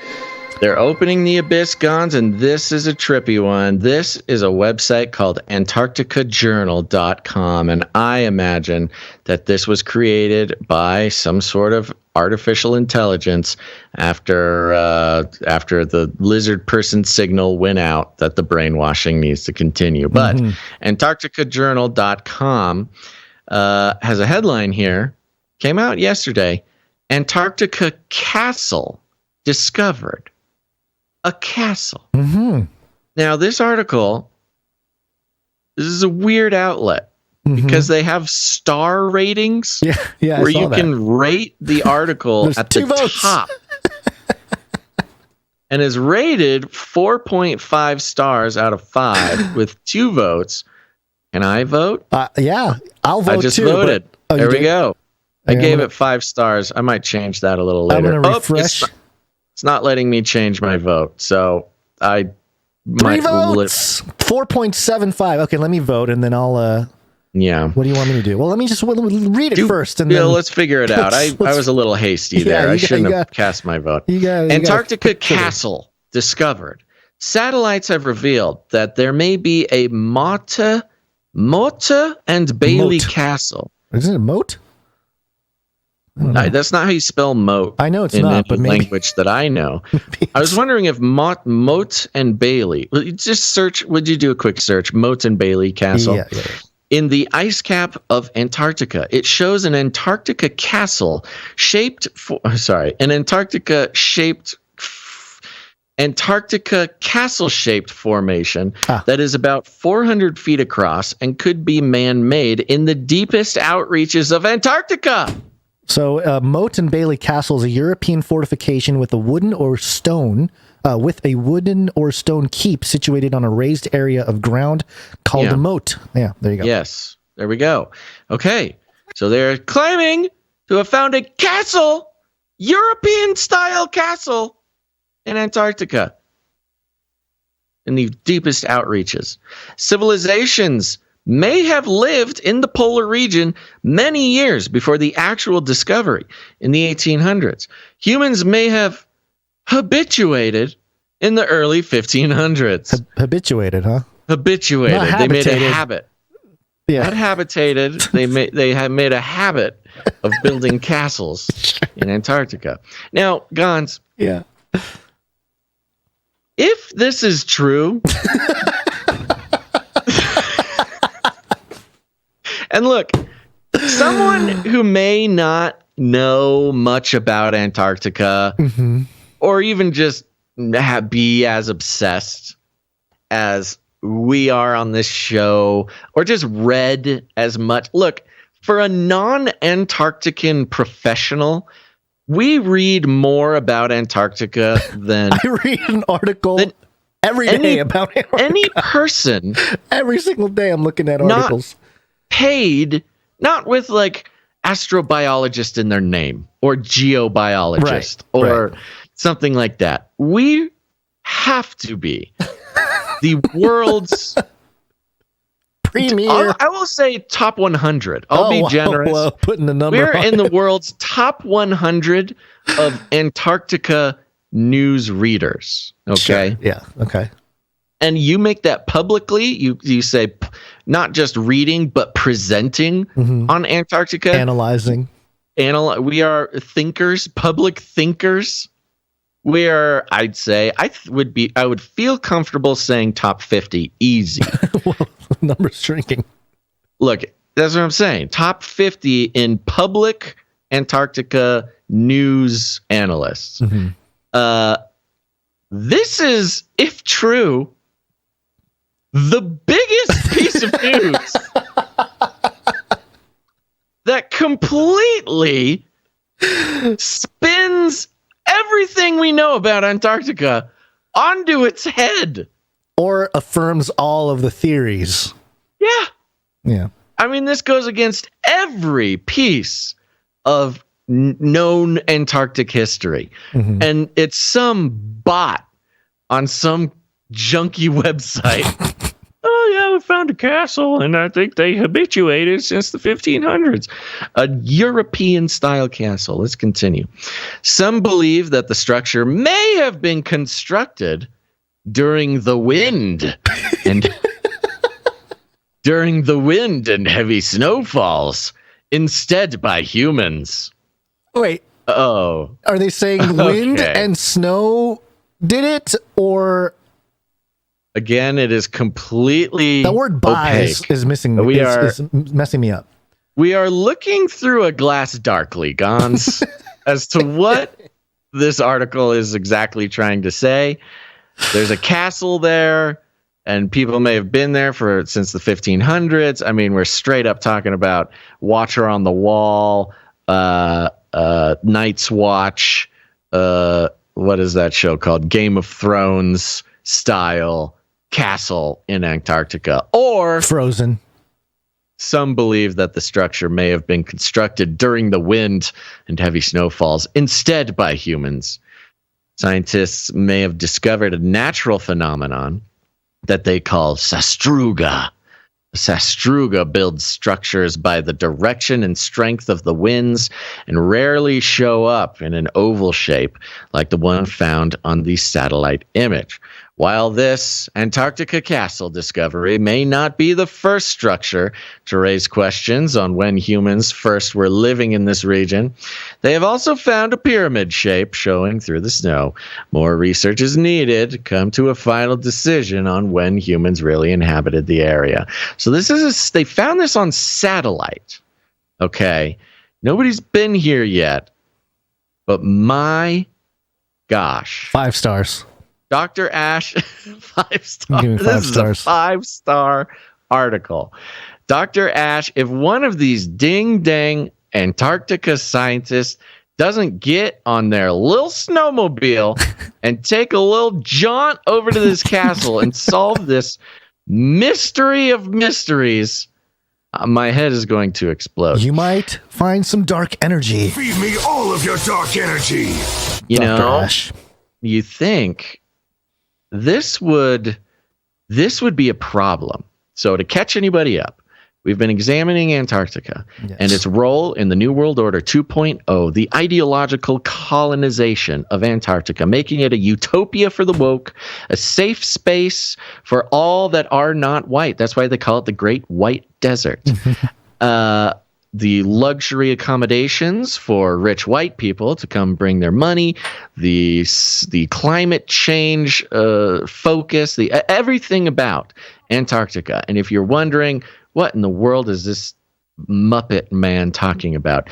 You go back, you go to Canary Cry Clips, you just search Antarctica on the Canary Cry Clips channel, dozens of videos, dozens of articles, dozens of analyses to what I'm saying here.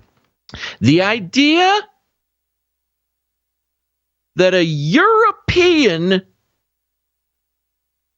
castle was built in the 1500s would absolutely destroy what they are trying to do in Antarctica. Antarctica is the one place not colonized by the white pigs, the Christian oppressors. Yeah. And that is why it is sort of spiritually chosen to be the new utopia, the heaven on earth for the secular humanists. But if they found a preserved monument to white colonization in the middle of the white desert of Antarctica, I don't know what they'd do. I think that there would be some massive problems with what they're trying to do down there. What do you think? I think we are loved by AntarcticaJournal.com for being half the votes on this article. Yeah, they knew that we would rate this. The Viking 777, funny history joke here. They built the castle to protect them from ice Muslims. Crusade joke, anybody? Yeah. Come on now. That's funny. Yeah, hilarious. I don't know if this is being reported anywhere else. I'm assuming not. There's also an extra layer to this, where if it was created just by wind and snow. And you look at it, those who are just listening, it's a satellite image. You're looking down. You can clearly see like walls and chambers, and double layered walls in a circle that are also sort of bisected. I mean, it literally looks like you're looking down on a castle with a courtyard and defense ramparts and things like that. I'm discovering that this story is at least 5 years old. Oh, good. I'm looking good, at because I did recognize this picture, but I didn't do the digging at the time. Here you're is, finding it reported other places, and Antarctica Journal just got an AI to steal it and publish it yesterday. Yeah, here's express.co.uk. The headline is from it's from January 9th, 2017. And it says, what is this fort doing in Antarctica? Moat and Bailey Castle remains emerge from ice cap. Oh. So it was reported back then. But I'm assuming they concluded that it was, it's just the wind. I don't know. Hold on. Maybe it's the Nazis. The Nazis loved castles. People forgot about this. That's true. Ever heard of the Eagle's Nest? The big fans of castles. This was the cold Eagle's Nest. Oh my gosh. The Eagle's refrigerator. Popping. Okay, hold on. The website is giving me problems. That's okay. So, you just handle your problems, and I'll keep rambling about the Nazis in Antarctica. Is there a UFO parked underneath? Nobody will know. Nobody ever. Knows. Surely somebody has visited physically this formation. So here's the other layer I was talking about. If it was created by wind and snow, creating sort of an architectural marvel, it is also a very interesting narrative for the idea of life forming out of nothing, against creationism. Because, of course, there's lots of talk of, something so complex as, I don't know, a Moat and Bailey Castle could not be constructed out of simple wind and snowfall out of nowhere. You need an architect. You need a creator to build such a marvelous piece. But if they're like, nope, just the wind made a castle. And, the no wind big. made my watch, too. Some wind and snow made my airplane. Sure. Right. You put enough snowflakes and enough wind. Given enough time, and you'll have an infinite amount of typewriters. And they will... Yeah. Speaking of supercomputers in Antarctica, I have this real quick here from phys.org. The headline here, this is from today. Headline, Simulations show... Allegedly from today. Simulations show Antarctica's only insect is at risk due to global warming. Oh, simulations. Simulations. Good. A computer model. Yeah. It's funny. If only they were sending any, scientists to Antarctica to the moat to find the physical evidence. Yeah. Yes, there's the bar. Yep. Perfect. What is the only insect? Is it the giant crab spider thing? I was thinking because I would be fine. I would be fine if that one. I'll keep driving my F-150 if it means that spider dies. There's only one insect native to Antarctica, the tiny Antarctic midge. Oh, you can't say that. That's not very woke. Midges are small, two-winged flies that typically live in swampy places. The midges of Antarctica have lost their ability to fly and have developed other features to live in a cold environment. Their life little snowshoes. Little hats and scarves. Building moats and what are they called? They've built a castle. They built a castle for the Nazis. Show is falling off the rails. Yeah. Their life cycle is just 2 years, and most of that time is spent in one of its 4 larval stages. The larvae live in moist. Excuse me. I don't getting hit in the face about this. with the balloon. Yeah. Yeah. Okay. Well, there you go. All right. Keep an eye out. Keep an eye out on the support page, folks, for the Babysitter Fund. Sure.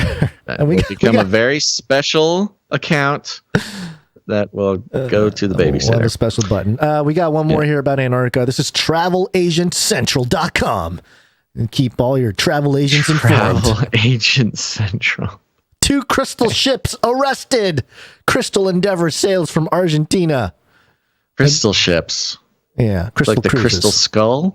Crystal Cruises. The drama surrounding Crystal Cruises continues. Both Crystal Symphony and Crystal Serenity were reportedly arrested off Freeport in the Bahamas, according to several reputable cruise maritime sources. Bahamas. Yeah. Okay. So, yeah, the ships were arrested. The people on there were fine. This is interesting. What does a ship being arrested mean? Well, let me just see here. The recording said, quote, the ship has been placed. The captain played this announcement to crew aboard and about the arrest. It said, quote, the ship has been placed under arrest by the local authorities over some unpaid bills. And as bad as it sounds, it's actually quite a good thing that that's happened. We've been told that this will not affect any personnel movement, so the crew movement and crew sign-offs can still go on as planned, and we have in process of preparing this. So this is unfortunate news, but this is actually quite expected. Yeah. Well, if you owe enough money to get your cruise ship arrested. By way of background, in late January, Peninsula Petroleum Far East told a U.S. federal court that Crystal's parent company, Genting Hong Kong, owes a $3.4 million fuel bill for both Crystal Cruises and Star Cruises. That resulted in a federal judge issuing a U.S. arrest warrant for the ship when it returns to the U.S. Arrest to the ship! I just think it's interesting and fun that they're arresting ships. I love this story. What does this have to do with Antarctica? Crystal Endeavor, the line's new expedition ship, docked in Ushuaia, Argentina on Thursday, is scheduled at the end of a 19-night Antarctica voyage. Guests disembarked. So here it is. They go to Antarctica, and then they get arrested. What do you think? Do you think maybe they're looting? You know, nobody's got jurisdiction. Yeah. Somebody have jurisdiction in Antarctica? Who would arrest them in Antarctica? The ice police? And Ushuaia being one of the ports, right? Yes, the gateway city. The gateway city to Antarctica. So why are they being arrested there? Interesting. So anyway, that's just fun. Yeah, hold on. I'm looking at it. Did they go, so they went to Ushuaia? Yeah, or they docked. got arrested? This was a separate arrest? This is the Crystal Endeavor. So that's one of the ships, Crystal Endeavor, the line's new expedition ship, docked in Ushuaia, Argentina on Thursday as scheduled at the end of the Antarctica It was the voyage. other ship. This ship got arrested in Ushuaia. Yeah, so one of them, there's 2 ships that were arrested. The Crystal Symphony and the Crystal Serenity. Oh, this is a third one, I guess. Crystal Endeavor. Oh my gosh. Okay, so Crystal, there's a lot of ships a good getting tip. arrested. If anybody's planning a cruise anytime soon, pick a company that is paying their fuel bills. Yeah, you don't want to run into some trouble there. This is an interesting website. This Travel Agent Central. No, cruisemapper.com. Oh, Cruise Mapper. Oh, yeah. Maybe that's a good one to keep track of where all the cruises are going. Yeah, you can see where all the cruises are. So anyway, Antarctica, Ushuaia gets brought up over and over again, and that'll lead us to the last story of today's episode, which is technically, it's a Nephilim update. Nephilim update. And the story comes from Reuters. And the headline here, Argentine gargoyle shows how huge predatory dinosaurs evolved. Whoa. Another paywall. Had to be serious? Argentina. I can't believe I'm getting another paywall. This is maddening. Hold on. I'm scanning for cruise ships in Antarctica. Yeah, you do that. So I'm going to try to I'm using get my around time this paywall. wisely. Sure. Oh no, it's falling apart. Okay, here we go. Let's see if somebody else archived it. Maybe I archived it. No, nobody archived I've been it before. surprised. I've been surprised lately how I have been the first person to archive a lot of articles. Yeah, we're doing usually a service to the archive, the internet archive. Yeah, it's part usually of it. I benefit from other people doing it. Now I'm having to archive my own articles like some sort of peasant. The first sentence of this article states, fossils around, I'm tired. Fossils found in Argentina are of a ferocious dinosaur with a huge head covered in bumps and crests reminiscent of a gargoyle, are providing insight into the evolution of some of Earth's biggest predatory dinosaurs, including a curious trend towards puny arms. That old chestnut. Yeah. And that's about it. I can't read more of this unless you have the article unpaywalled. That would take way too long. This is a Nephilim update, you say? Well, yes, because there is a photo in this article, which, again, I cannot show for those watching, but for those listening. I'll go get it. It's still decoding it's doing its thing. It's Reuters, man. Reuters has really locked down their system. Yeah. There's a photo where one of the excavators is sitting next to a giant bone, and it looks like, I guess it's like a thigh bone or something from the dinosaur. Nice. It's humongous, and it just brings all the thoughts of Nephilim lore to mind, And it's funny because part of the conversation here is about the short arms of this dinosaur and what it might have done. And part of it is like, we don't really know what it was doing with its arms. It didn't seem like it was using it for anything important. Here we go. I got it now. Well, as the proud parent of 2 emus, I can tell you they are not using those little arms for anything important, except for looking adorable. A terrifying sight, said paleontologist and study co-author Sebastian Apesteguia of Conicet, and the Felix de Azara Foundation. Despite its big body size, its arms were just over 2 feet long. Absurdly short, Makovicki said. So this thing is I'm mean. Sorry.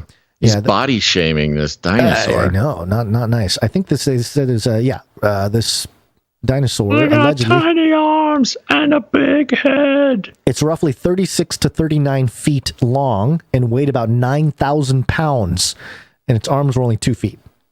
So that's fun. He needs to hit the gym a little bit. Doesn't matter how long the arms are. If actually that might help with his curls. 2 other Cretaceous theropod lineages: Tyrannosaurus, which included North America's T-Rex, and Abelisaurus, which included South America's Carnotaurus, also evolved stubby arms. I got a picture here. And due to the incompleteness of the remains of other large, Carcharodontosaurus, Meraxes offered the first evidence of forelimb reduction in this group. They had 2 hands with 4 fingers. I guess these guys had 3 fingers. Tyrannosaurus to really 2. Fascinating, Gonz. Let's see. There was a part here. Okay. So the part of the theory here is that they used more of their skull for everything, so not their hands. And it says, despite their powerful appearance, it's hard to imagine they were used much, as they barely extended beyond the body and could not have reached the huge mouth. So these arms didn't even reach the mouth. Quote, haven't you ever heard of a Tyrannosaurus Rex, Gonz? No. Or literally any dinosaur? No. Somebody was messing with the bones. They put human bones on a Nephilim giant reptilian. Quote, I'm inclined to think that they were used in other kinds of activities, like holding the female during mating or help in raising the body from a prone position. Okay. That's where their mind goes. People get paid for this. People get paid to come up with these ideas. Yes, and for those watching, I'm trying to pull up I guess it's the archive version. For all those people who scoff at the fact that we get paid to do what we get paid for, somebody out there got paid to be like, no, the dinosaur has little hands, little tiny arms, in case he fall over. He get up and he fall over for his tiny arms. Boom, paycheck. Yep. There you go. That's it. There's your Nephilim That's the update. Nephilim update, huh? And well, it was a little bit more compelling. I can't give you this one, Gonz. In my mind and in my prior. It's really. You're hanging out with toddlers too much, man. It was a photo Dinosaurs had tiny arms.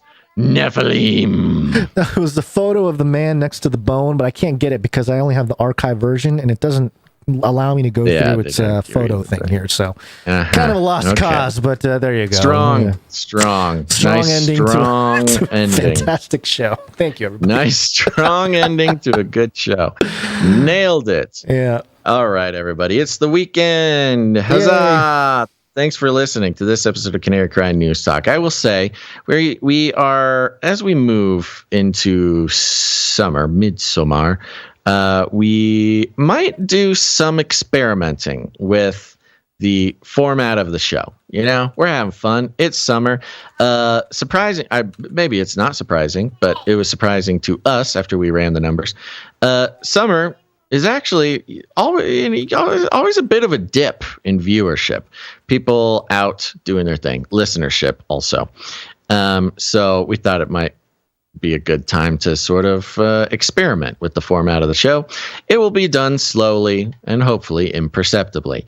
But if you pay attention, we'll probably have some more polls for you to get your voice heard as far as part of the, things that we might experiment with. But just keep an eye out for that. Maybe you get a prize. Maybe you get a prize if you see what we switched up. I don't know. We're just having fun, folks. It's about 97 degrees in my office right now on my computer. We didn't do is reviews. Yeah. Yep. It's too late. Too late. Yeah. We'll do it on Monday. It's too late. How many reviews did we get? Let me go look and see. If we got 5, no, we didn't. Then we can at least celebrate it. I don't think we got 5. I'm looking at 1 right here. We got like 3, or maybe no 2. I'm looking at 2. I'm looking at 1 actually. 1. We had at least 1 overseas review. So, so 2 you know total. what?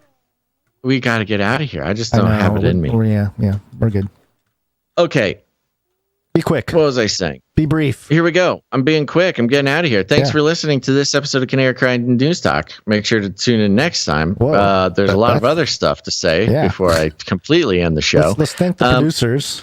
I'm going to start by thanking the executive producer, Mr. There's 2 executive producers. Right. We're going to thank executive producer Lotta. Thank you very much. Thank you, Lotta. Appreciate it. Such a wonderful person, as well as our Canadian executive producer, CK from Calgary. Thank you very much to both of you. Where is Calgary? Is that Ontario? I don't know. Manitoba. I'm not too familiar with Canadian geography. Victoria. Mm-hmm. Wait, but British Columbia. That's what it is. British Columbia. I'm seeing how much about Canada I can remember while drenched in my own blood. Trudeau. You thought I was going to say sweat, didn't you? Trudeau. Yeah. Thank you very much to our executive producers. It means a lot. The value for value model is the only way we can keep this show going. And so if you, like these producers, realize that this show is unique and has its own special value, go ahead and become a producer of the show by heading to CanaryCryRadio.com/support. CanaryCryRadio.com/support. And there you can find all sorts of ways to support the show. We also love to thank our producers of other types. If you're an artist and you want to produce with your talent, send all your cool stuff to CanaryCryRadio@gmail.com. But there's also those who make this show happen with their time, starting with their clip producers.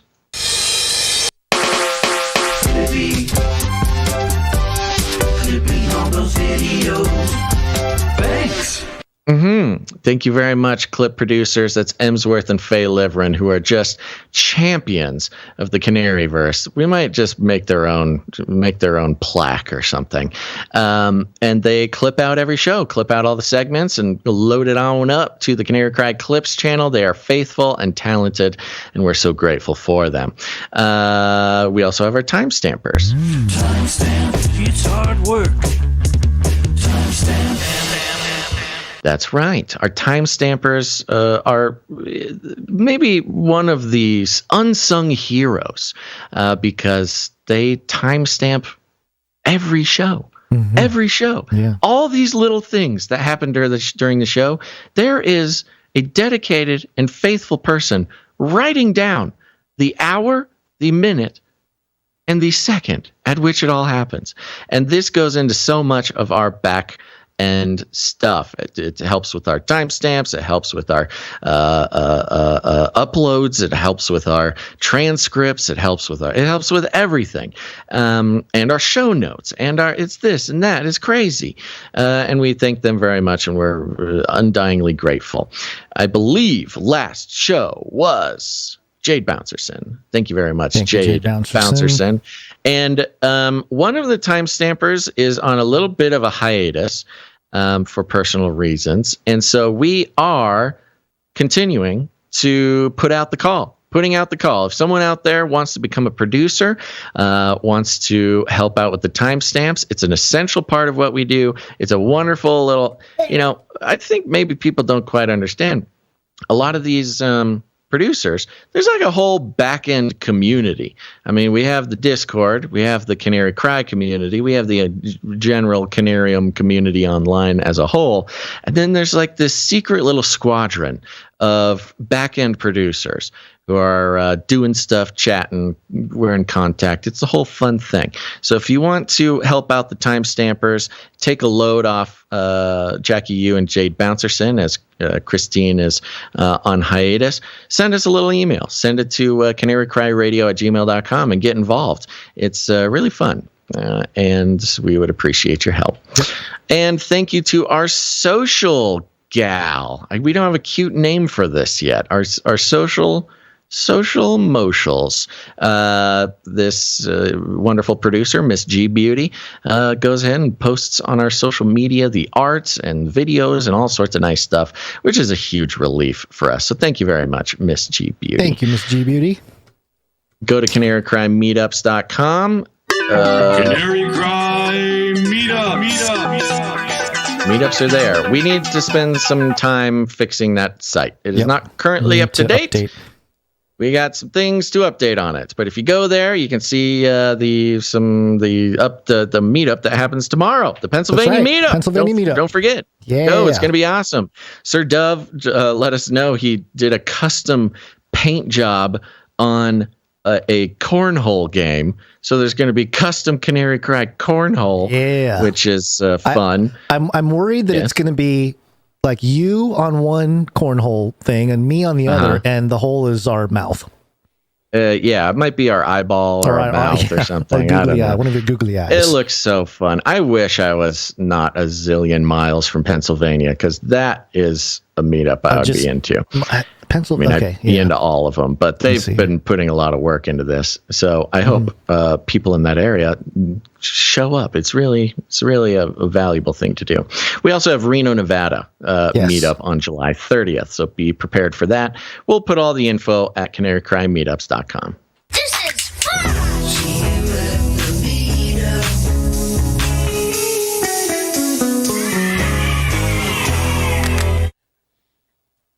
That's it.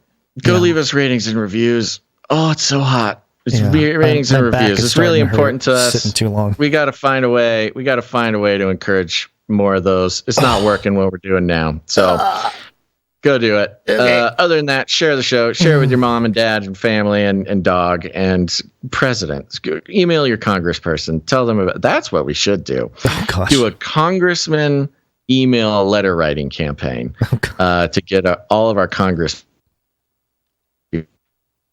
go and do that. Some people are a little bit more unique. They want to find a weird way to help out the show, share the show. Maybe it's wearing a shirt with the propaganda rooster on it. That could get you in trouble depending on where you are in the world and or in the country. But if you really want to get funky with it, go ahead and become a professional teleprompter pilot.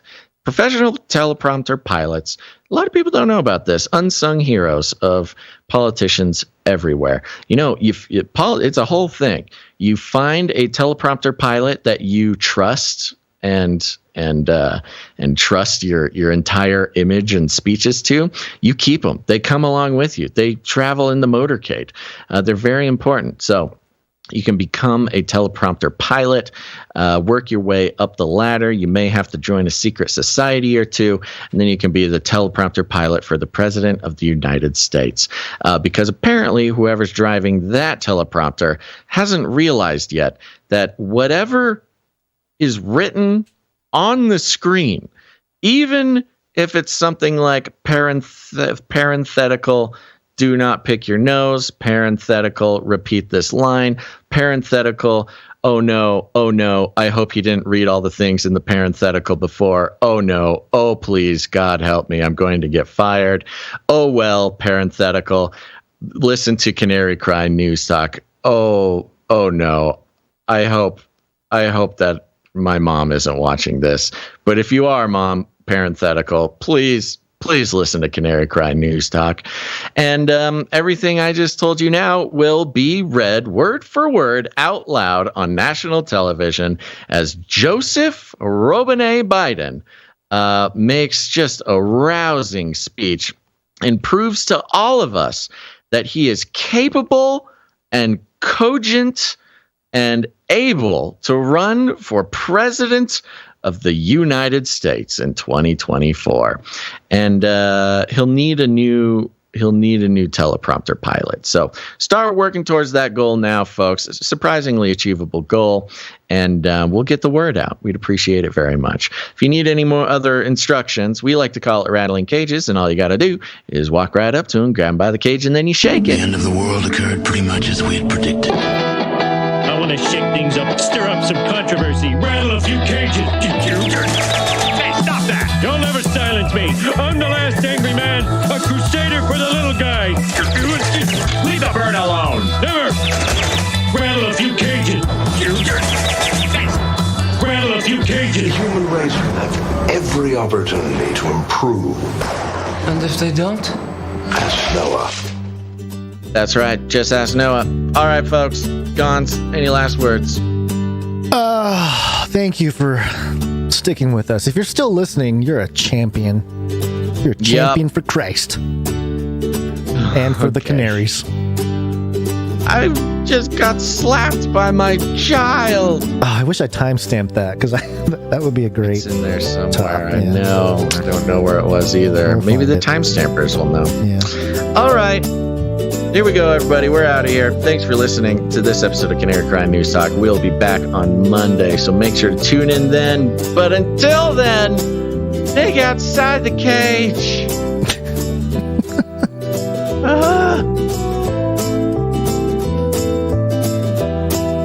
Pay them more. Give me a break.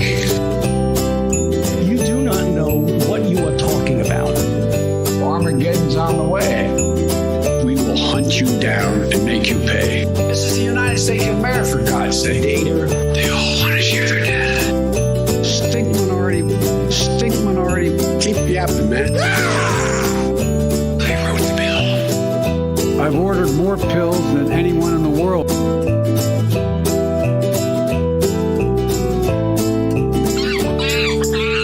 Remember, reality is an illusion. The universe is a hologram. Buy gold. Buy!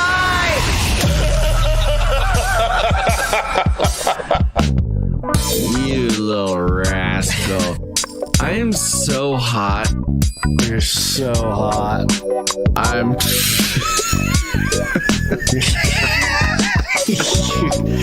Gonz. I am so hot. So hot.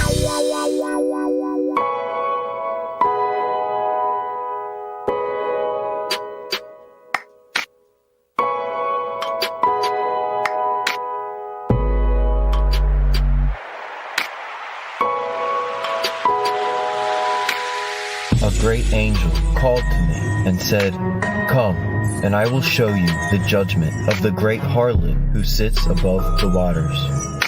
Behold, a woman riding a scarlet beast. The beast had 7 heads and 10 horns. The woman was clothed in royal purple, and she was decorated with gold. In her hand was a cup full of immorality, and she was drunk on the blood of the martyrs of Christ. On her forehead was written, Babylon the Great, mother of earth's abominations. Then the angel said to me, I will tell you the mystery of the woman, and the mystery of the beast that carries her. The beast that you saw was and is not. He will rise from the bottomless pit, and all those whose names have not been written in the book of life will worship him. They will marvel because he was and is not. This calls for wisdom. The 7 heads of the beast are 7 mountains on which the woman sits. They also represent 7 kings, 5 of whom have fallen. 1 is, and 1 has not yet come. But when he does come, he will remain only a little while. The 10 horns that you saw are 10 kings who have not yet received power. They are all of one mind, and they will hand over their authority to the beast. Together they will make war on the Lamb, and the Lamb will conquer them. For he is the Lord of lords and King of kings, and those who are with him are chosen and faithful. The 10 kings, along with the beast, will turn against the harlot. They will make her desolate and naked. She will be devoured and burned up with fire.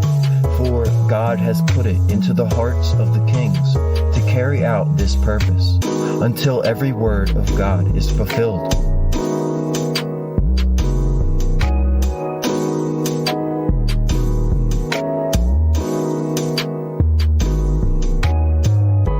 Remember the water that you saw the harlot sitting upon, for it is many peoples and nations. The great harlot is the great city that has power over all the kings of the earth. After this, I saw another angel coming down from heaven. The earth was made bright from his glory, and he called out with a mighty voice, Fallen is Babylon the Great. She has become a dwelling place for demons, and a prison for every unclean beast. Come out of her, my people, lest you take part in her sins, lest you share in her plagues. For her sins are heaped up as high as heaven, and God has remembered her iniquities. In a single hour she has been laid to waste. Therefore rejoice, O saints and prophets. For your sake God has brought her to judgment. Babylon, the great city, has been thrown down with violence. It will be found no more. The harlot and its ambassadors were the lords of the earth, and all the nations were deceived by their sorcery. They have been charged for the blood of saints, and of prophets, and of all those who have been killed on the earth.